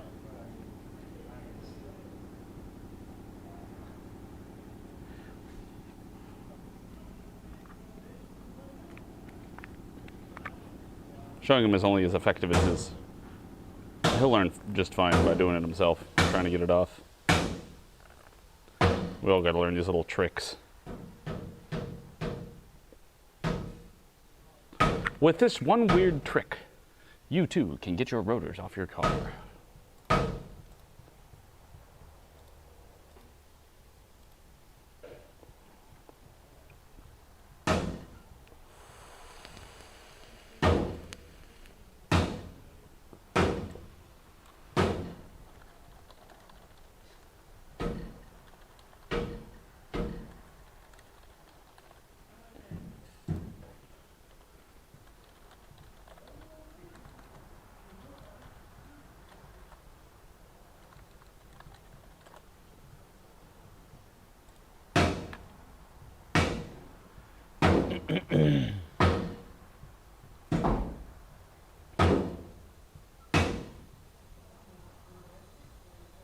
What in the hell is with all these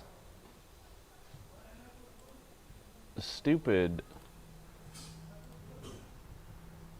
like, as soon as I post up something, it immediately gets commented on by a bot. It doesn't even count as a view. And it's like, it puts in these non-existent links. So I don't know what the deal is there.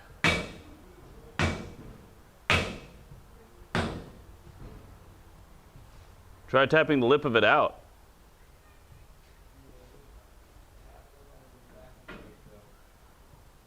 Oh, does the back plate cover the... Oh. Then yeah, you pretty much just use that or a hammer to make it knock loose. Funny because he's shaking the whole truck when he's hitting it.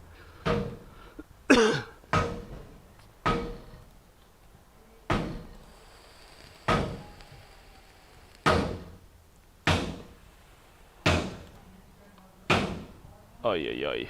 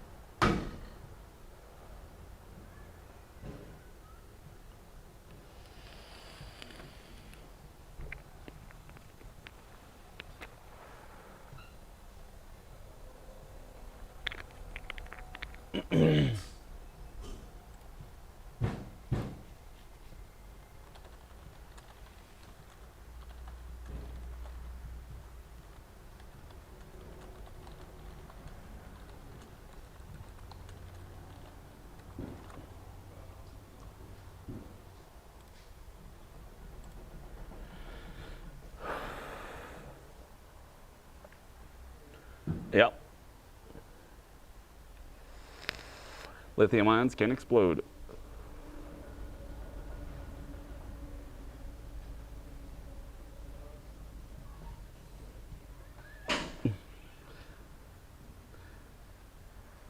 Get out a hammer this time. Yeah, I mean, just use a regular hammer. Yep. Did you break your, Oh no. Yeah, when's that last flew? Pretty rough. Is that Mecco? No, it's Oh, okay. JB Weld.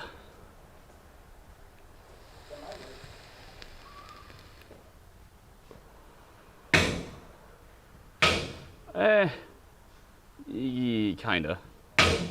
Tesla's just able to be made now because the battery technology is at least reasonably good. It's not it's not awful like it used to be. This wouldn't have been possible in the 80s, or even the 90s, or even the early 2000s, because the battery technology was garbage, as well as the computer control technology. Not to mention the advancements they've made in motors. Being able to read the magnetic flux lines, being able to tell how exactly it works, more efficient methods of how to deliver the maximum pull on the motor without it interfering with its actual operation of literally everything else around it. Because, I mean, these motors are making giant magnetic fields, so.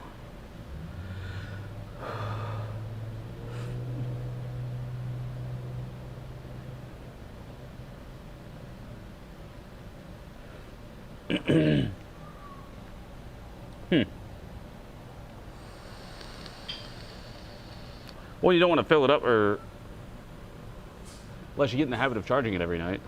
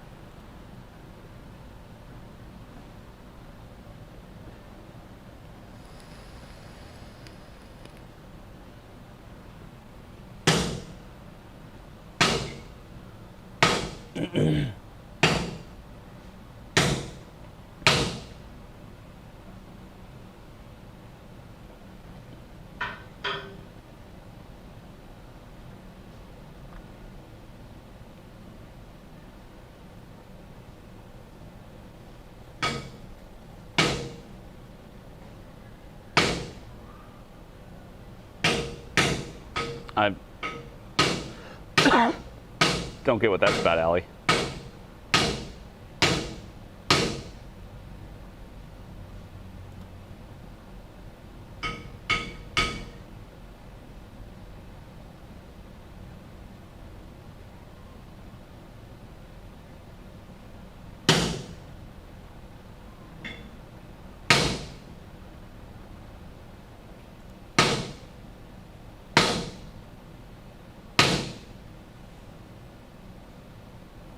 Try it if you turned it.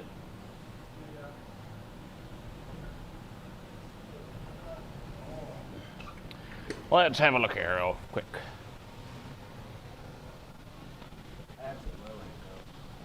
It's got those. Okay. These. Yeah, but all those are just blocked off.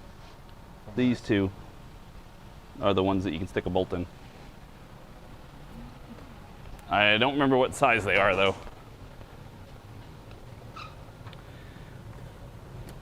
Pretty sure they're a 13 head.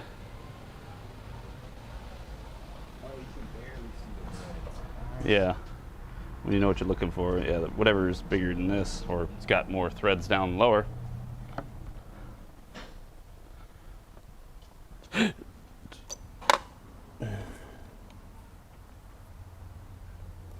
small. Aha. What is this?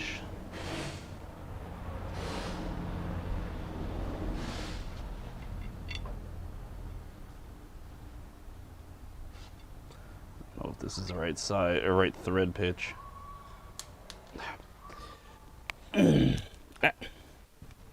Terrible. It's gonna be hard to tell how rusted out it is. Looks like Yep. I think it's a 13 head. So you just take your drill and zzz, hit it, and, or my drill.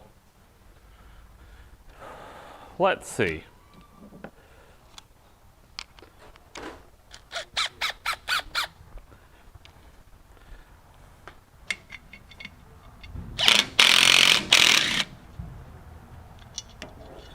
technically you'd want to get 2 of these bolts so that we could press them both at the same time.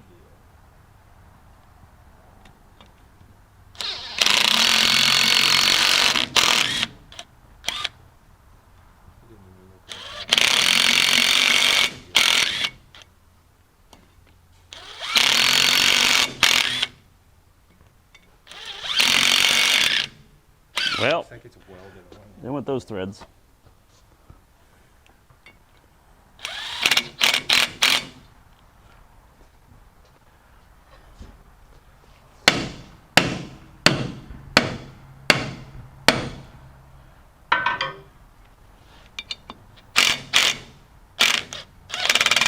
Get the bottom to move. I could get this part to move. This was the whole part I couldn't get to move because of how like stuck on.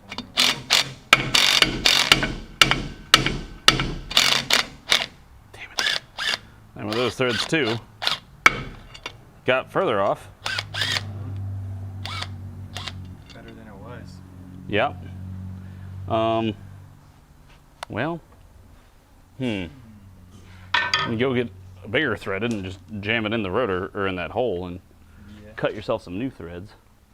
Or this wasn't exactly the right size because I still see what looks like there's threads in there. So maybe take this and go up and grab a bolt of slightly bigger variety.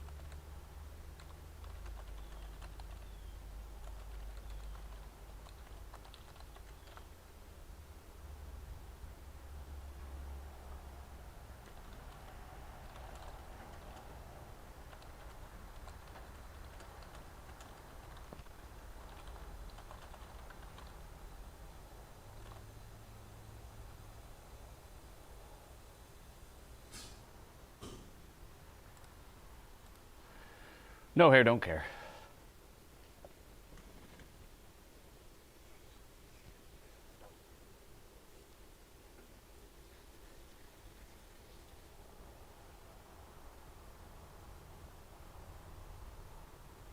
Well, that's the biggest thing, Waukesha, is that you got to have a place where you can charge your Tesla overnight.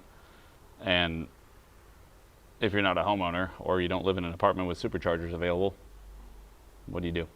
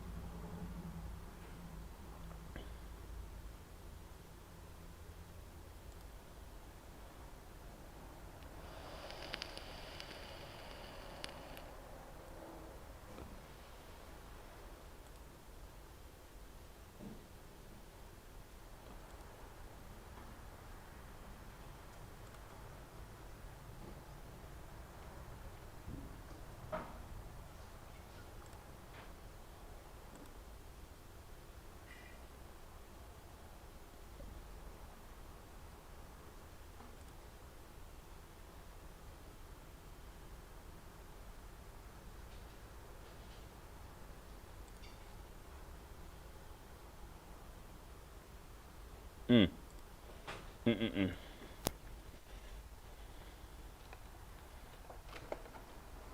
right, we're gonna get to this this radiator and get that installed. Find anything yet? I'm gonna see if this one will thread in a little bit. Good, good.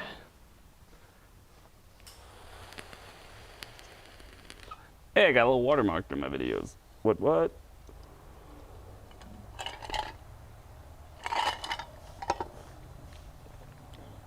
Did it thread in?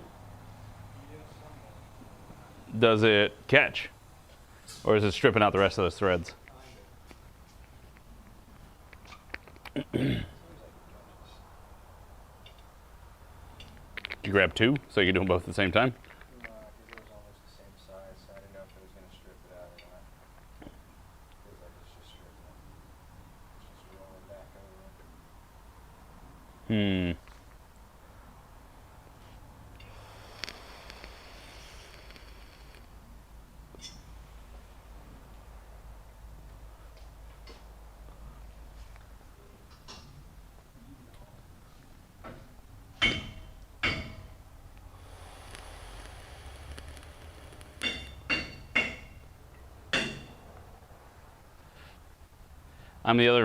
I guess the last option at this point is to knock it back on there and then take sandpaper and go around the hub and try and clean off that rust around the hub.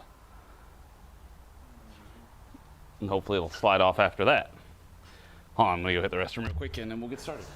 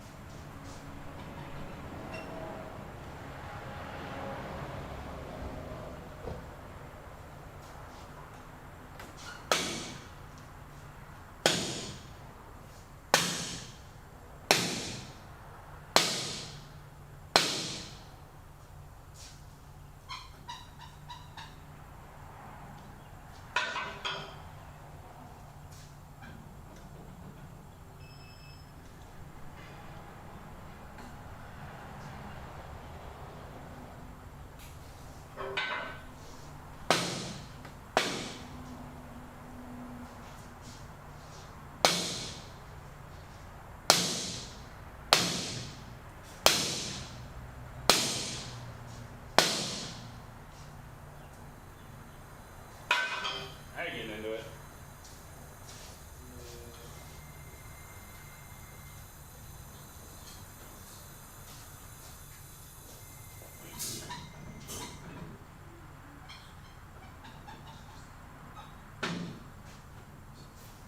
So you're trying to check the drums?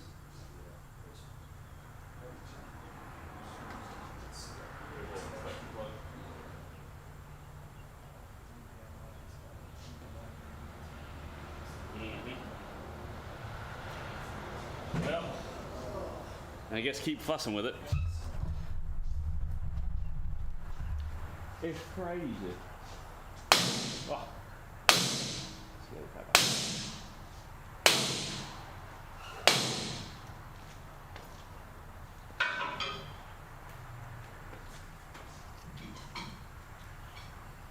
Well, the tricky things are loose. When you take stuff like this,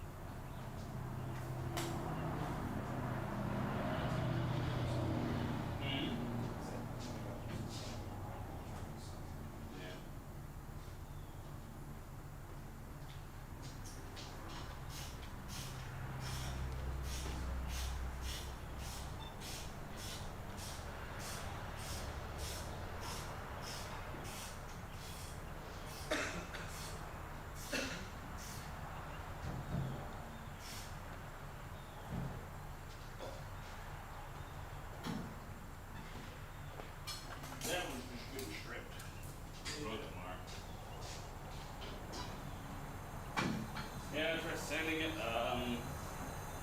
I would say put a little PV blaster there, but that's could get into the brakes, so don't really want to do that either. Generally not fun. Alright, well, let's bring this over here. Open this box up. Make sure it's the same range here.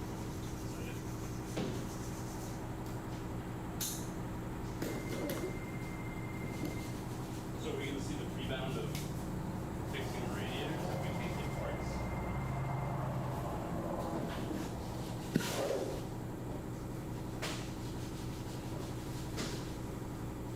Well, it's already wrong. Hooray! Off to a good start. Those tanks are on the same side.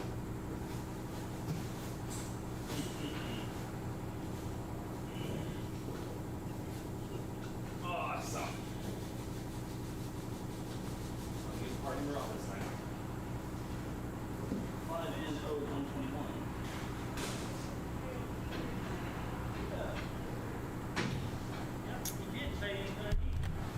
That's just a peach.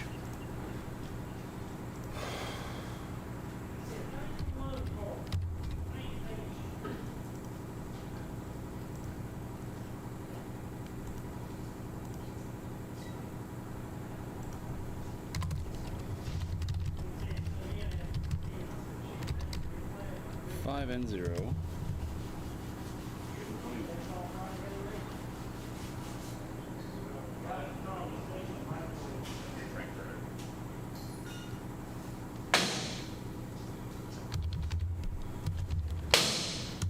Yeah.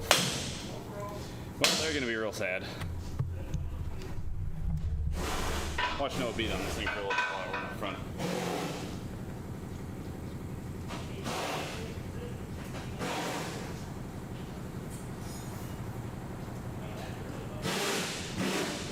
Dave's just gonna be sad.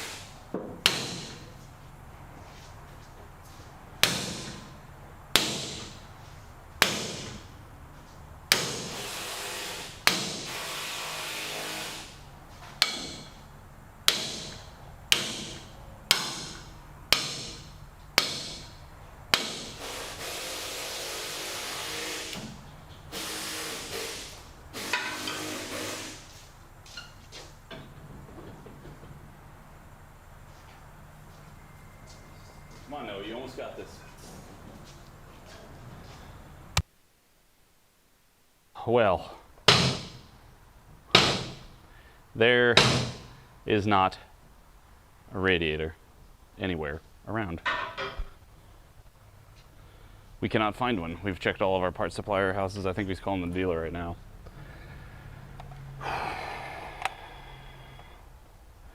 Hooray! Yeah, the bottom part's rusted out.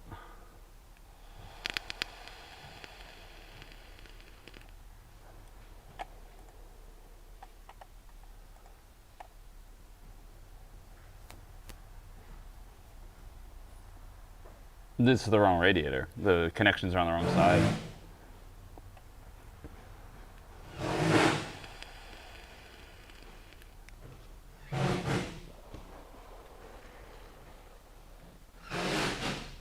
So that radiator head is a radiator connections. The one that I just had, the radiator connections, that was more for like a Jetta or a Beetle or something like that, not for a Tiguan.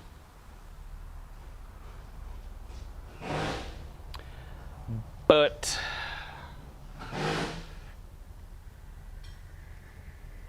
the bigger problem is all the other stuff.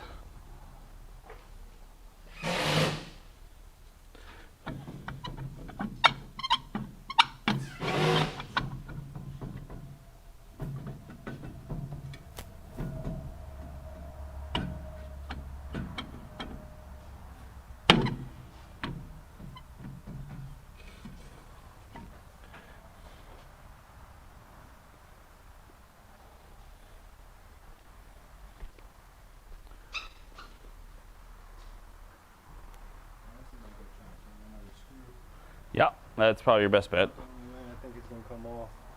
Yeah, I'd get one size up from that one, or See any really one size up there. maybe a different thread pitch so we can just bite into those threads.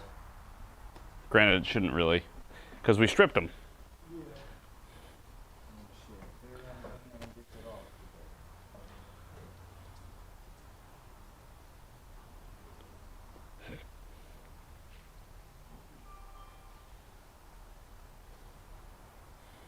All right, yeah, let's just start a business chat. What are we going to do?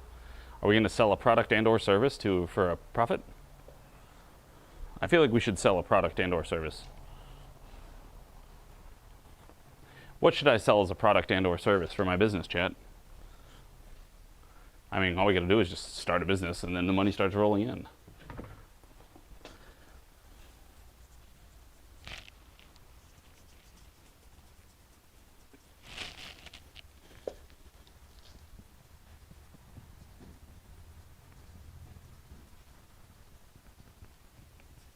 Although on a serious note, if this part supply chain shortage keeps kicking our butts, I'm gonna have to look at alternative methods of making money. Because if we can't get parts and we can't fix cars, what are we gonna do there? Gonna have to fix them the good old jerry-rigged way. Now at this point is an even more reason to not be a parts chucker.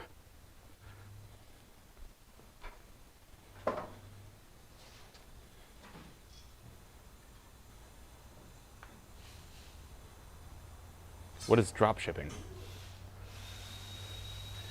You can make us a new radiator?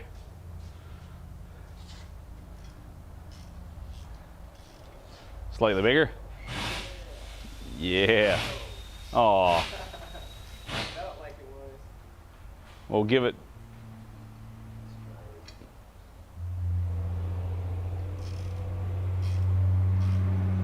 Get some tension on it, then tap on it, then put a little more tension on it, then tap on it some.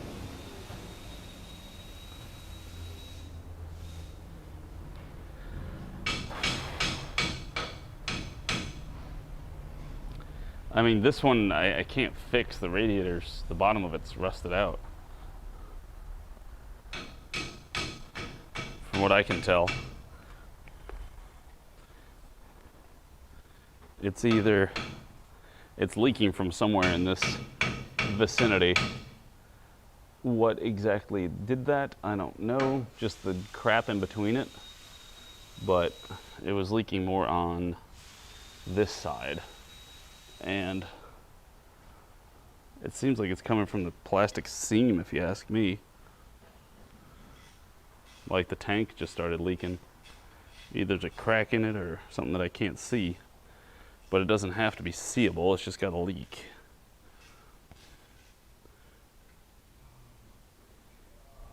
There aren't any radiator shops.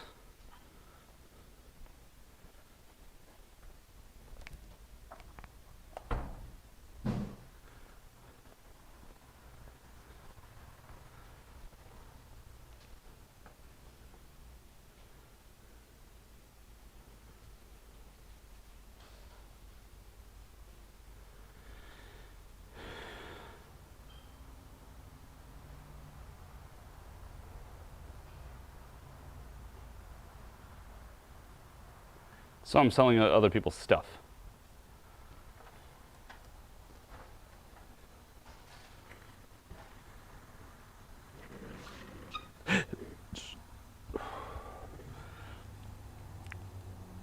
I'd be like, I want a new radiator for this car, and I'd be like, great. And then I'd buy it from Amazon and then have them ship it directly to them.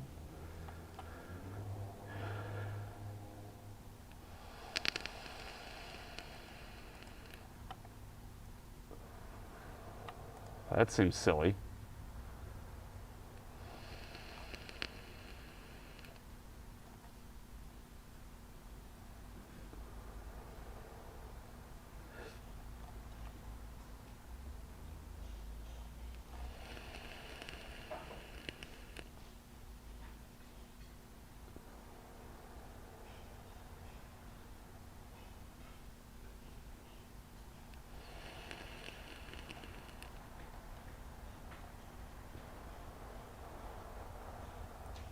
This sucks.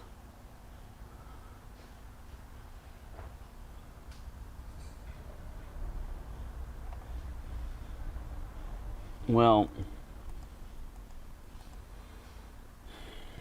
I'm not well enough organized to do that kind of crap, honestly. Did you get a bigger bolt?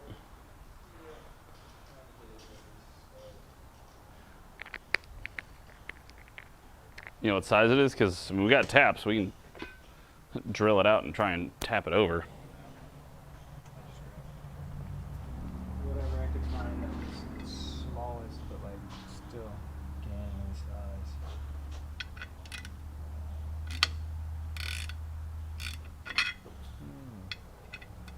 Nuts.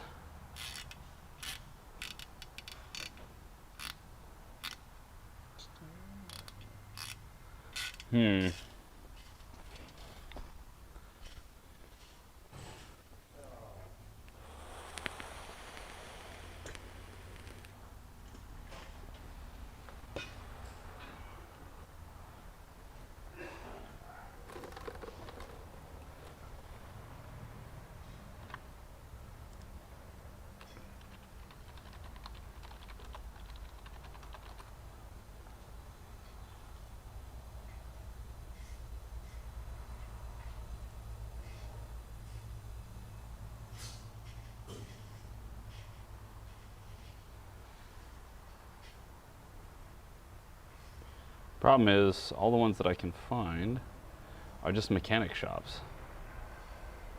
Like, they say Brown Motor Works is a radiator repair, but it's not. It's just a shop. They'll just replace the radiator like we do.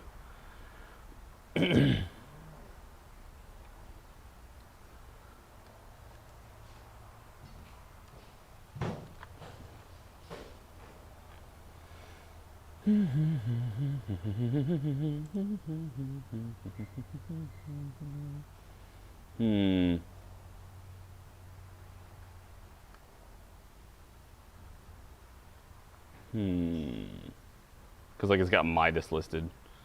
Auto service, radiator repair.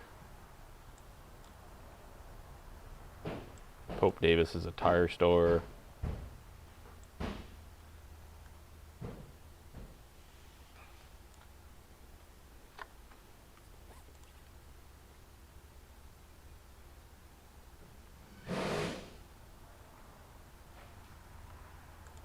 Even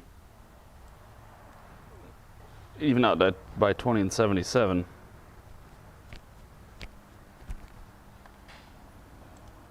Let's get rid of shop. Let's just do radiator repair.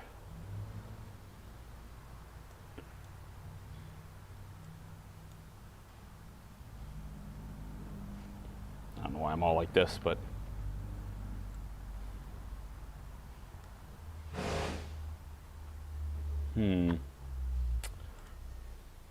I'll go talk to the front and see if we know of anything that I don't know of. Which I don't know of any.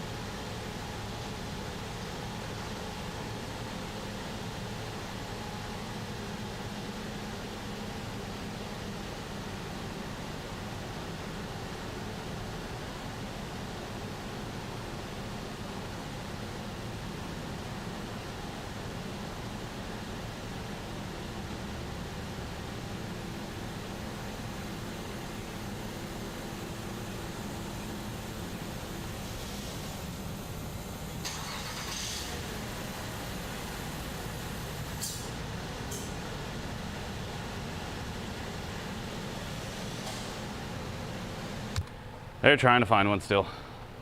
No, we're gonna fix this problem. We're gonna do it right now. We're gonna use this little bastard. I got a little tiny wire wheel for it, and we're gonna go and clean off that hub.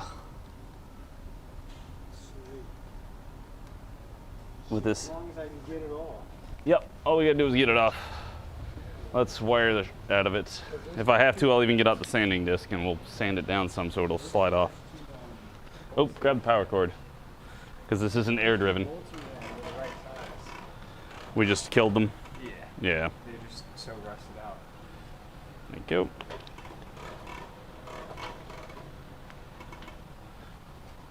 This little bastard's coming off.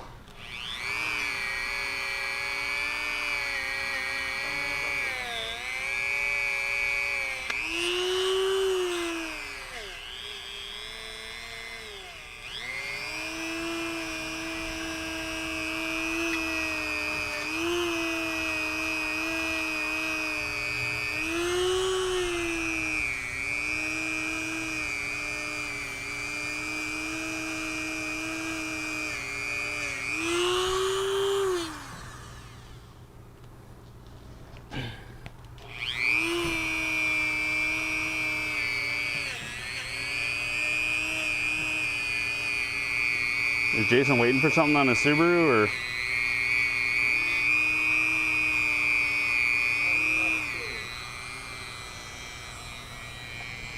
Rah.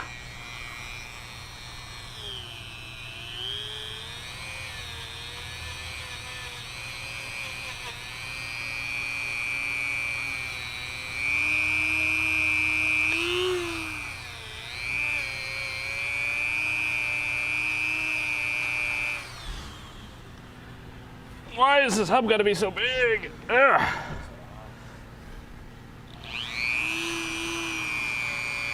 Because it's a truck.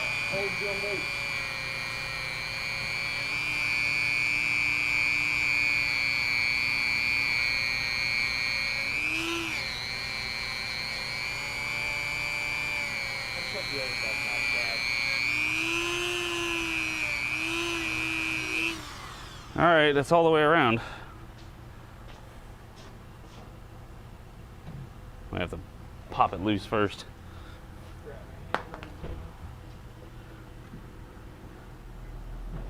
Tried to knock off every last iota of dirt with a very tiny wire brush, so that way you get the job done.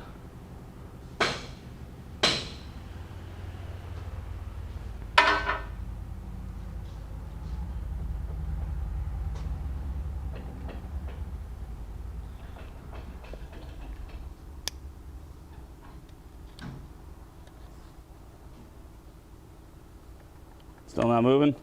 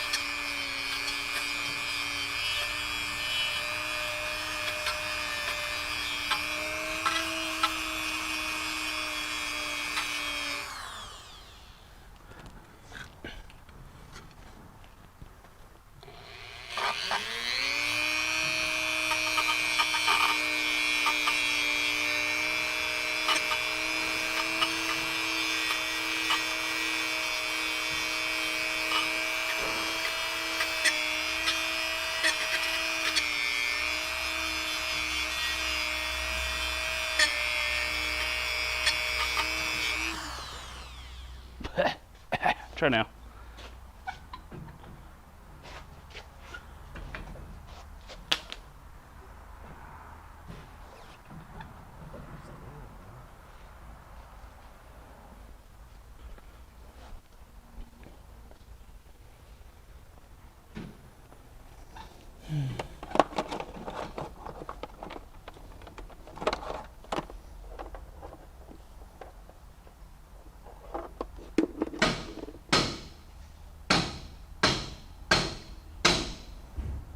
We are just not having a good time with things today.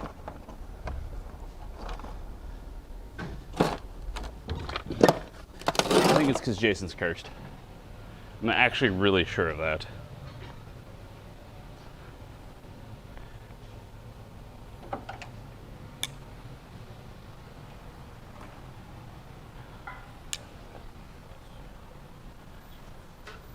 Not ideal, but we gotta get it to do something.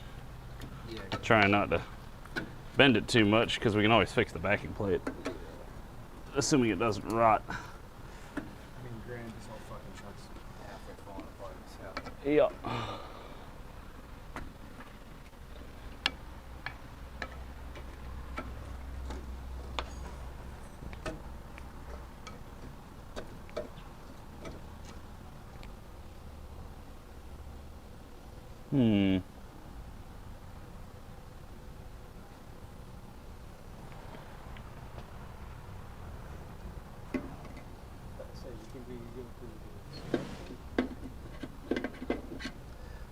if we can go through the hole to get to the Yeah, I don't know if thing. there's enough clearance, or what's in front of it, honestly.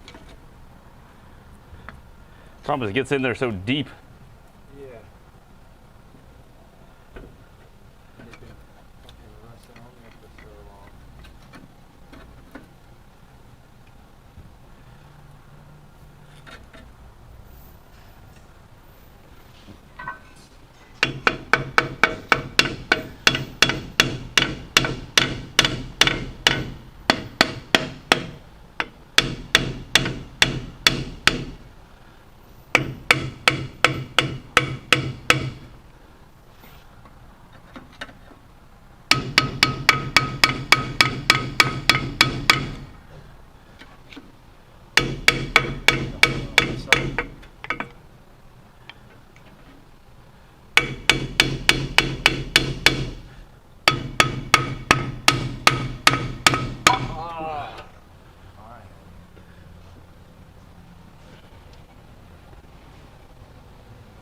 Got it. Oop, this is his hammer. A Pittsburgh! That's a fancy Pittsburgh hammer, man. Tell you what.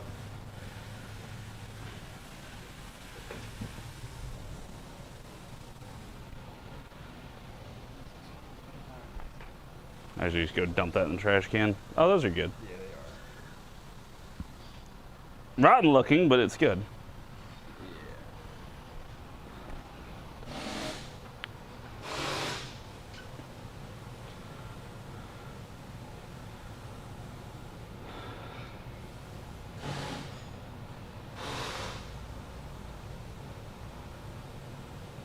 Aluminum radiator, not a copper radiator. I remember last time they made a copper radiator.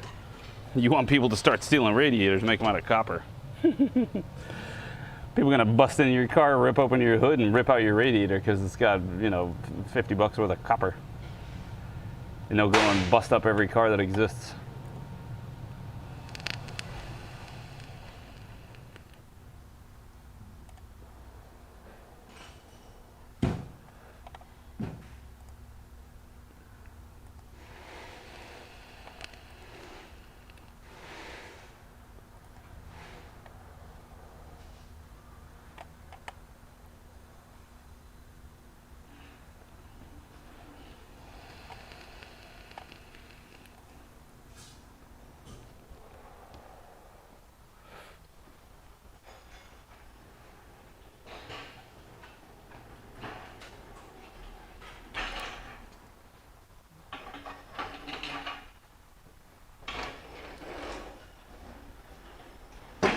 Hooking that one to go back on the stand. Oh, yeah, yeah. I mean, you can do that through here. Huh? You can do that through here. Use a flex head ratchet. Yeah. Think so? You can just take a screwdriver and stick it through here. Like, catch the, rotate this around till it gets to there. Then you just crack, crack, crack, crack, crack, and then spin them off by hand and wiggle it out. You might have to get the, I don't know, it should fit out through here. Maybe. If it doesn't, then you can take it off and drop it When out. they dropped off an engine on this pallet, Mhm. they used the forklift, right? Because they're wanting me to put both engines on this pallet, and I don't think it's going to hold. I think it's going to break. The pallet, possibly. I mean, it's, oh, this one's a little sturdier than the other one was. Yeah. We might need to add some screws. Yeah, just stack them. If they don't, One right there, one right there. yeah. If they don't hold, that's not my problem. Or not our problem. Unless we want to take one of the, well, they want to be able to get the forks in there, so you can't put another slat of wood through it. Right. Assuming that's how they're picking it up. Right. I think they use one of those little dollies. But So I might want to. I want to do that over there. probably. Yeah, come take up my bay. I am going to go see if I can get this Jetta's key to turn. Because we all know what that's going to be. I mean, if we haven't done it before, then, I mean, seriously.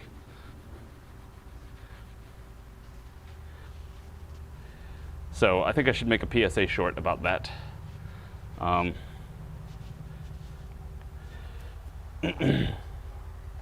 So, yeah. Watch this for a second while I go out front and see if I can get this key to turn. If I can, then I'll pull it into the bay. If I can't, then I won't. And you'll see me walking back here. So give me just a minute.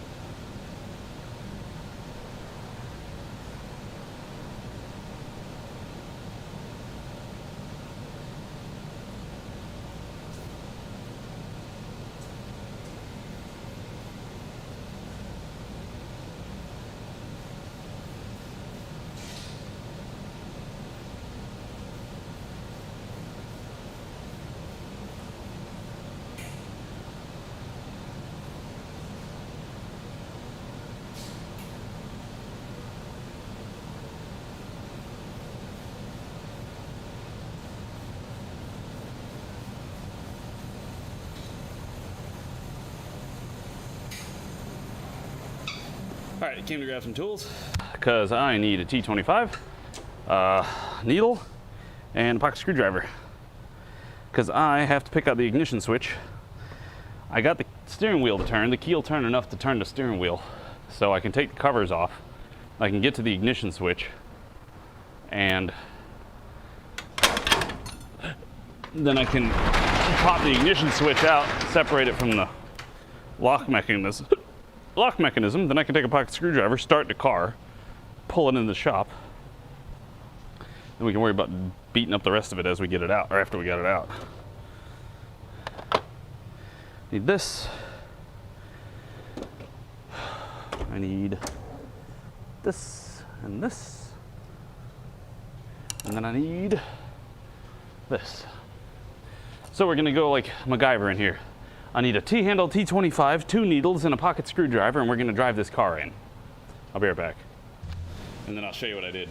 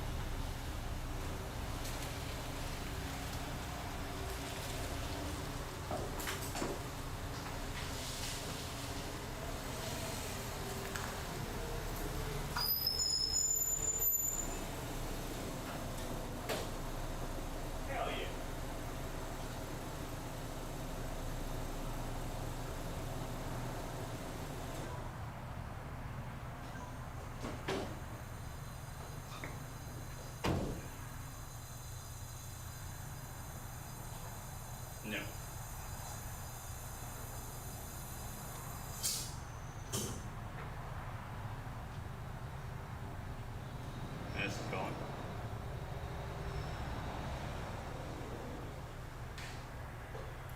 You're calling from where? Oh, okay. I'll take care of that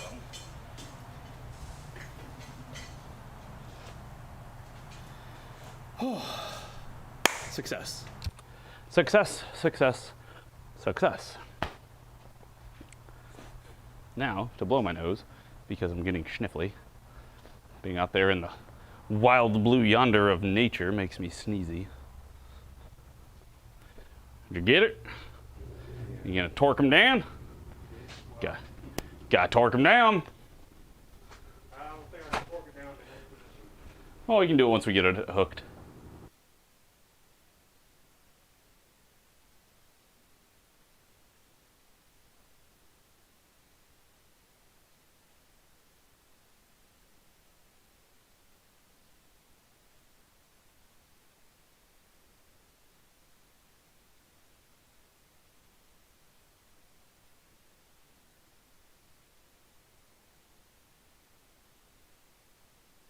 It is no fun, but it must be done. Or else it will have won, and you will not get it back in the transmission.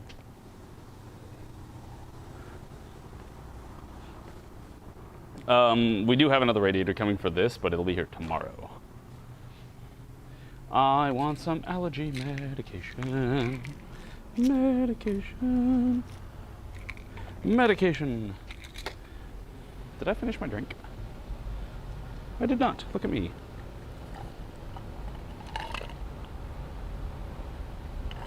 That was close. There wasn't a whole lot left.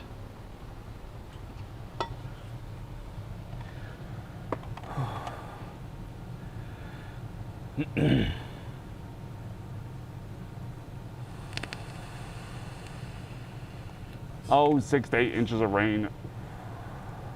You big babies. We had 15 inches of rain. Not lately. When we had quote unquote flood again. It was 11 to 15 inches. I'm just trying to check the radar for where we're at because we're supposed to have a possibility of like some really bad thunderstorms that could turn into tornadoes. Tornadoes. You know them dangerous tornadoes. So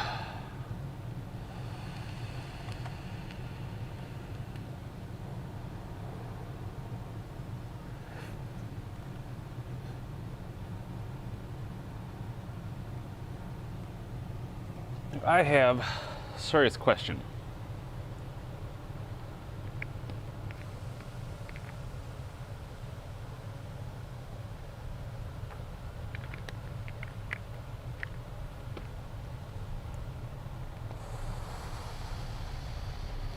Holy shit. I mean, sorry. Holy poop. You know what I think we need? It might be already redundant, but I think at this point we kind of need a social media for mechanics and guys who do this all day. Somewhere we can post repairs, we can specify car types, we can look for people that specify in those car types that may be willing to answer questions or things like that. Or, you know, different conversations for those people.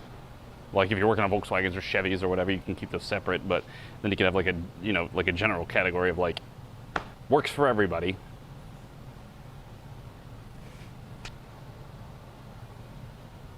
I'd join it. Does it exist?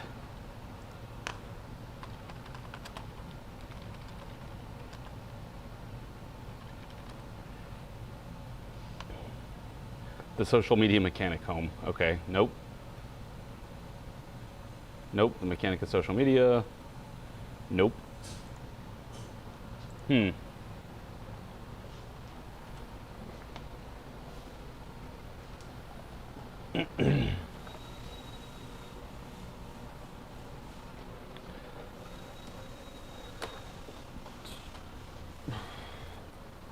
What happened to the cable organization over here? This thing could hang me. I'm dying.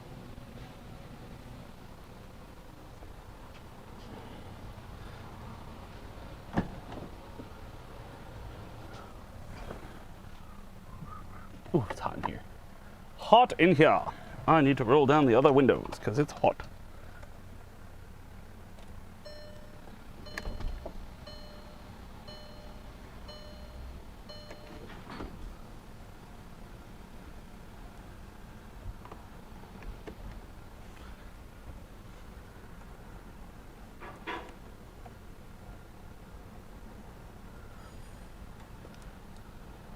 Oops. No point in turning the key because the key's not attached to anything. Uh-oh. That's really stuck. Oh well, good thing we got everything else off. All right. I feel like we need to make a video out of this because it's something that's been extremely problematic. I'm going to show people how to get around it. I know I've already made a video about repairing this, but this is going to be more of a shorter video. Let's just take that off. We'll just do a blank screen. So we have here a Volkswagen Jetta. I actually don't know what year. Let me find out. Try that again. 2013. All right. So we have here a 2013 Volkswagen Jetta. Problem is, they could not turn the key. They got it towed here. Tow truck driver dropped it off up front. So what I did was I basically stole the car from the front parking lot and put it into the back. Granted, I didn't really steal it because we have a key, so that didn't involve having to get through that. However, I'm going to teach you how to get this open with a T25 long-handled Torx ratchet, or T-handle Torx T25. That's what you got to remember. It's just T25. And 2 needles and a pocket screwdriver. So the trick is you got to jiggle the key enough to where you can get the steering wheel unlocked. Once you get the steering wheel unlocked, you can turn it and access this bolt for the lower cover. There's one on the other side. And then there's one more bolt down here that plugs in right here. So it's 3 T25s that connect all this lower cover. Then you got to pull the key out and you can slide the lower cover down without any issue. Then you have access to this, which is the ignition switch. This is the electronics of the ignition switch. However, it'll be up here in its little habitat where it lives. And in order to get this dislodged, you need the 2 needles. And so you can see here, there's one needle will go here to push this tab in, and one needle will go up here just above the connector. So you can get a good, this is as close of a guide as you're gonna get to push this tab in. You get those 2 tabs dislodged, this will pop out, you can pull it out, then you just need a pocket screwdriver to turn that. And so, currently, where did I put it? There it is. So now, I can just do this. I can turn the car on, turn it back off. All I need is a pocket screwdriver. So, be careful with this. This does not have a spring in it or anything. It doesn't give you any resistance. It just follows that. All the mechanical stuff's in here. So don't break this, or else you're going to be very sad. After that, once you get it like somewhere you want to work, like inside, then you can worry about getting this lower piece off, which I already have videos about. So I will just refer you to those at the end of the video. But this will teach you how to get it out of the front parking lot or get it from your house. Like, because I've had to do this twice now. In the past 2 months, I've had to do it twice. My own ignition switch at my Audi went out, and I took it apart the same way. And got it to where I could turn the car on. I got the car started and I had the ignition unlocked. I drove it here. I just drove from my house to here, and I was like, I'll deal with it in the morning. Good thing is I have keys, so I opened the doors, pulled it inside, turned it off using the key or the pocket screwdriver, and worked on it later. But hope this helps, and thanks for watching. See y'all in the next one.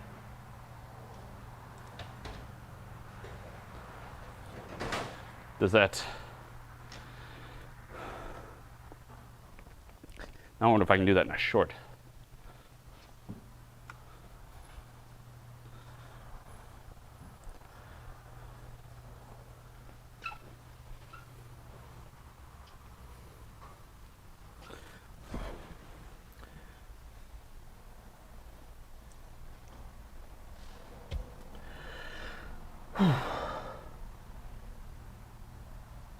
So, just had to steal a car from my parking lot. Not exactly steal because I got the key, but the ignition switch wouldn't turn. Got the ignition switch out, took the pocket screwdriver, got it to turn, and turned the steering wheel. Here we are inside the shop. If you want to learn more, come watch the stream.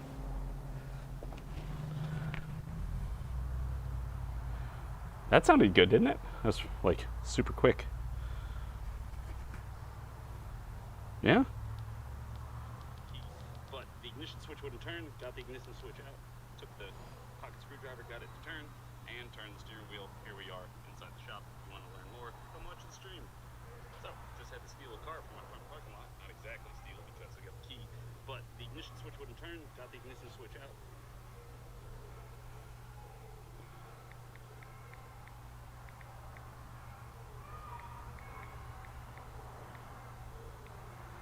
I remember why I wanted to. I stole our car. I mean,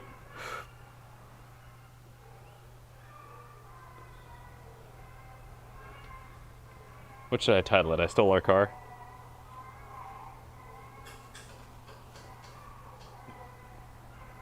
I mean, there's nothing illegal about it. It's just a silly way of putting it.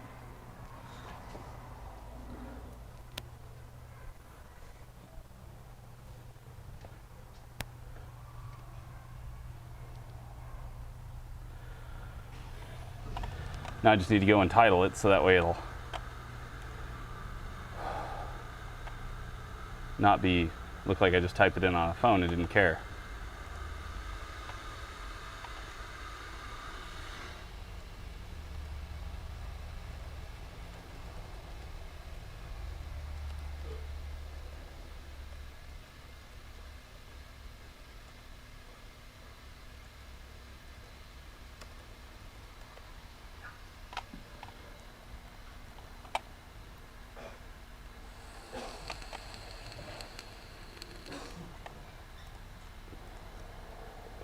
There, give me your opinions on that video and the title.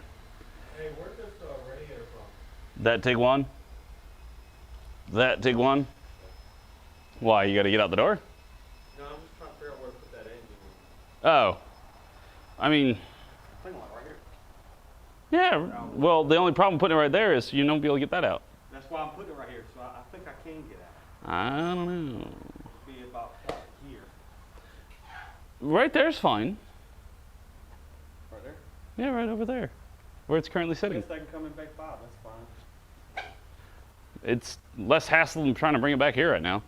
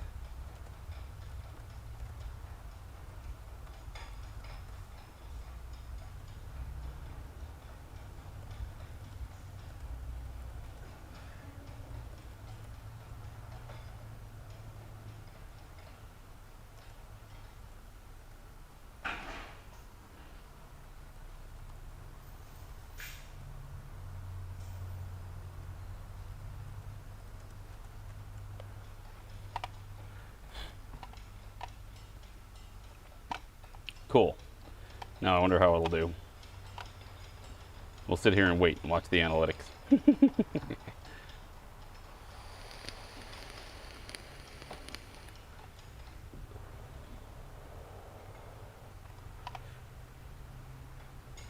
Hello, Polars.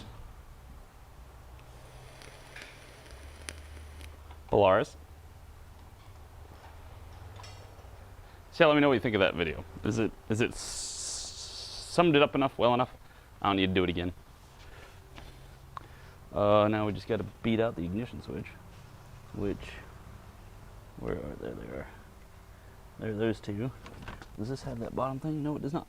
Look at that. We're looking good.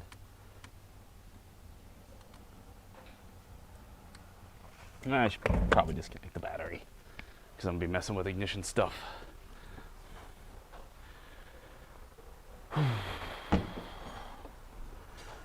Oh, it's our favorite 2-liter. I think I mentioned to this guy that I thought the ignition switch was getting tight. Looks like it finally did.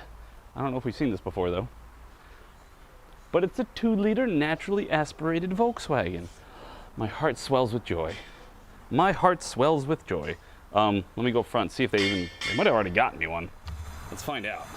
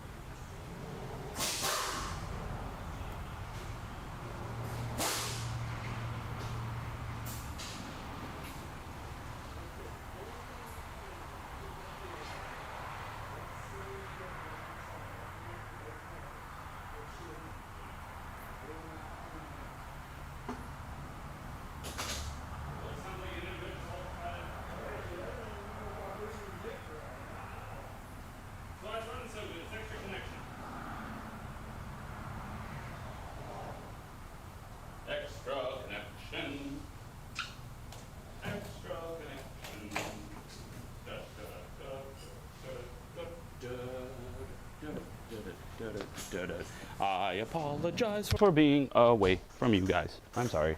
I know you got lonely without me. It's okay. I'll be here. I'm always here. I never go home. I'm always here. Where's my punch? Where's my frumple punchhole? Little punchy McPuncherson. Come on, punchy McPuncherson. Oh, here's a punch. This one should work. It's another needle punch.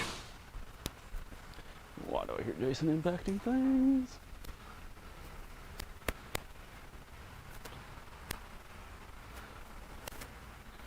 All right. Oh, do we have a new disc?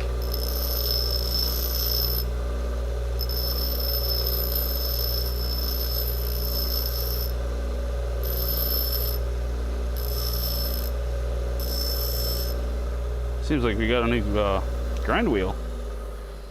We get a new grinding wheel? Did we get a new grinding wheel? It's very flat. I think it just finally wore down to that. It just wore down to that? Cool. Whatever works, man. No sitting around eating his sandwich. How dare he eat his sandwich? How dare he? Did I clock back in? I did not. Whoops. That's not good. We'll have to go back and fix that at the end of the day, to which I will get fussed at by Missy being like, John, how could you? And I'll be like, it's easy. I just don't click buttons. It's just that easy. Where can I get something? Oh, I know, it's right around here. There it is.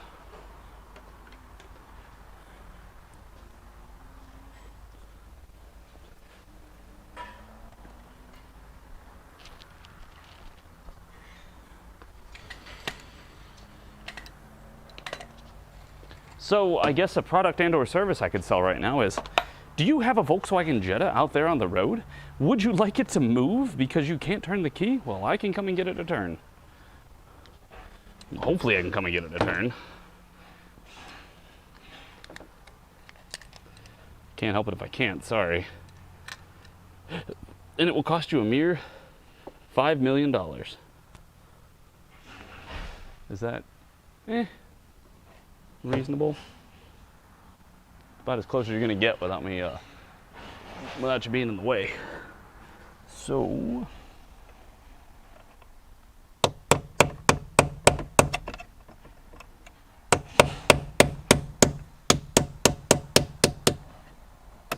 there's one.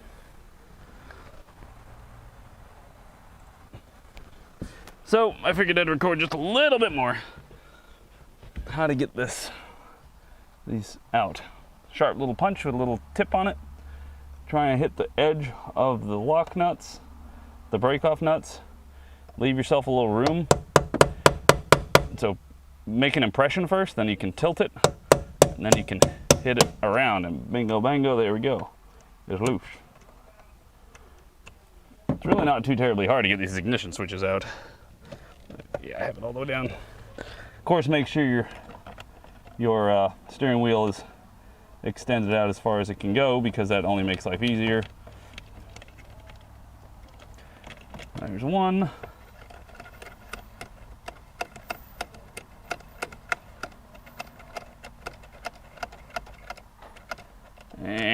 Come on, rest of the way.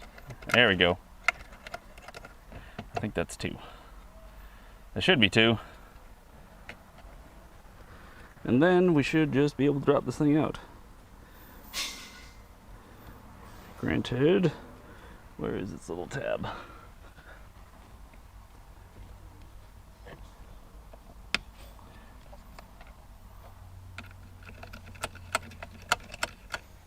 There's that one there. And this one I might have to get something to pick at it with. Little right angle pick tool.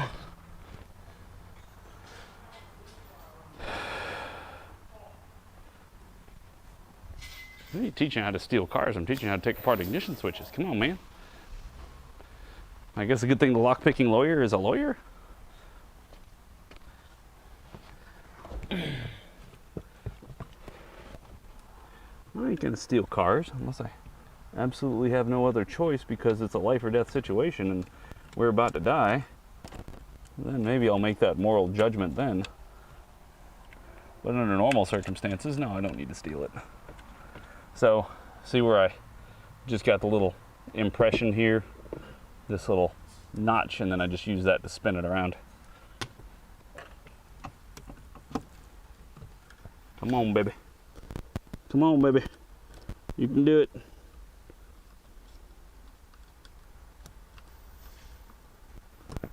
Oh, I is missing it completely.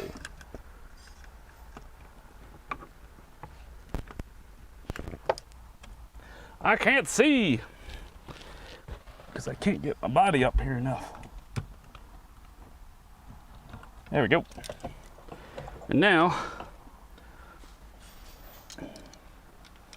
we just got to go down here.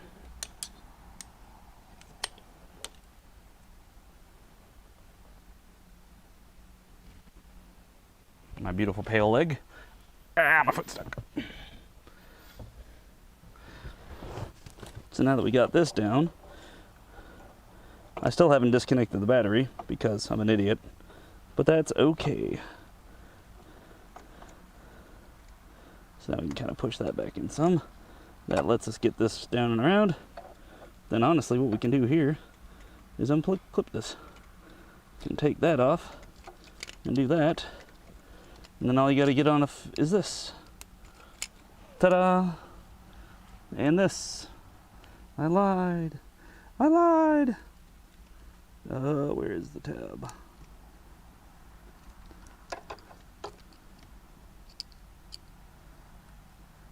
Oh, there it is. It's got a little tab here at the top that you can dislodge. And then theoretically you could slide it sideways if this wasn't plugged in. So now we can slide it sideways without stabbing ourselves. There we go. Huzzah. And there we go. We have the whole ignition switch assembly out.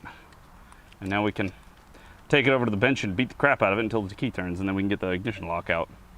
But there you go. That's how you can disassemble this without taking off the steering wheel or really doing much of any disassembling except for what you have to.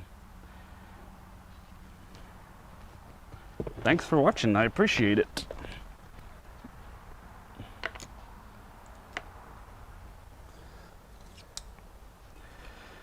I don't know, I try to give people, I guess, updates as I get better at it, you know?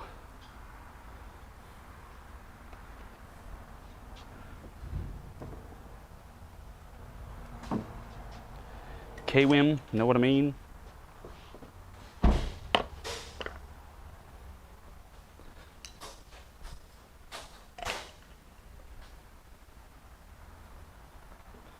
So now we're gonna take it over there to my toolbox and we're gonna honestly beat the crap out of the ignition lock and try and get it to let go. So we can turn the key and then disassemble the lock out of it, which I do need my needles. My needles. I don't know, should we start keeping boxes? I think boxes are gonna be necessary in the future of shortage things. Like, box is gonna be worth like 50 bucks a box. Cardboard, oh my God, I haven't seen cardboard in a generation. All the cardboard was taken away in the Great War of cardboards and parts. Everybody was fighting over parts for their cars. And here we are, trying to survive. One more day. That's all we gotta do. All right. You leave me and my overdramatics alone, thanks. We are perfect the way we are. Look at it. This is so sad. The fact that I have another ignition switch sitting next to an ignition switch of one I just did, that I just had to take apart. Cardboard's going to be the new toilet paper.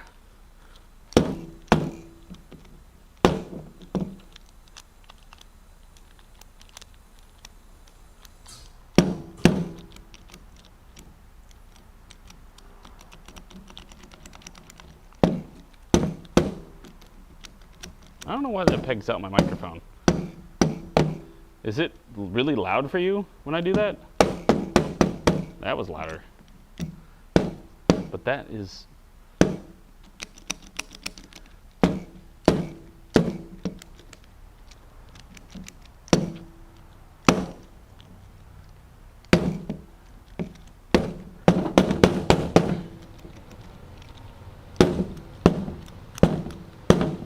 Come on, baby, turn! That might be enough. I think the key might, I don't think it has to be on run. I think it's just got to be an on. Take that off for the moment. Thanks. I feel like I'm not very good at my job sometimes. It just depends on what I have to do. Some things I'm good at, some things I'm not as good at. It's just I've done a lot of these ignition switches. I mean a lot. I've probably done one ignition switch a week for the past few years. I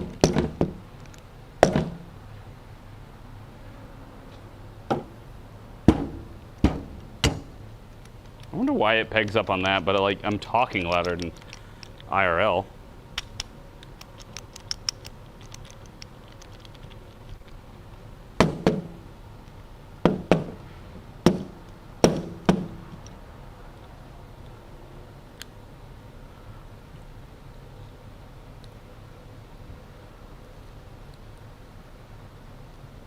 No, we must not have it far enough. Nope, not close. So the problem is there's guts in here that have come apart, and I need to get this piece, the lock tumbler. Is that the right term for it? And so there's little chunks of broken stuff in here, and that's what's jamming it. I think I just got it. Yeah, I did. I totally just got it. Yoink.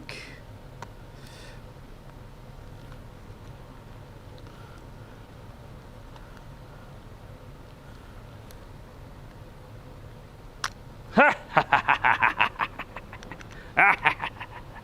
at that. Got it out. Ooh, somebody's been spraying. Somebody's been spraying this thing with them WD-40, boy. Tell you what. Didn't work out too well, did it?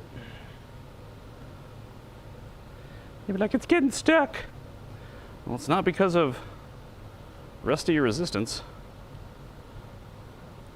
It's because it sucks.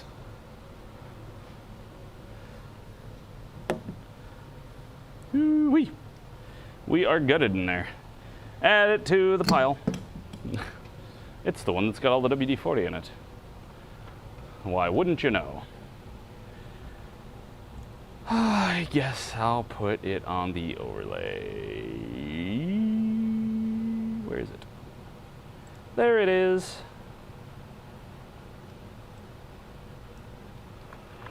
So I really want some good feedback. You guys got any idea where to put this information?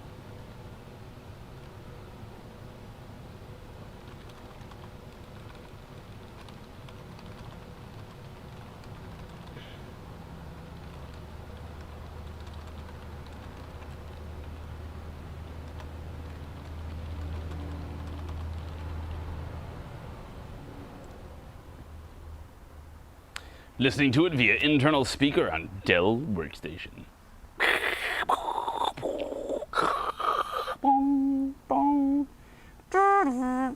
You are now connected to the internet. You've got mail. Did you know you had mail?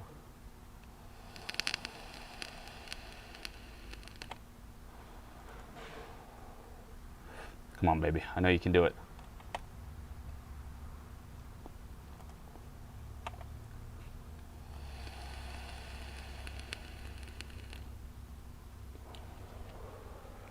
Basically, I cannot impress upon you how common this is turning into with the Volkswagens. It's become so common, I believe I could probably make it my day job to just run around and fix people's ignition switches, and it would probably make me money.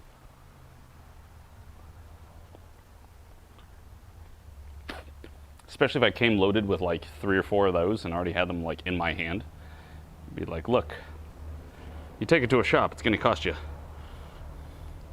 I have no idea, a couple $100 plus parts. I'd do it. I'll do it for a couple $100, except I'll do it at your house and you'll be on your way in a couple hours.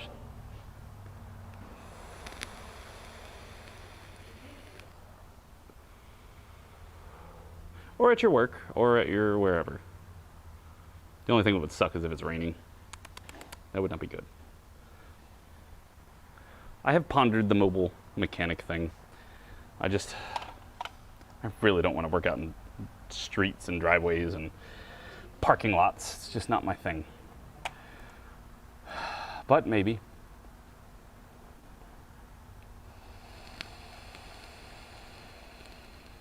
I don't know.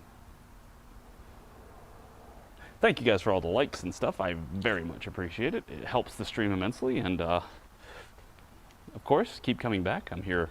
If I'm working, the stream is on. And you guys are watching through a GoPro, in case you were wondering. So let me go up front and emphasize the fact that I have that disassembled and I'm ready for the new ignition lock and get it here as soon as possible so maybe we can fix something today. Because thanks to all these parts issues, we're not getting much of anything done.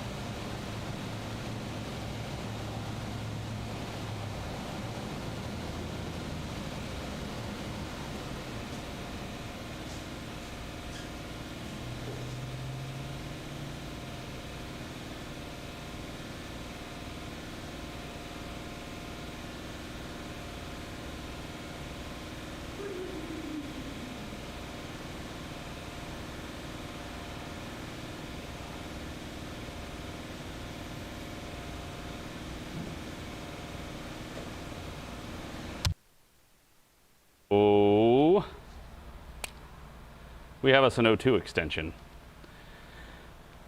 I was just talking to the customer with the Honda. He just dropped by. I like him.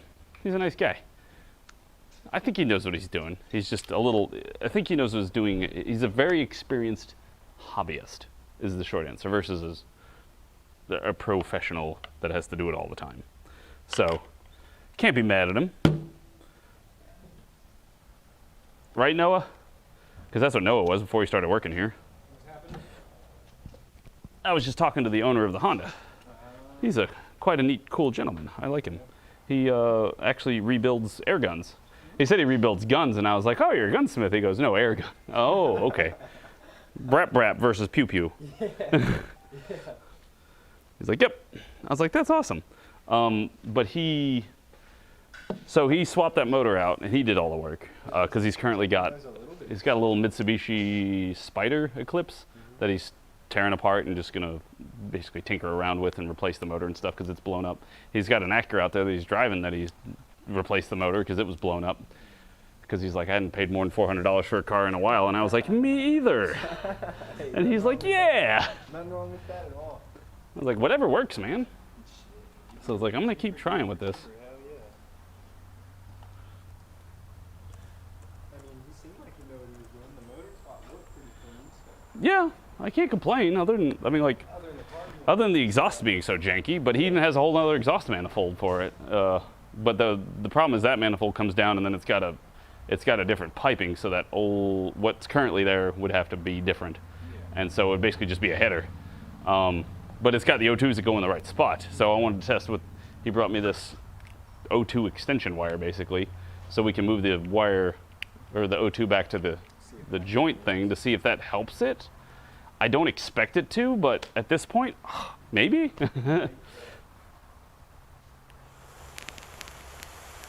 I'm doing great, DJ Tom. Although, we're all kind of stuck. I need a radiator for that. I need an ignition switch for that. We got none of those parts right now. Noah needs brakes and rear brakes for this Tacoma, but he hadn't gotten approval yet to do that. And if you are done with what you're doing, if you're not on lunch anymore, then go up front and see Ken, because they got something else for you, is what they said. Yeah.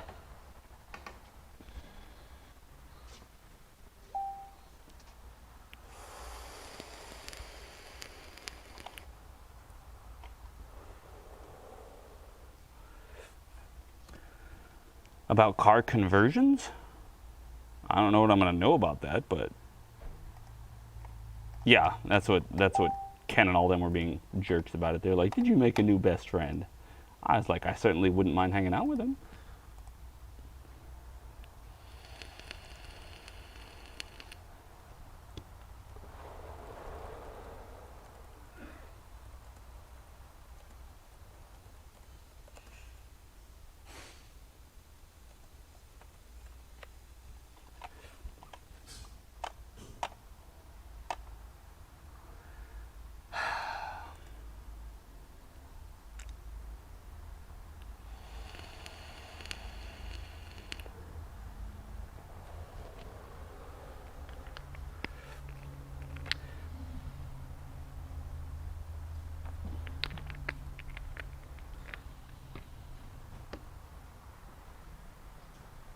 I don't know, maybe that's been my problem with cars this whole time. I've always worked at a shop that was, we're supposed to fix it and get it out and make it run right, etc. Yeah. Versus I get to take it apart, dick around with it, try and do this, that, or the other thing. It's a lot of fun when you're doing it like that. Like, you do like, ooh. Especially when you get it right, it's like, ooh. She goes fast. Yeah. Like one of my buddies at home just got a tuner for his Elantra because he's done full ultimates. Here, this will make that faster. Oh yeah. That works. It just sits here, and it's either you got the cutting wheel and the disc, and then you got your chucks sitting right next to it that you can swap them out. So feel free to grab when necessary. I know you have safety glasses because they just brought us a bunch. Mm-hmm. Yep, nothing in my eyes now. Holy crap. If someone wanted to take the car and have the engine removed and replaced with a battery electric engine, how would they go about it? For starters, I think you first have to start with a very large amount of money. Get a shell and then go get a Tesla frame. I mean, basically, probably it would be easier for you to, one, either go get a wrecked Tesla and gut it and then find out what you got there and what can fit. Is there, like, you trying to put in a particular car, like, oh, I really want to do it in this 86 Audi Quattro, or...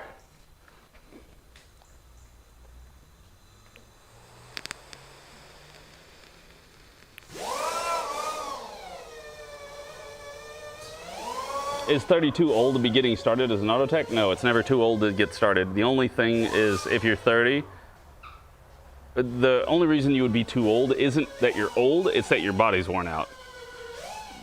If you're already having serious back problems and like it's hard to walk, maybe you don't want to do this. But if you're generally speaking a healthy adult, then no, it's fine. You can learn, and especially if you have the urge to learn, you can learn quickly. It's just a matter of getting a lot of experience under your belt as fast as you can. My nose itches.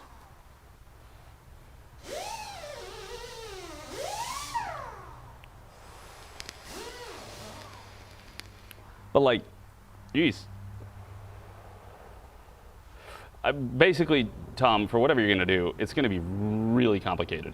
Really complicated. Getting the motor electronics, the battery voltage, chargers, I mean, it's not like you're just popping in a little motor and plugging in a 9-volt battery to it. Like, we're talking lots of, I already took my allergy meds, lots of high voltages, lots of amperage monitors, current monitors, which is the same thing, voltage monitors, cooling systems for the batteries. Like, it's something I wouldn't want to try without having basically oodles of time to just dick around with it and learn, because it's gonna be an extreme learning curve. I don't know if there's a subframe on a Tesla, because if you go see Rich Rebuilds, he does pretty much what you're talking about. There's other people that have put electric motors in an Audi, and they like pretty much bolted it right to the transmission. But if they told you specifically what they did, I don't know.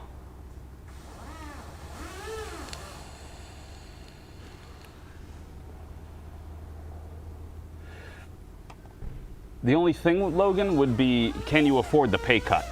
Like, if I'm not trying to insult you or in any way demean it, but like, if you're a 30-year-old, 29-year-old millennial, you never really had a decent, you only worked retail or whatever, and you want to work on cars, go to school, or if you can get a job at a shop and they'll teach you, do it. Because at least you'll make more money at some point. But if you have like a career that you're making oodles of money at, it might not be the most profitable career to jump into. However, if you totally wanted to fix cars at your house or on the side or something like that and try and learn as much as you can, then, I mean, fantastic. Whoop, whoop. Hopefully it's good enough.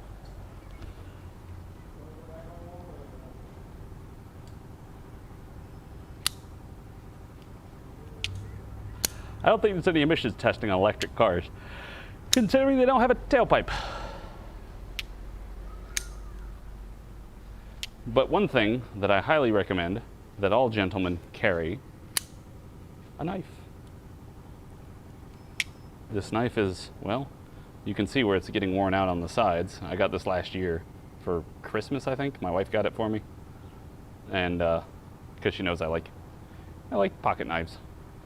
There's a lot of guys that like pocket knives. I don't have like a collection or anything like, ooh, this is my best pocket knife. It's just, hey, look, this is the one I haven't lost yet. So as I've explained to her as well, is like, you don't spend more than 20 bucks on a pocket knife because it's going to end up somewhere that I'm going to forget about. And then we'll have to get another one. So I don't want expensive pocket knives. I can always sharpen it.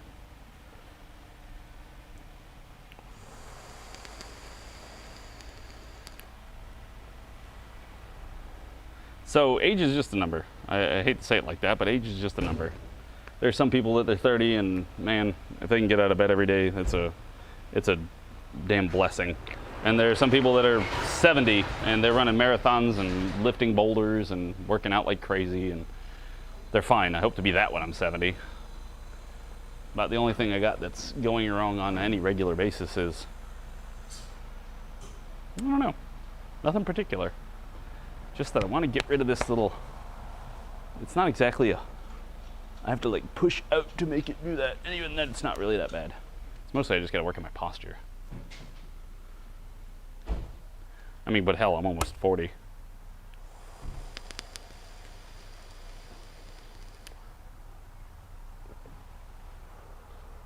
No, right now is the best time to ask questions because I have nothing to do. Did you get approval to do that yet? Or? No, I'm just gonna pull it out and just call it. Okay. Because they still haven't called back either, so.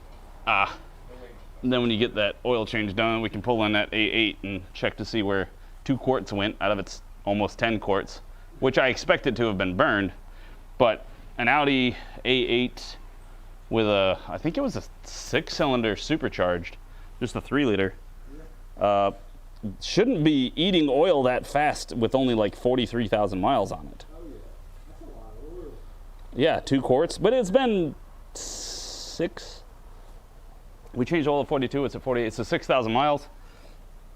It's been like 6,000 miles, so that's not awful if it is. It's just not particularly awesome. Yeah, I mean, if I was the owner of that car, I would be a little perturbed. Yeah. You gonna cover these ring? Well, that would be considered acceptable consumption, so we don't have to warranty it. So you could take this acceptable consumption and I'll pour it in your yard every day. How's that? Just gonna come by here every 6 months when I need to add 2 quarts, and I'll add an extra 2 quarts to your front lawn. Yeah. No, not our shop. By like Audi or something. Speaking of which, let's do some research on that. I guess the other thing I could do is mop up under that Tiguan where it's been dripping coolant. That'll be something we'll do in a minute. Let's look up this car and see what we can find. Audi. What do you call an Audi wearing a cowboy hat? A howdy. That's perfect. It's perfect. Well, let's go to our favorite place to look up for common problems. Identifix.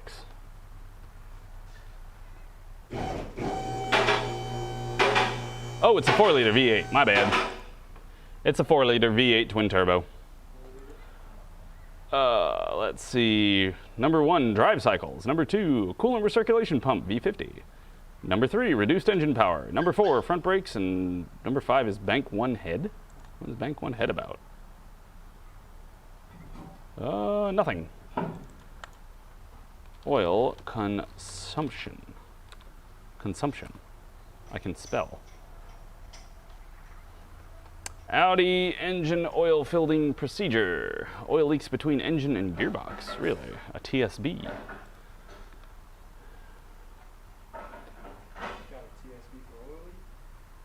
It's got a TSB for Audi engine oil filling procedure. I didn't know filling up oil took a particular procedure. I thought you pour it in the top and it ends up in the bottom. Yeah. Thought I used gravity for that. Although the correct amount of oil was added to the engine during an oil change, a check of the oil shows that the level is not okay.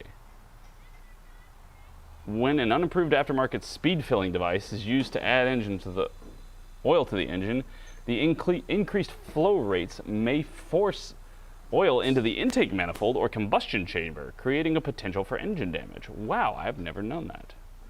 Interesting. Verify whether or not the oil has entered either the intake manifold or combustion chamber. If oil is found in either of these areas, remove the oil, 1 molecule at a time.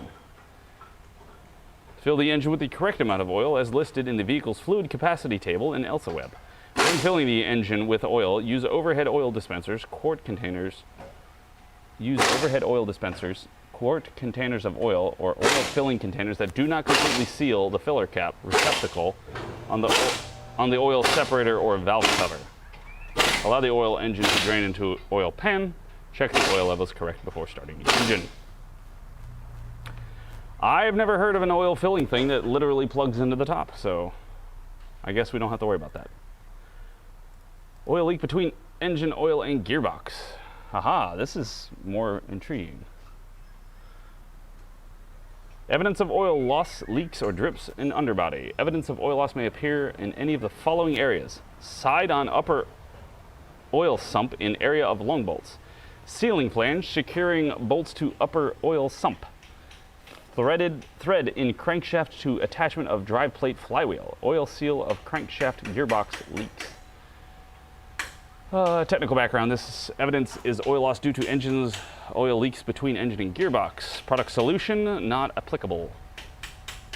No fix. Good work. Before proceeding, confirm that the location of oil loss can be precisely located, and that if the location cannot be determined, it may be necessary to clean the engine, perform a test drive, and then check again. Areas of oil loss. If oil loss marks are visible in the lateral, on the lateral long bolts and between the sealing surface of the upper oil sump to the cylinder block, the upper oil sump must be sealed again. Oh, so they're having a problem with seals between that, are they?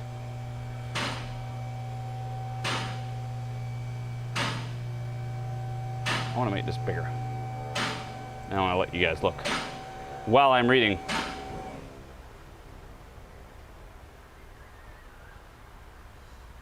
I'm member. You member? Bink. Yeah. All right, so here's what we're looking at. This is those long bolts, which it's referring to. Long bolt. I don't know why this looks like it caught on fire, but it does. It's very white. All right, so if oil loss marks are visible only on the sealing flange, I guess A and C,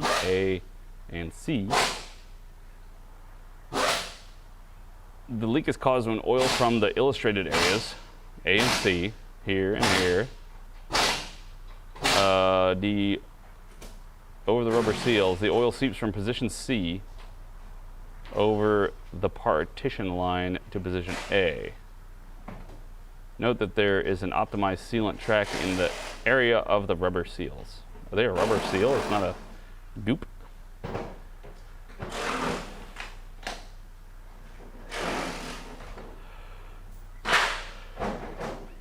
If oil loss marks are visible in the area of the securing bolts when the dry plate flywheel is removed, install new securing bolts as shown, Fig 5. Figure 5. Okay, so it's slinging it out the flywheel.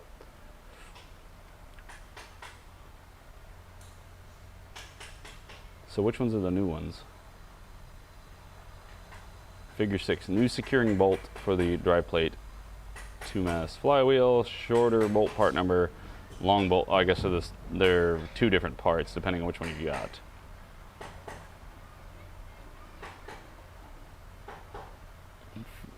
For new generation bolts with micro encapsulation from December 2015, proceed to the repair manual when replacing this bolt.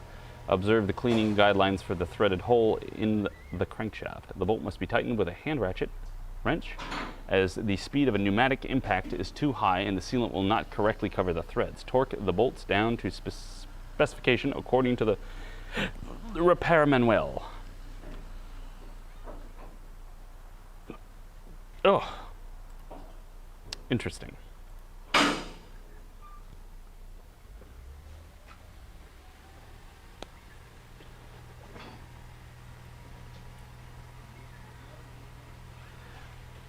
Do you know what else is BS IPA? Everything. Everything is BS. That's what it is. Well, the good part is there's nothing about oil consumption. Oil consumption.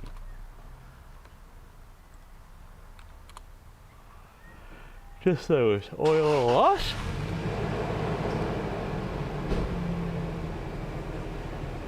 Yep. Let's see, what is it? A 2016 Audi A8L. Google 2016 Audi A8L oil consumption. I always keep writing consumptions. How to fix oil consumptions for $10. Oh, this is a new one. I want to watch this video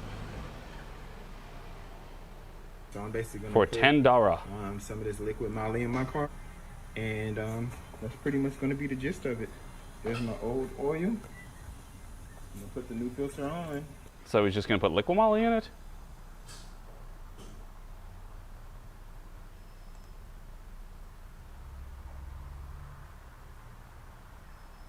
There is a recall. Ooh.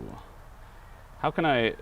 the National Highway Traffic Safety Administration doesn't list recalls for things like that, does it?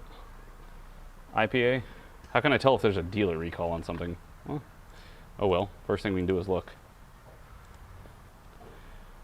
National Highway Traffic Safety Administration recalls. Boink. Copy Levin. Put Levin in here. Ugh, bridges. I don't want to teach computers how to destroy me in the future. Leave me alone. One unrepaired associated recall. Interesting.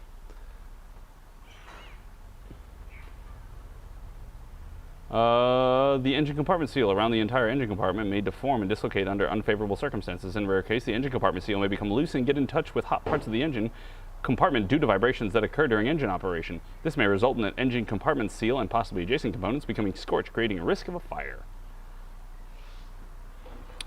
Ba-ba-da-ba. Let's print that for him. That's the only recall for that car. But hey, it's a trap, don't do it. You don't do it, IPA. IP a lot.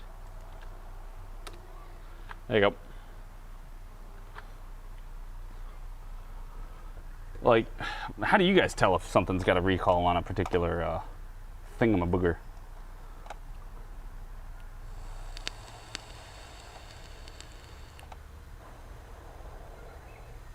So yes, I do like to sit on my chair and get my feet off the ground to where I'm still like standing up, but not exactly. And it's not very hard to get up. So, you know, you can just get up to go do something. You don't look nearly as lazy. Like Jason here, he's the one just sitting around. He's just taking a break, just relaxing and chillaxing. Ken's throwing more of his energy drinks into the fridge. That's not energy drinks. Whatever it is. It's just water. It's water that says ice. Yeah. Iced tea? Yeah, it's just flavored water that's got a little bit of caffeine in it. Ah, so it's soda without the sugar.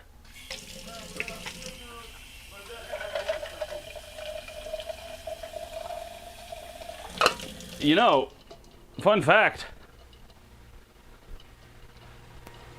water doesn't have any of those other things in it either, and water is very cheap.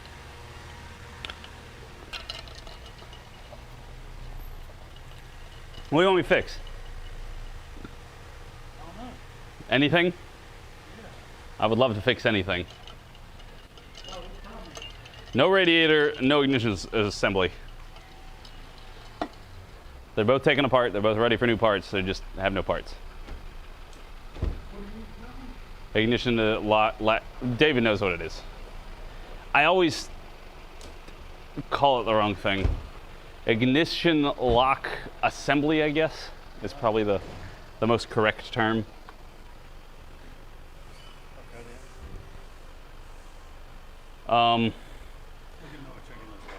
Look at him. He's doing a champion job. Champion! And he's also checking the washers while doing the wipers. This, do you want me to print this out for the owner of the Audi A8? What is it? It's a recall for the engine compartment seal around the entire engine compartment may deform or become dislocated, and it could catch on fire. I just wish they made it in a printable way. Jerks. Control P.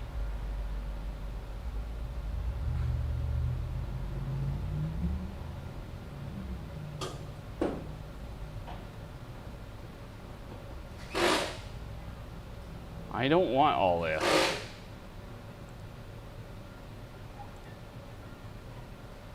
I just want to print page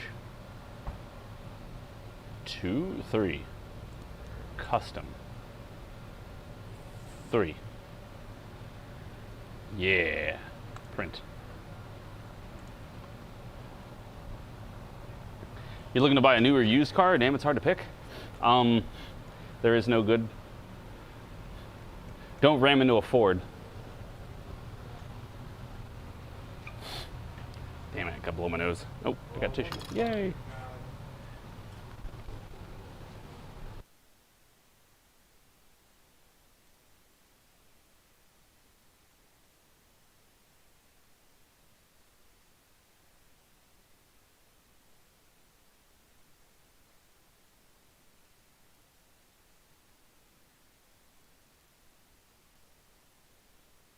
Uh-oh, here comes the rain. I do have to leave a little early tomorrow because youngest son's braces stuff tomorrow. It's at like 3:45. So it's just we'll be ending a little early. But the rest of the day will be 100% on point. 3:30.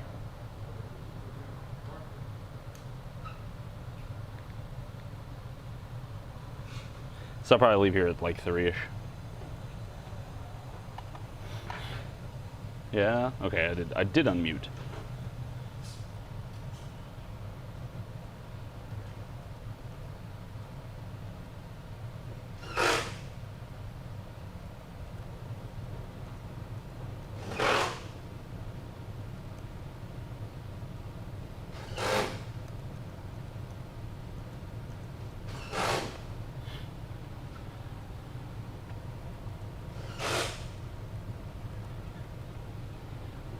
Also, it's getting a little dark out there.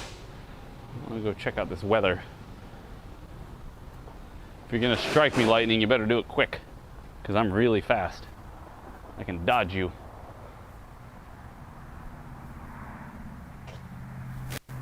No, it's just cool. I mean, it looks like it's gonna rain, but it doesn't smell like it. So it's not already raining somewhere yet. You know, when you can smell the rain. Let me go up front and get that paperwork so that way they don't throw it away or something.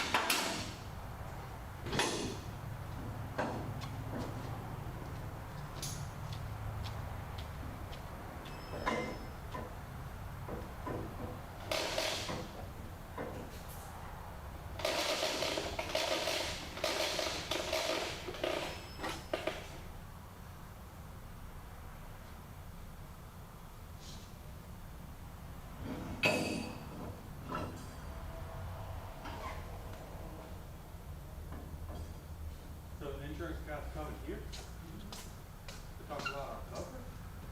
Something y'all think we were close? Every year you have to renew your covers. Yeah.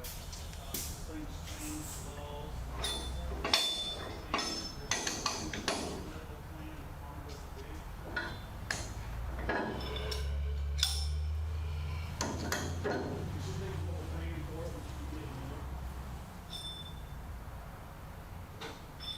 There's some coverages that she, honestly, she needs personally, but then the other thing she noticed that came up, when we talked about it.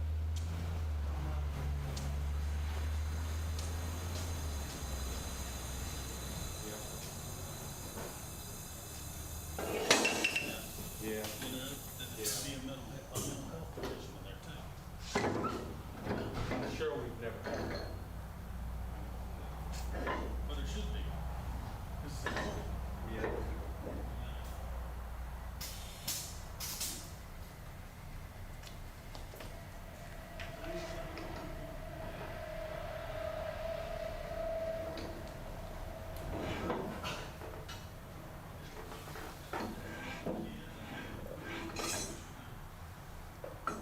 Whenever you're about, you've seen Step Brothers, right?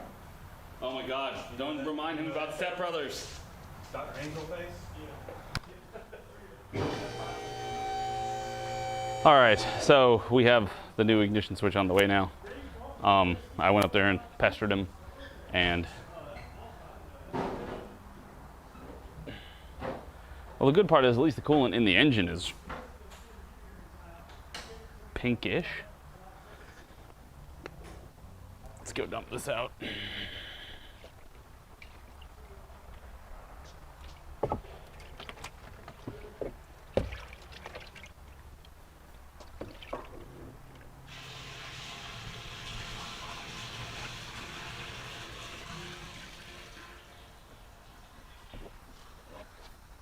Oh, hey, little lizard. What's up, bud? You having a good day? I'm having a good day. I mean, there's nothing wrong with today. Other than Eric seeming like he's getting ready to punch people for no apparent reason.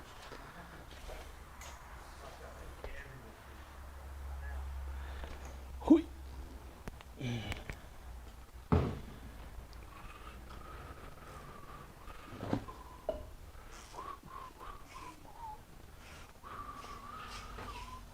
Damn it. How dare they put that song on the radio.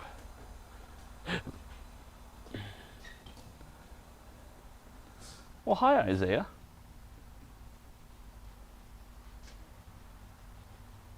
No, I don't care. We just don't talk politics here. So you're welcome to hang out, talk cars, talk metaphysics, talk physics, talk the meaning of existence, life, and everything. That is all perfectly fine. Although I'm going to go with the Socratic method of having discussions on Sundays, because yesterday was quite fun. Why? I love X political system. Why? Because it does this. How? It just does. But how? I don't know. All right then.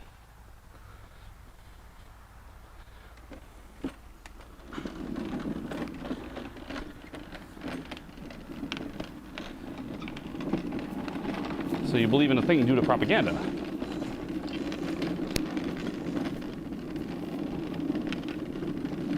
John, do you ever go home after, Nope. after you take the mic off and you start talking to yourself on the video? Nope. I don't.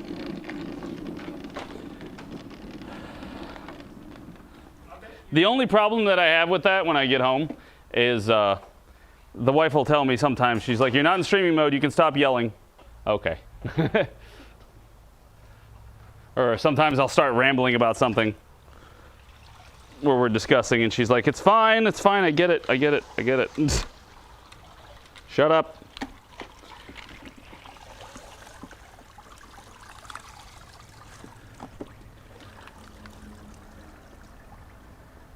Look at that, it's my turn to show Noah up. See, look at that, I can mop too. Now I'm doing God's work, exactly. until Noah rolled through the mud or the coolant on the ground.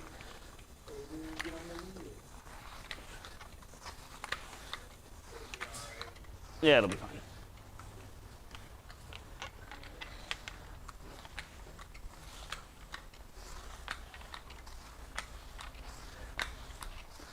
But no, this is the best way to put it, Isaiah, is this is a neutral territory. Everybody's welcome. You're all welcome to come learn and talk about cars. I don't care what your political leanings are. I just want to help you fix things. I'm not going to try and convert you. You don't need to try and convert me. Everybody's happy. We all go about our day.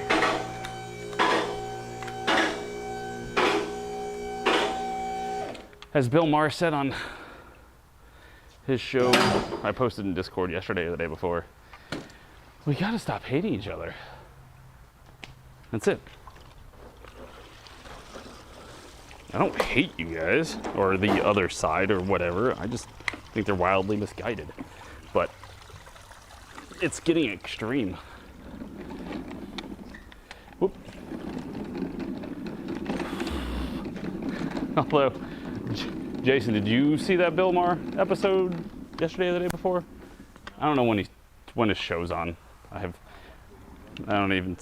Anyway, he was commenting on basically we need to stop hating each other, which is a good message.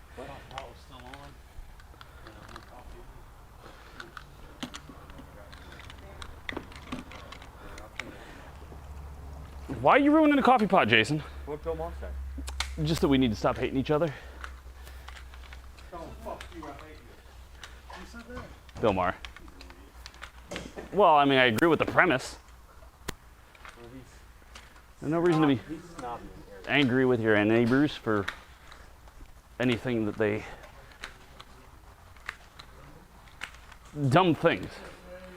And the funniest thing that he said was, if you want to play the hate game back and forth with the right and the left, he's like, they're gonna win. They have the guns.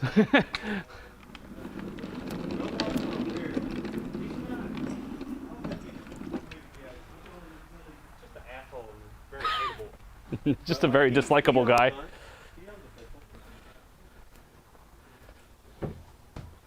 But anyway, that's enough of that.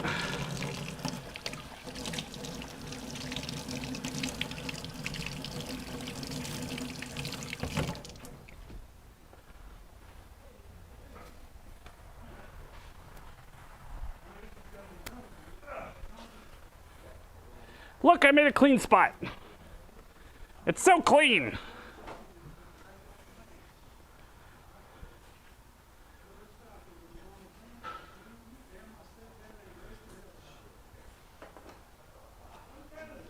There you go, Forcom. It has been a hot minute.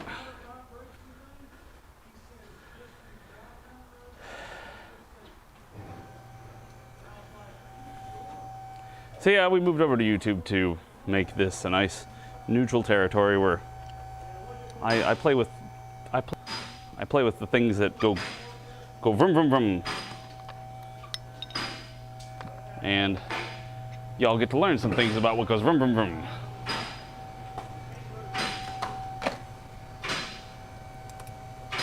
And then you want to come discuss things on the Sunday,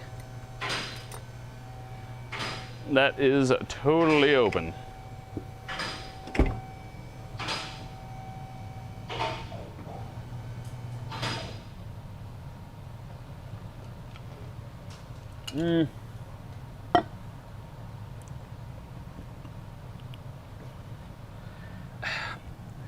Maybe it depends on your perspective.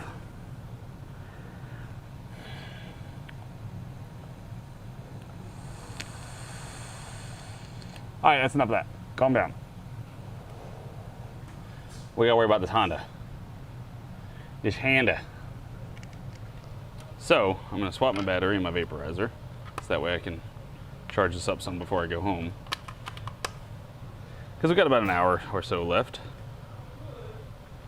Yeah, hour and a half. And we are going to do this.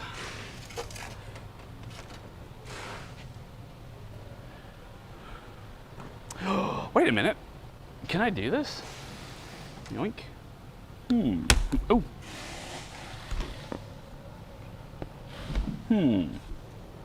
I forgot. I've got these,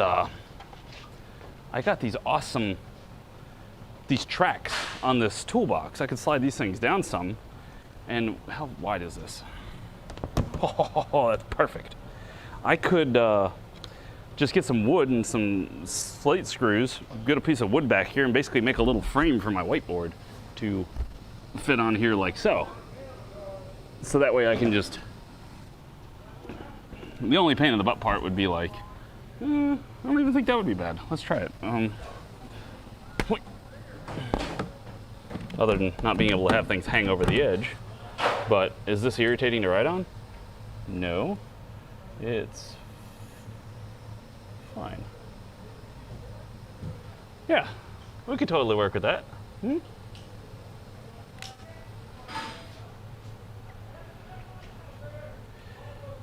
Yeah.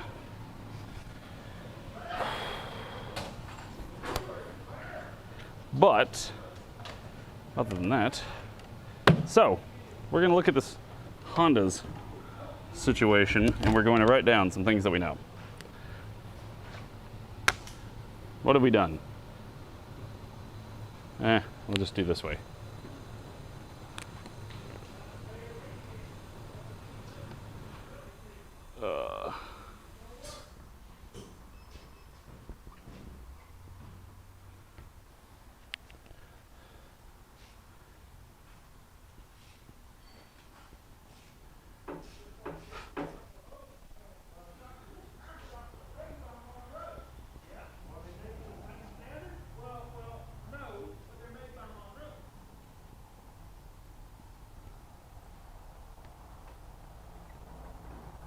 We get a different color.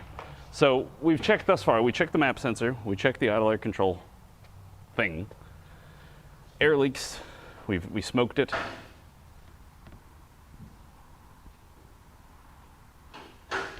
Yeah, it kind of works. It actually works pretty well. The auto, or the slow, what the hell? The soft touch, there we go. The soft touch closed drawers is pulling it shut. So it's keeping it locked in there, if you will. I guess we could probably do that one lower and make it less.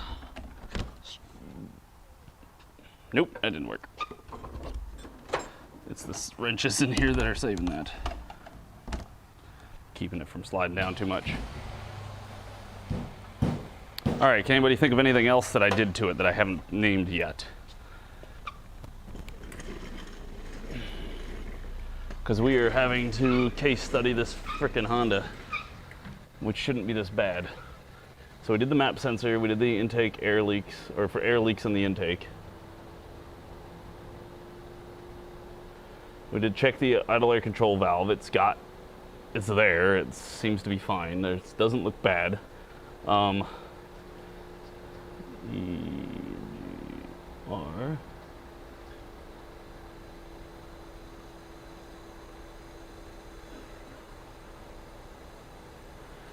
want to check the EGR to see if I can. I don't know why the EGR. It could be stuck open.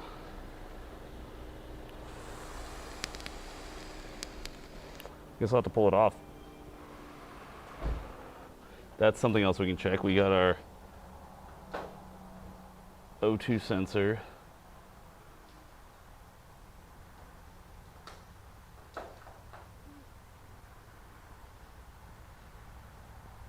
To relocate. We could try that. I just haven't played it in like, I don't know, a freaking 2 weeks because I haven't played anything in a couple weeks. I've been so busy at home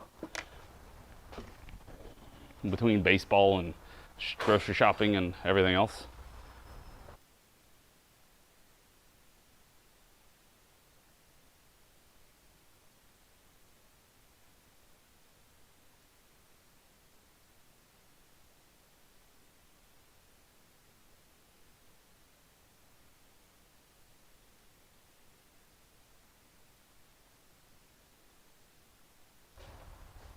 But thank you guys very much for liking the videos and stuff. I very much appreciate that.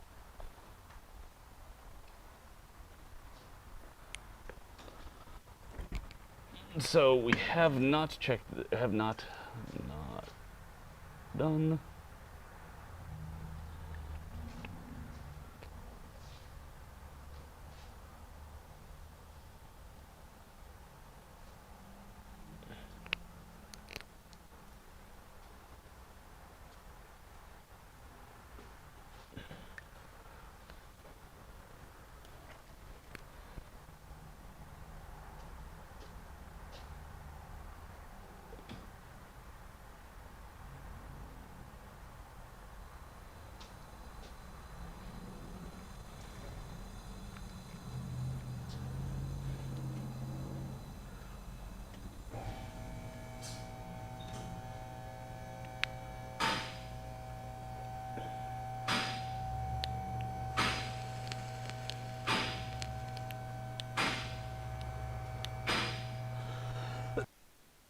What elbow broke?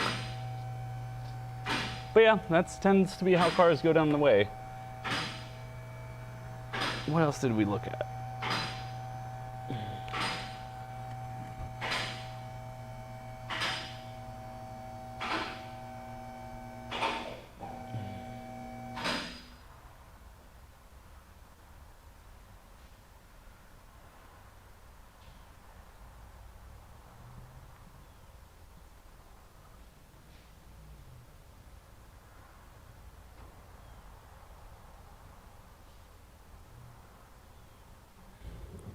It's about as good as that's gonna look.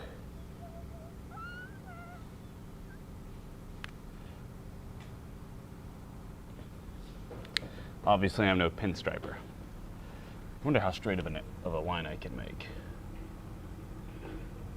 How do they do that?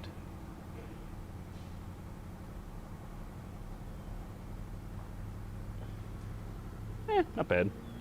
Could use some work.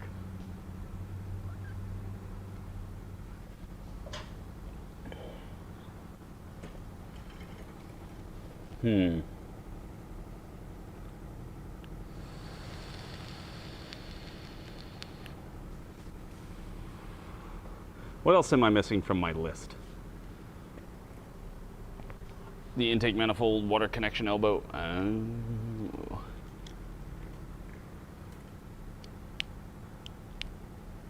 No, none of them are the right intakes. The intake I have, throttle is on the top, right there. The intake goes like this. It's all plastic. The idle air control sits here. The map sensor's on the other side. And the fuel line and the evap purge run from hoses over to here. But this, it's just this. The EGR solenoid sits over here against the side of the head, and that's it. It looks like a giant, it looks like one of those bombs from Mario. What is it, Mr. Bullet or whatever the hell they call it?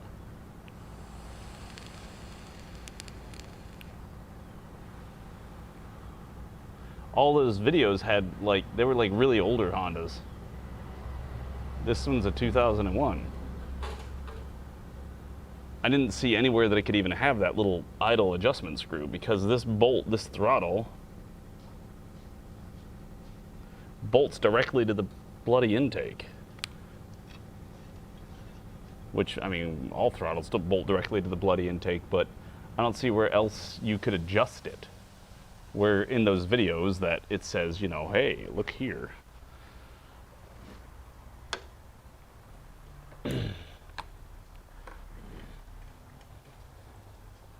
But sure, we've got time.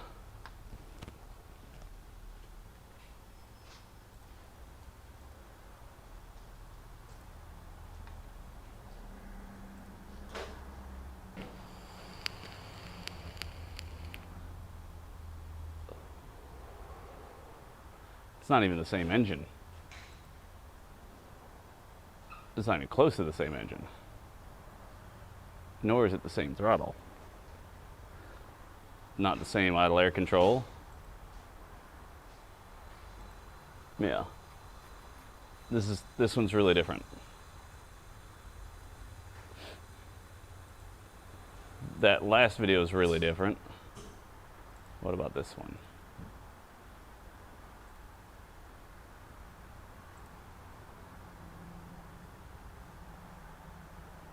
Scanner Danners is very different. However, maybe we can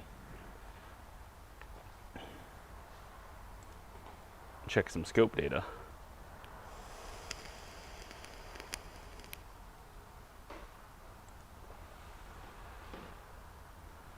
That one's really different. That's a much, I presume, older Honda. And the car guy one's old too, because all of those, the intake, you have the intake there, and the throttle is on the side. And so it goes into the side. This one's going into the top. So I don't know what that, I mean, I don't know why they decided to change it up so much. Let's look up 2001 Honda Civic 1.7 liter idle hunting. 2001 Honda Civic idling problem.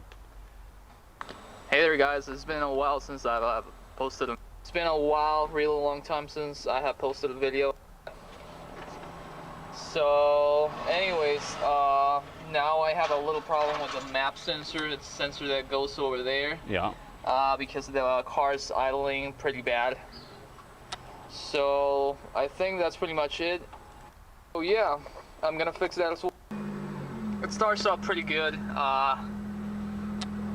but the revs are kind of high. I don't know if you can see them. I have to fix that. Go up and down. And I think it's the map sensor.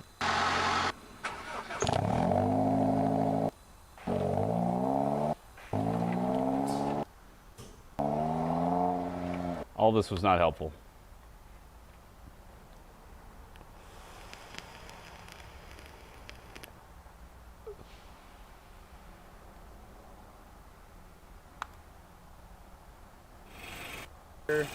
I cleaned out the throttle body. I've vacuum leaked yet. But before it would just stall right away at any stop. Now it just stays on, and a check engine light just came on. And it just stays steady right there. First, I cleaned out the throttle body and changed the air filter. It stayed above 1 as soon as I turned it on, and then after that, Top 5 problems with a Honda. So I'm going to tell you the top 5 problems we found with this 7th generation Honda Civic. Okay, power generators, hood release, wiper blade stuck, EVAP, emissions control canister. None of that's helpful.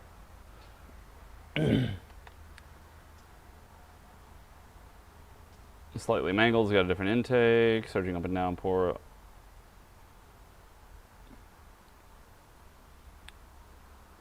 Different intake, different intake.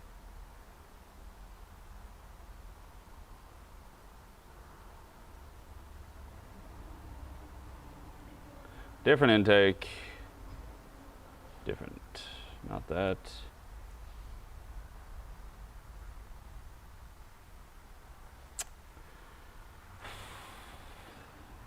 Well, there's tons of surging idle on Honda videos, but they're all different engines.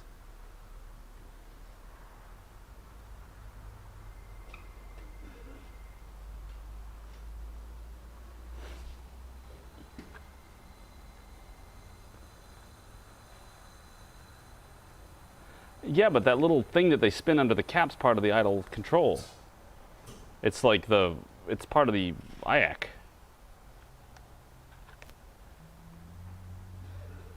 Let's see this one. OBD2 scanner.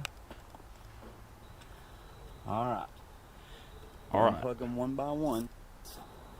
If you ever see this, do not, and I repeat, do not do it.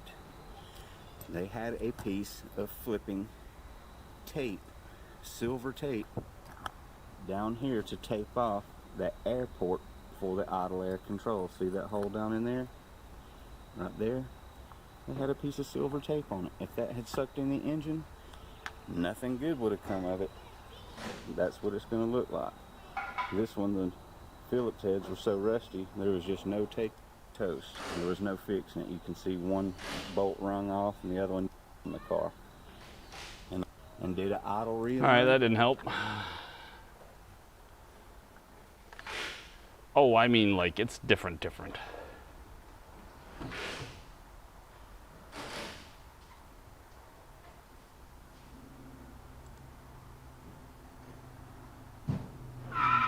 Civic EX, and today Here's we're going one. to be trying to attempt to clean out the idle air control valve. Now I'm assuming there's a screen on the back of this, so I'm going to go ahead and take He's officially assuming a lot. out, guys. Look at that cheap quality. I'm removing is a coolant line because I think I just had some type 2 drip out of there. But there is a screw.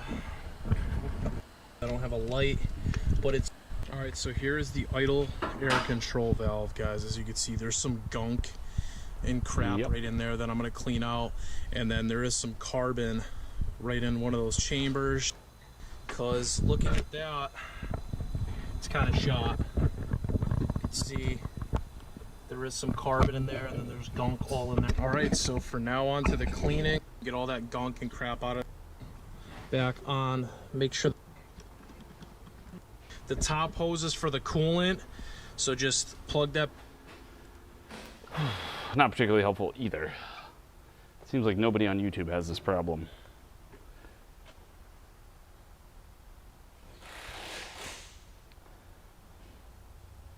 I don't know. I'm feeling like I'm missing something important. I just don't know what it is. Like,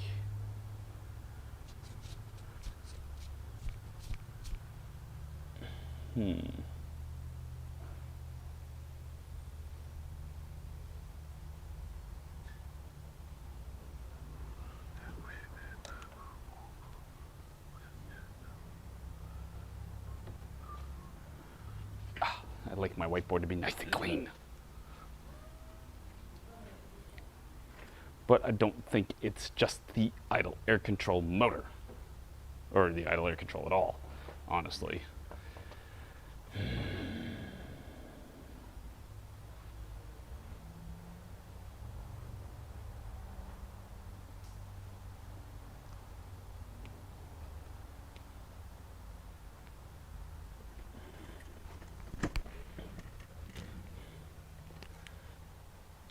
What it does is we'll have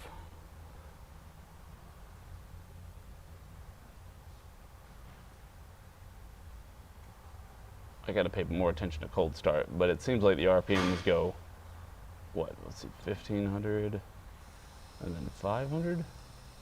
So it'll start off real high, go low, and then raise up and then almost stall out, and then go up and then go up. Is kind of the general scenario versus hot, idle. I can't spell. It will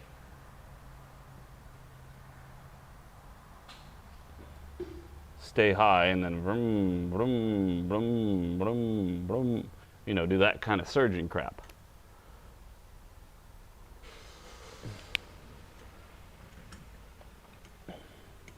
But if you turn on the AC,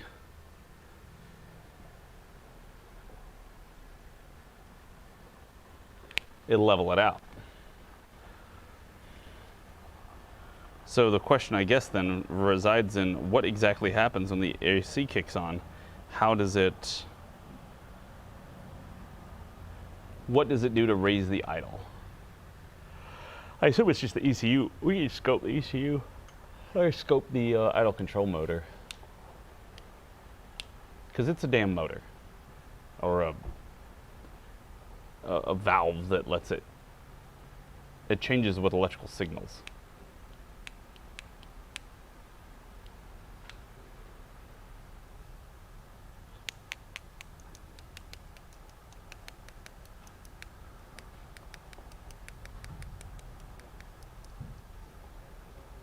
No, it does not.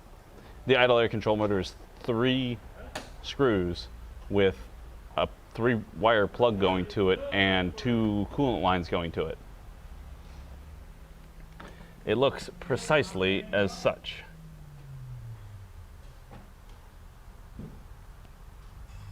And by precisely, I mean something close.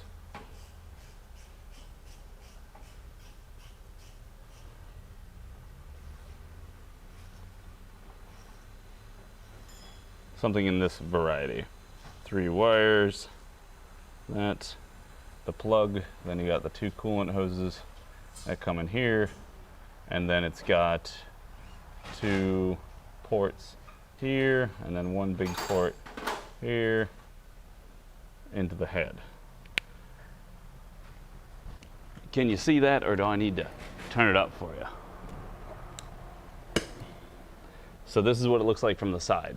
2 coolant hoses, the 2 idle motor, the air goes in through the throttle, in through this one, down through that one, into the intake. This is the 3 wires with the plug and the little motor looking thing on the side. I don't think there are any vacuum hoses anywhere near this. I don't remember any off the top of my head. Again, we'll find out when we get it back in. I'm 99% sure it's not. Well, if it adjusts the idle for, I really almost want to just change the idle air control just to see what happens. But again, we can scope it. So maybe I scope it and it just does exactly what the electrical signal goes in there and it's just like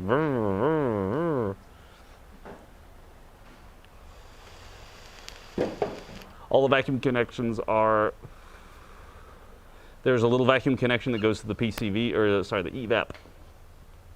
The EVAP system, it's the EVAP purge valve goes down across the intake, over to the purge valve, then down to the bottom of the intake, or nearish like the back of the intake. So again, the intake still has like this big circle thing, so everything hooks there, and another one the booster line hooks up on the back there too. Those are the only 2 vacuum lines I could find. There's no vacuum to the EGR, there's no vacuum to the idle control, there's no vacuum to any of that. And the vacuum as measured is great. It sits at about 20 inches of mercury, or water. 20 inches of vacuum, how's that? It stays steady even when it's well, it doesn't stay steady when it's burring. It's like it's going up and down as well. Because obviously if the engine's stumbling, then it's going to stumble too with vacuum.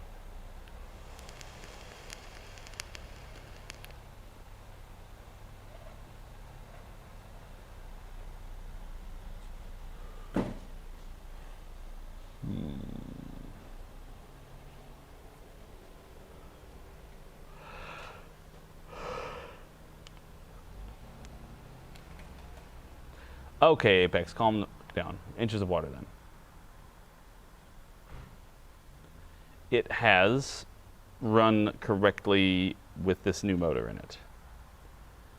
But then it started going bad when he had an O2 code, or a catalytic converter code. It was a P0420 catalyst inefficiency.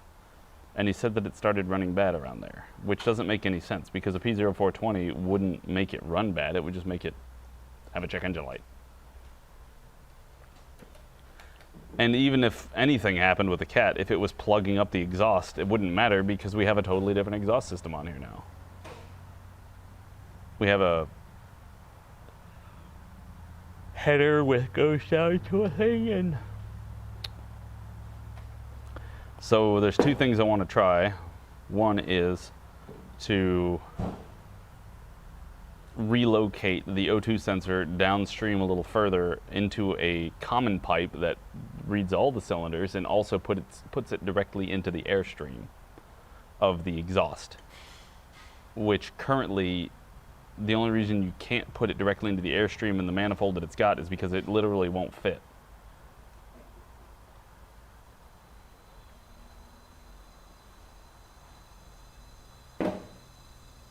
Ooh.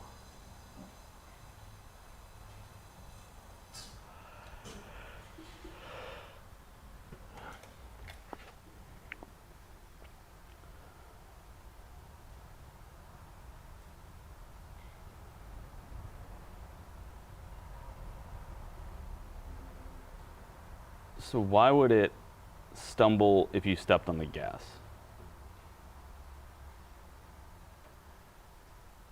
Because sometimes you can step on the gas and it'll stutter and stumble and it won't want to do anything, and then it'll pick back up and vroom, vroom, vroom, you know, and accelerate just fine. The Honda. I don't have anything to do right now because I need parts. We don't have any parts. Yay, part shortage. And possibly no fuel. I mean, as best we could do is scope it and check the injectors to make sure that they're injecting.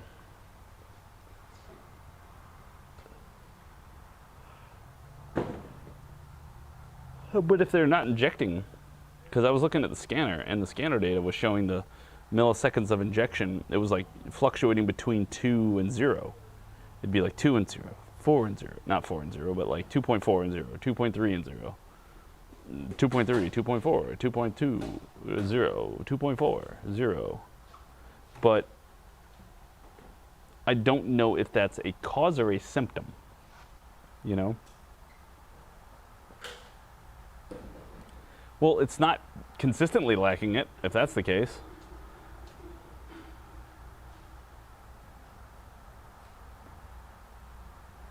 The trick would be is if we could get it. No, we could. Well, we could.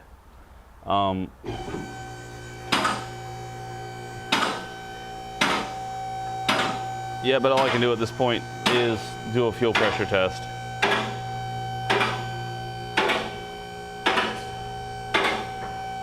Hey. Oh, God. And relocate the O2 sensor. And then scope the idle air control valve. Let's write all that down so I don't forget it, because I will.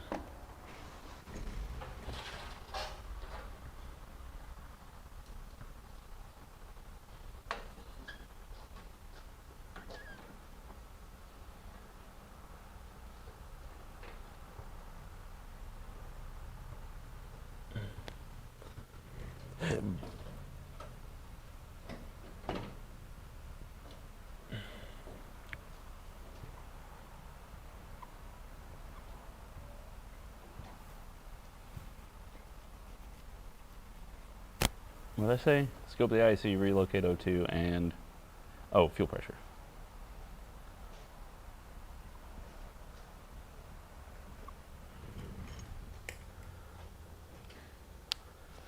What would be the symptom if you had one injector partially open? Probably a misfire, flooded that cylinder, foul out that plug.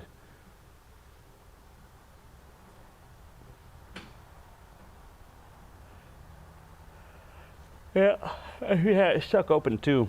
Especially if it's stuck open when it was off, it would wash the cylinder. You get oil smelling like fuel.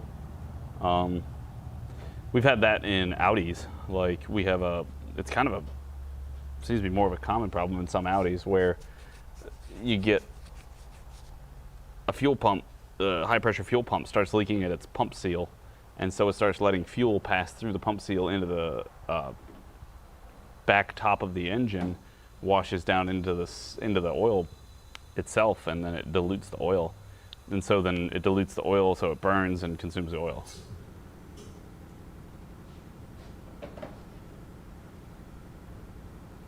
Bad gas.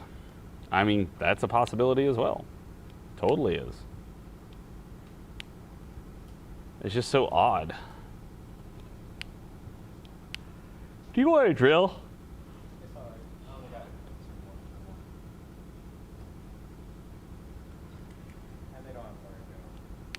Well, it's because I got the whiteboard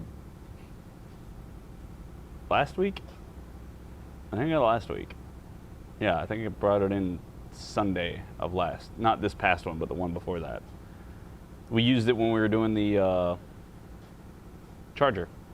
When we did the charger's misfire diagnosis and we figured that one out. We determined it was a busted up camshaft. But now that we have this written down, we can take our notes and go put them away. You know it's serious when the whiteboard's out. That's the case. That is absolutely the truth.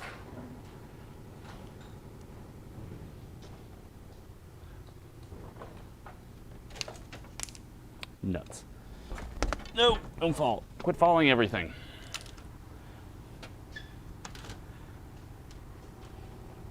I don't know. I'm just frustrated.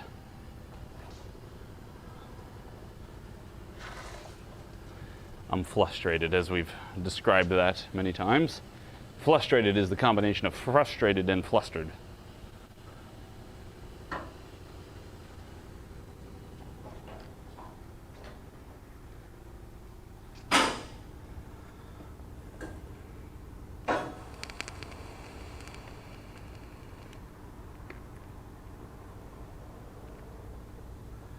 An ECU tuning clone.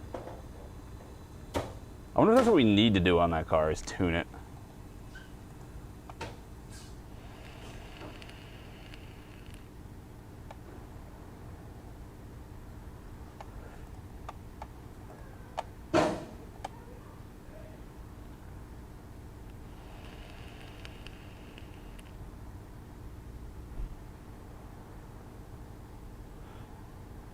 I'm glad my title of stole the customer's car from the front parking lot into the shop is working out pretty well, actually. Do I have a tap size for the O2 sensor? Not off the top of my head.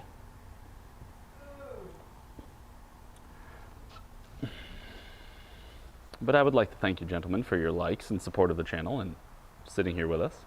I very much appreciate it.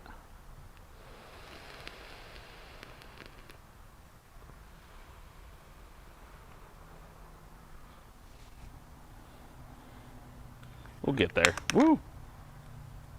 We'll get there.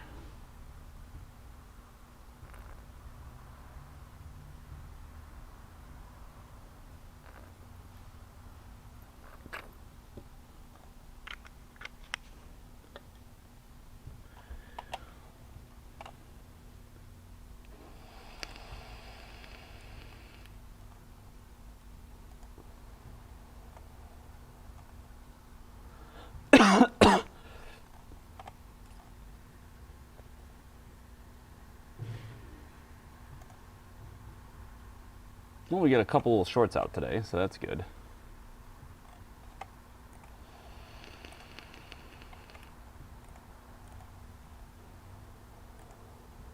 I need to make sure they're all on the playlist.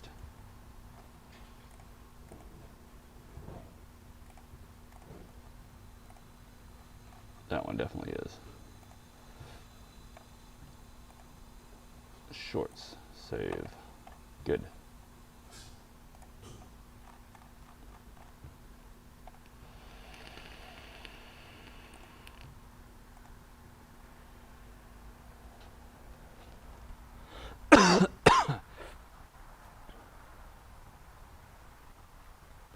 Man, it sure is getting cloudy out there some more.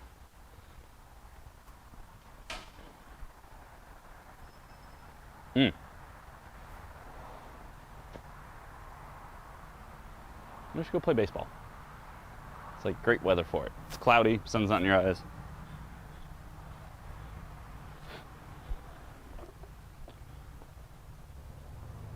What more do you want?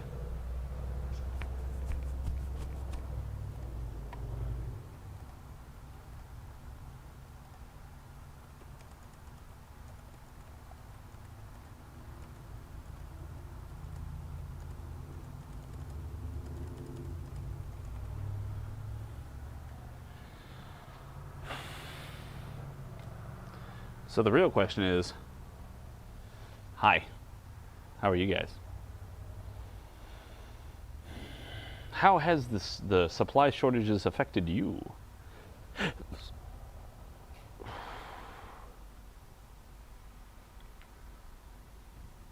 guess that sounds like a good video to start making up, though.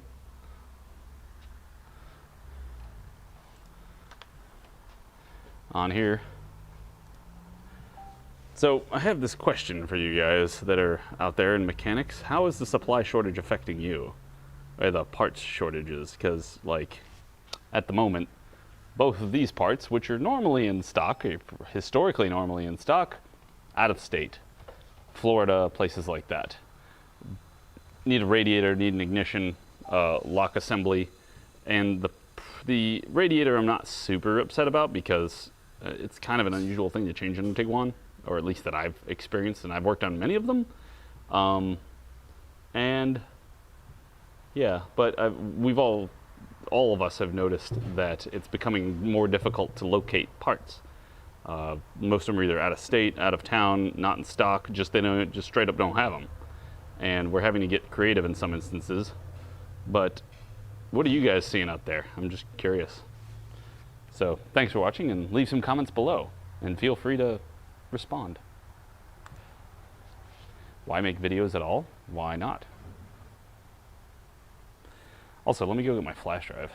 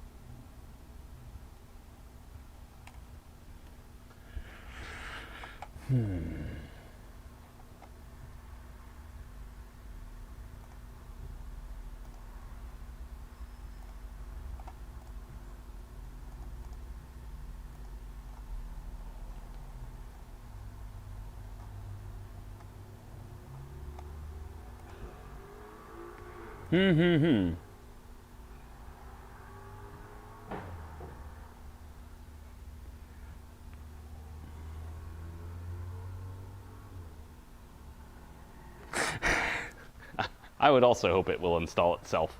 That would be the greatest day. Water pump, put yourself on there. Yes, sir! This is a C300. It is a C300 rip-roaring, looks like a 4-banger. What size is it? 2016.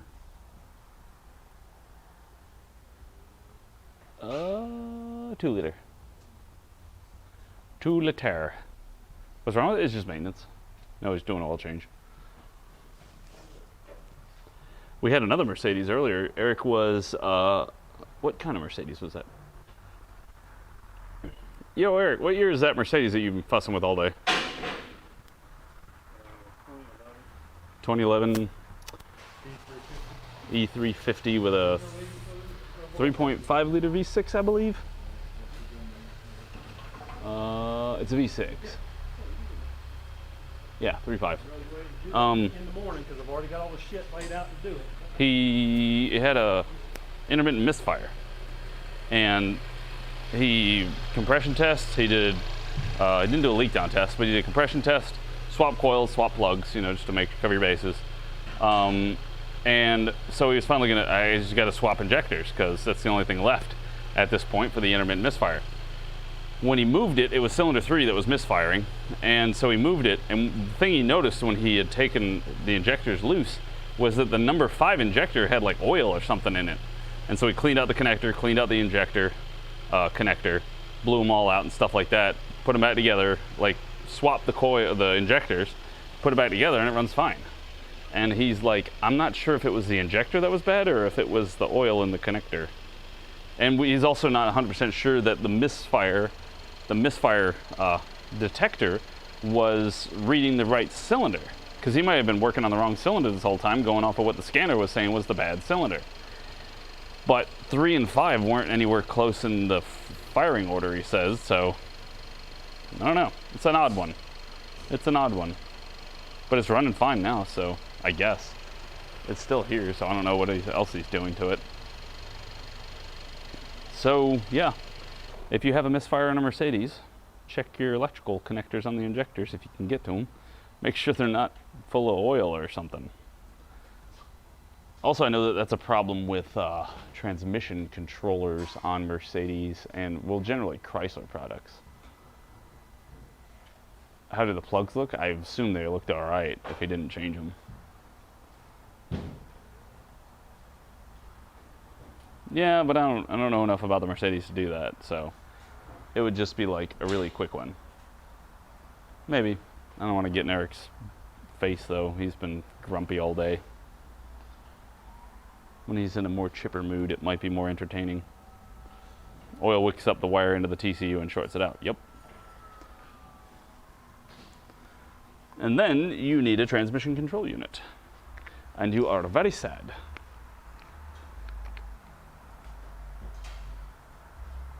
Because like what, the weather pack connectors, oil seal resistance. Money, money, money. Money.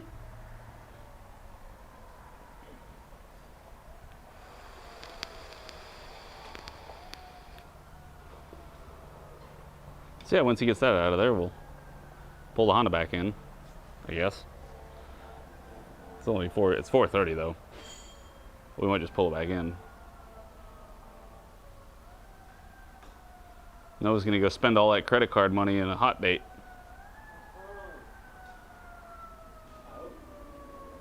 He said,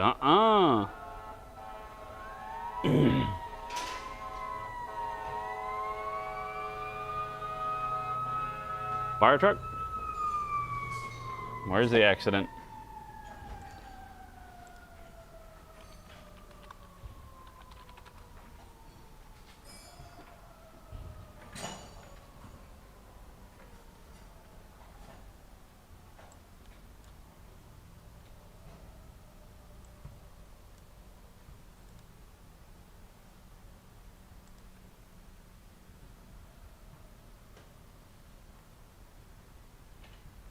What? Why are you not showing me the normal alerts?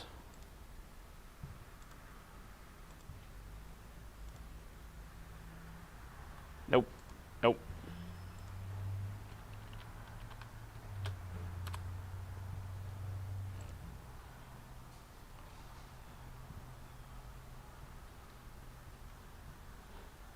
I got directions, but I don't want that. I just want to see traffic.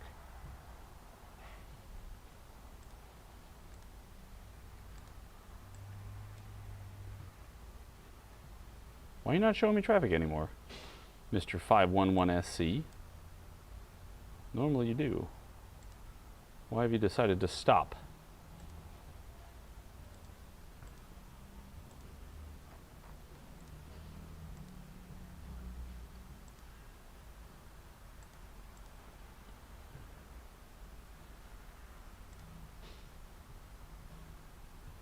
I don't even have the traffic cameras.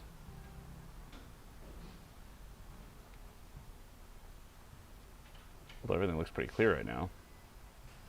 What mile mark are we at? It's all 20.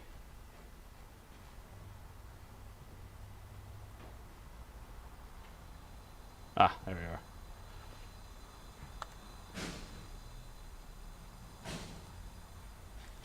What in the... Oh, I bet you I know what. It's oh, I know what. Because I'm using this browser.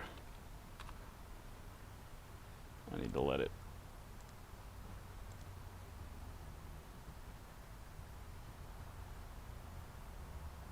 Do things? Maybe? No? Alright, whatever. It's going to be weird. It's going to be weird. Let me go up front real quick and make sure that... I don't know what else could have rolled in, but maybe something rolled in. Right now.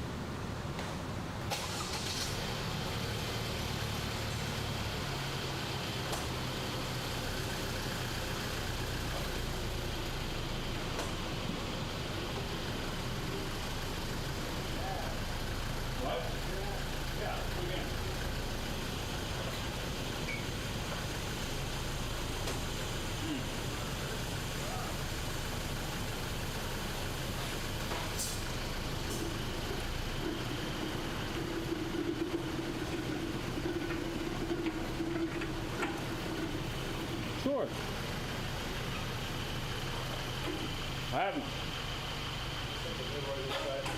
What? Oh. Yeah, go pop it. There you go. Did you get it? Yep.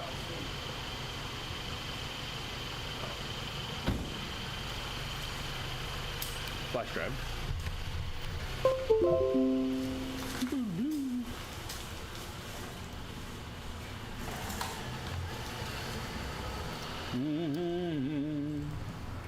Ooh, a lot of videos transferred. Am I still recording? Nope. One of them went wacky. Oh, I remember which one. Boop. Cut. Ah. Is there enough space? There is 6 gigs. Yeah. Plenty of space.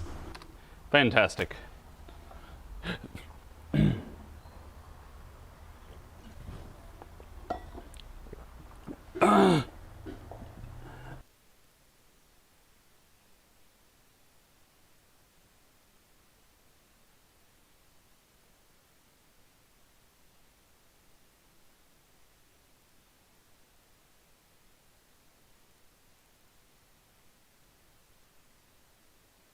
Woo.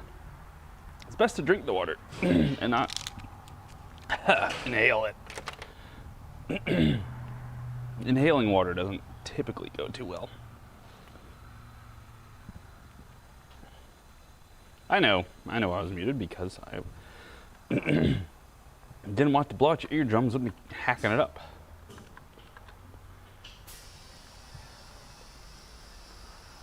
Well,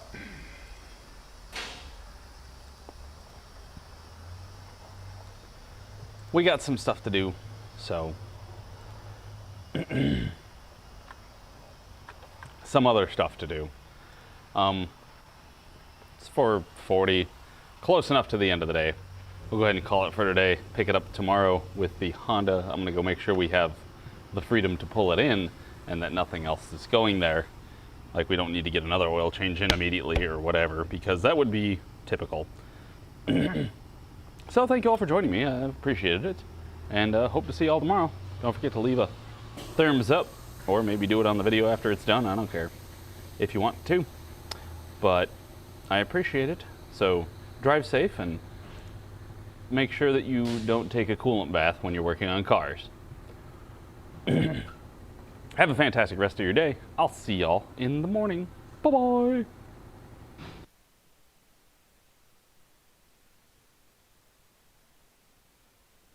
Oh, I'll probably stream, if I get here early, like I do most of the time, I'll probably stream on Twitch for like the first hour just to, before we normally start on YouTube. Have fun.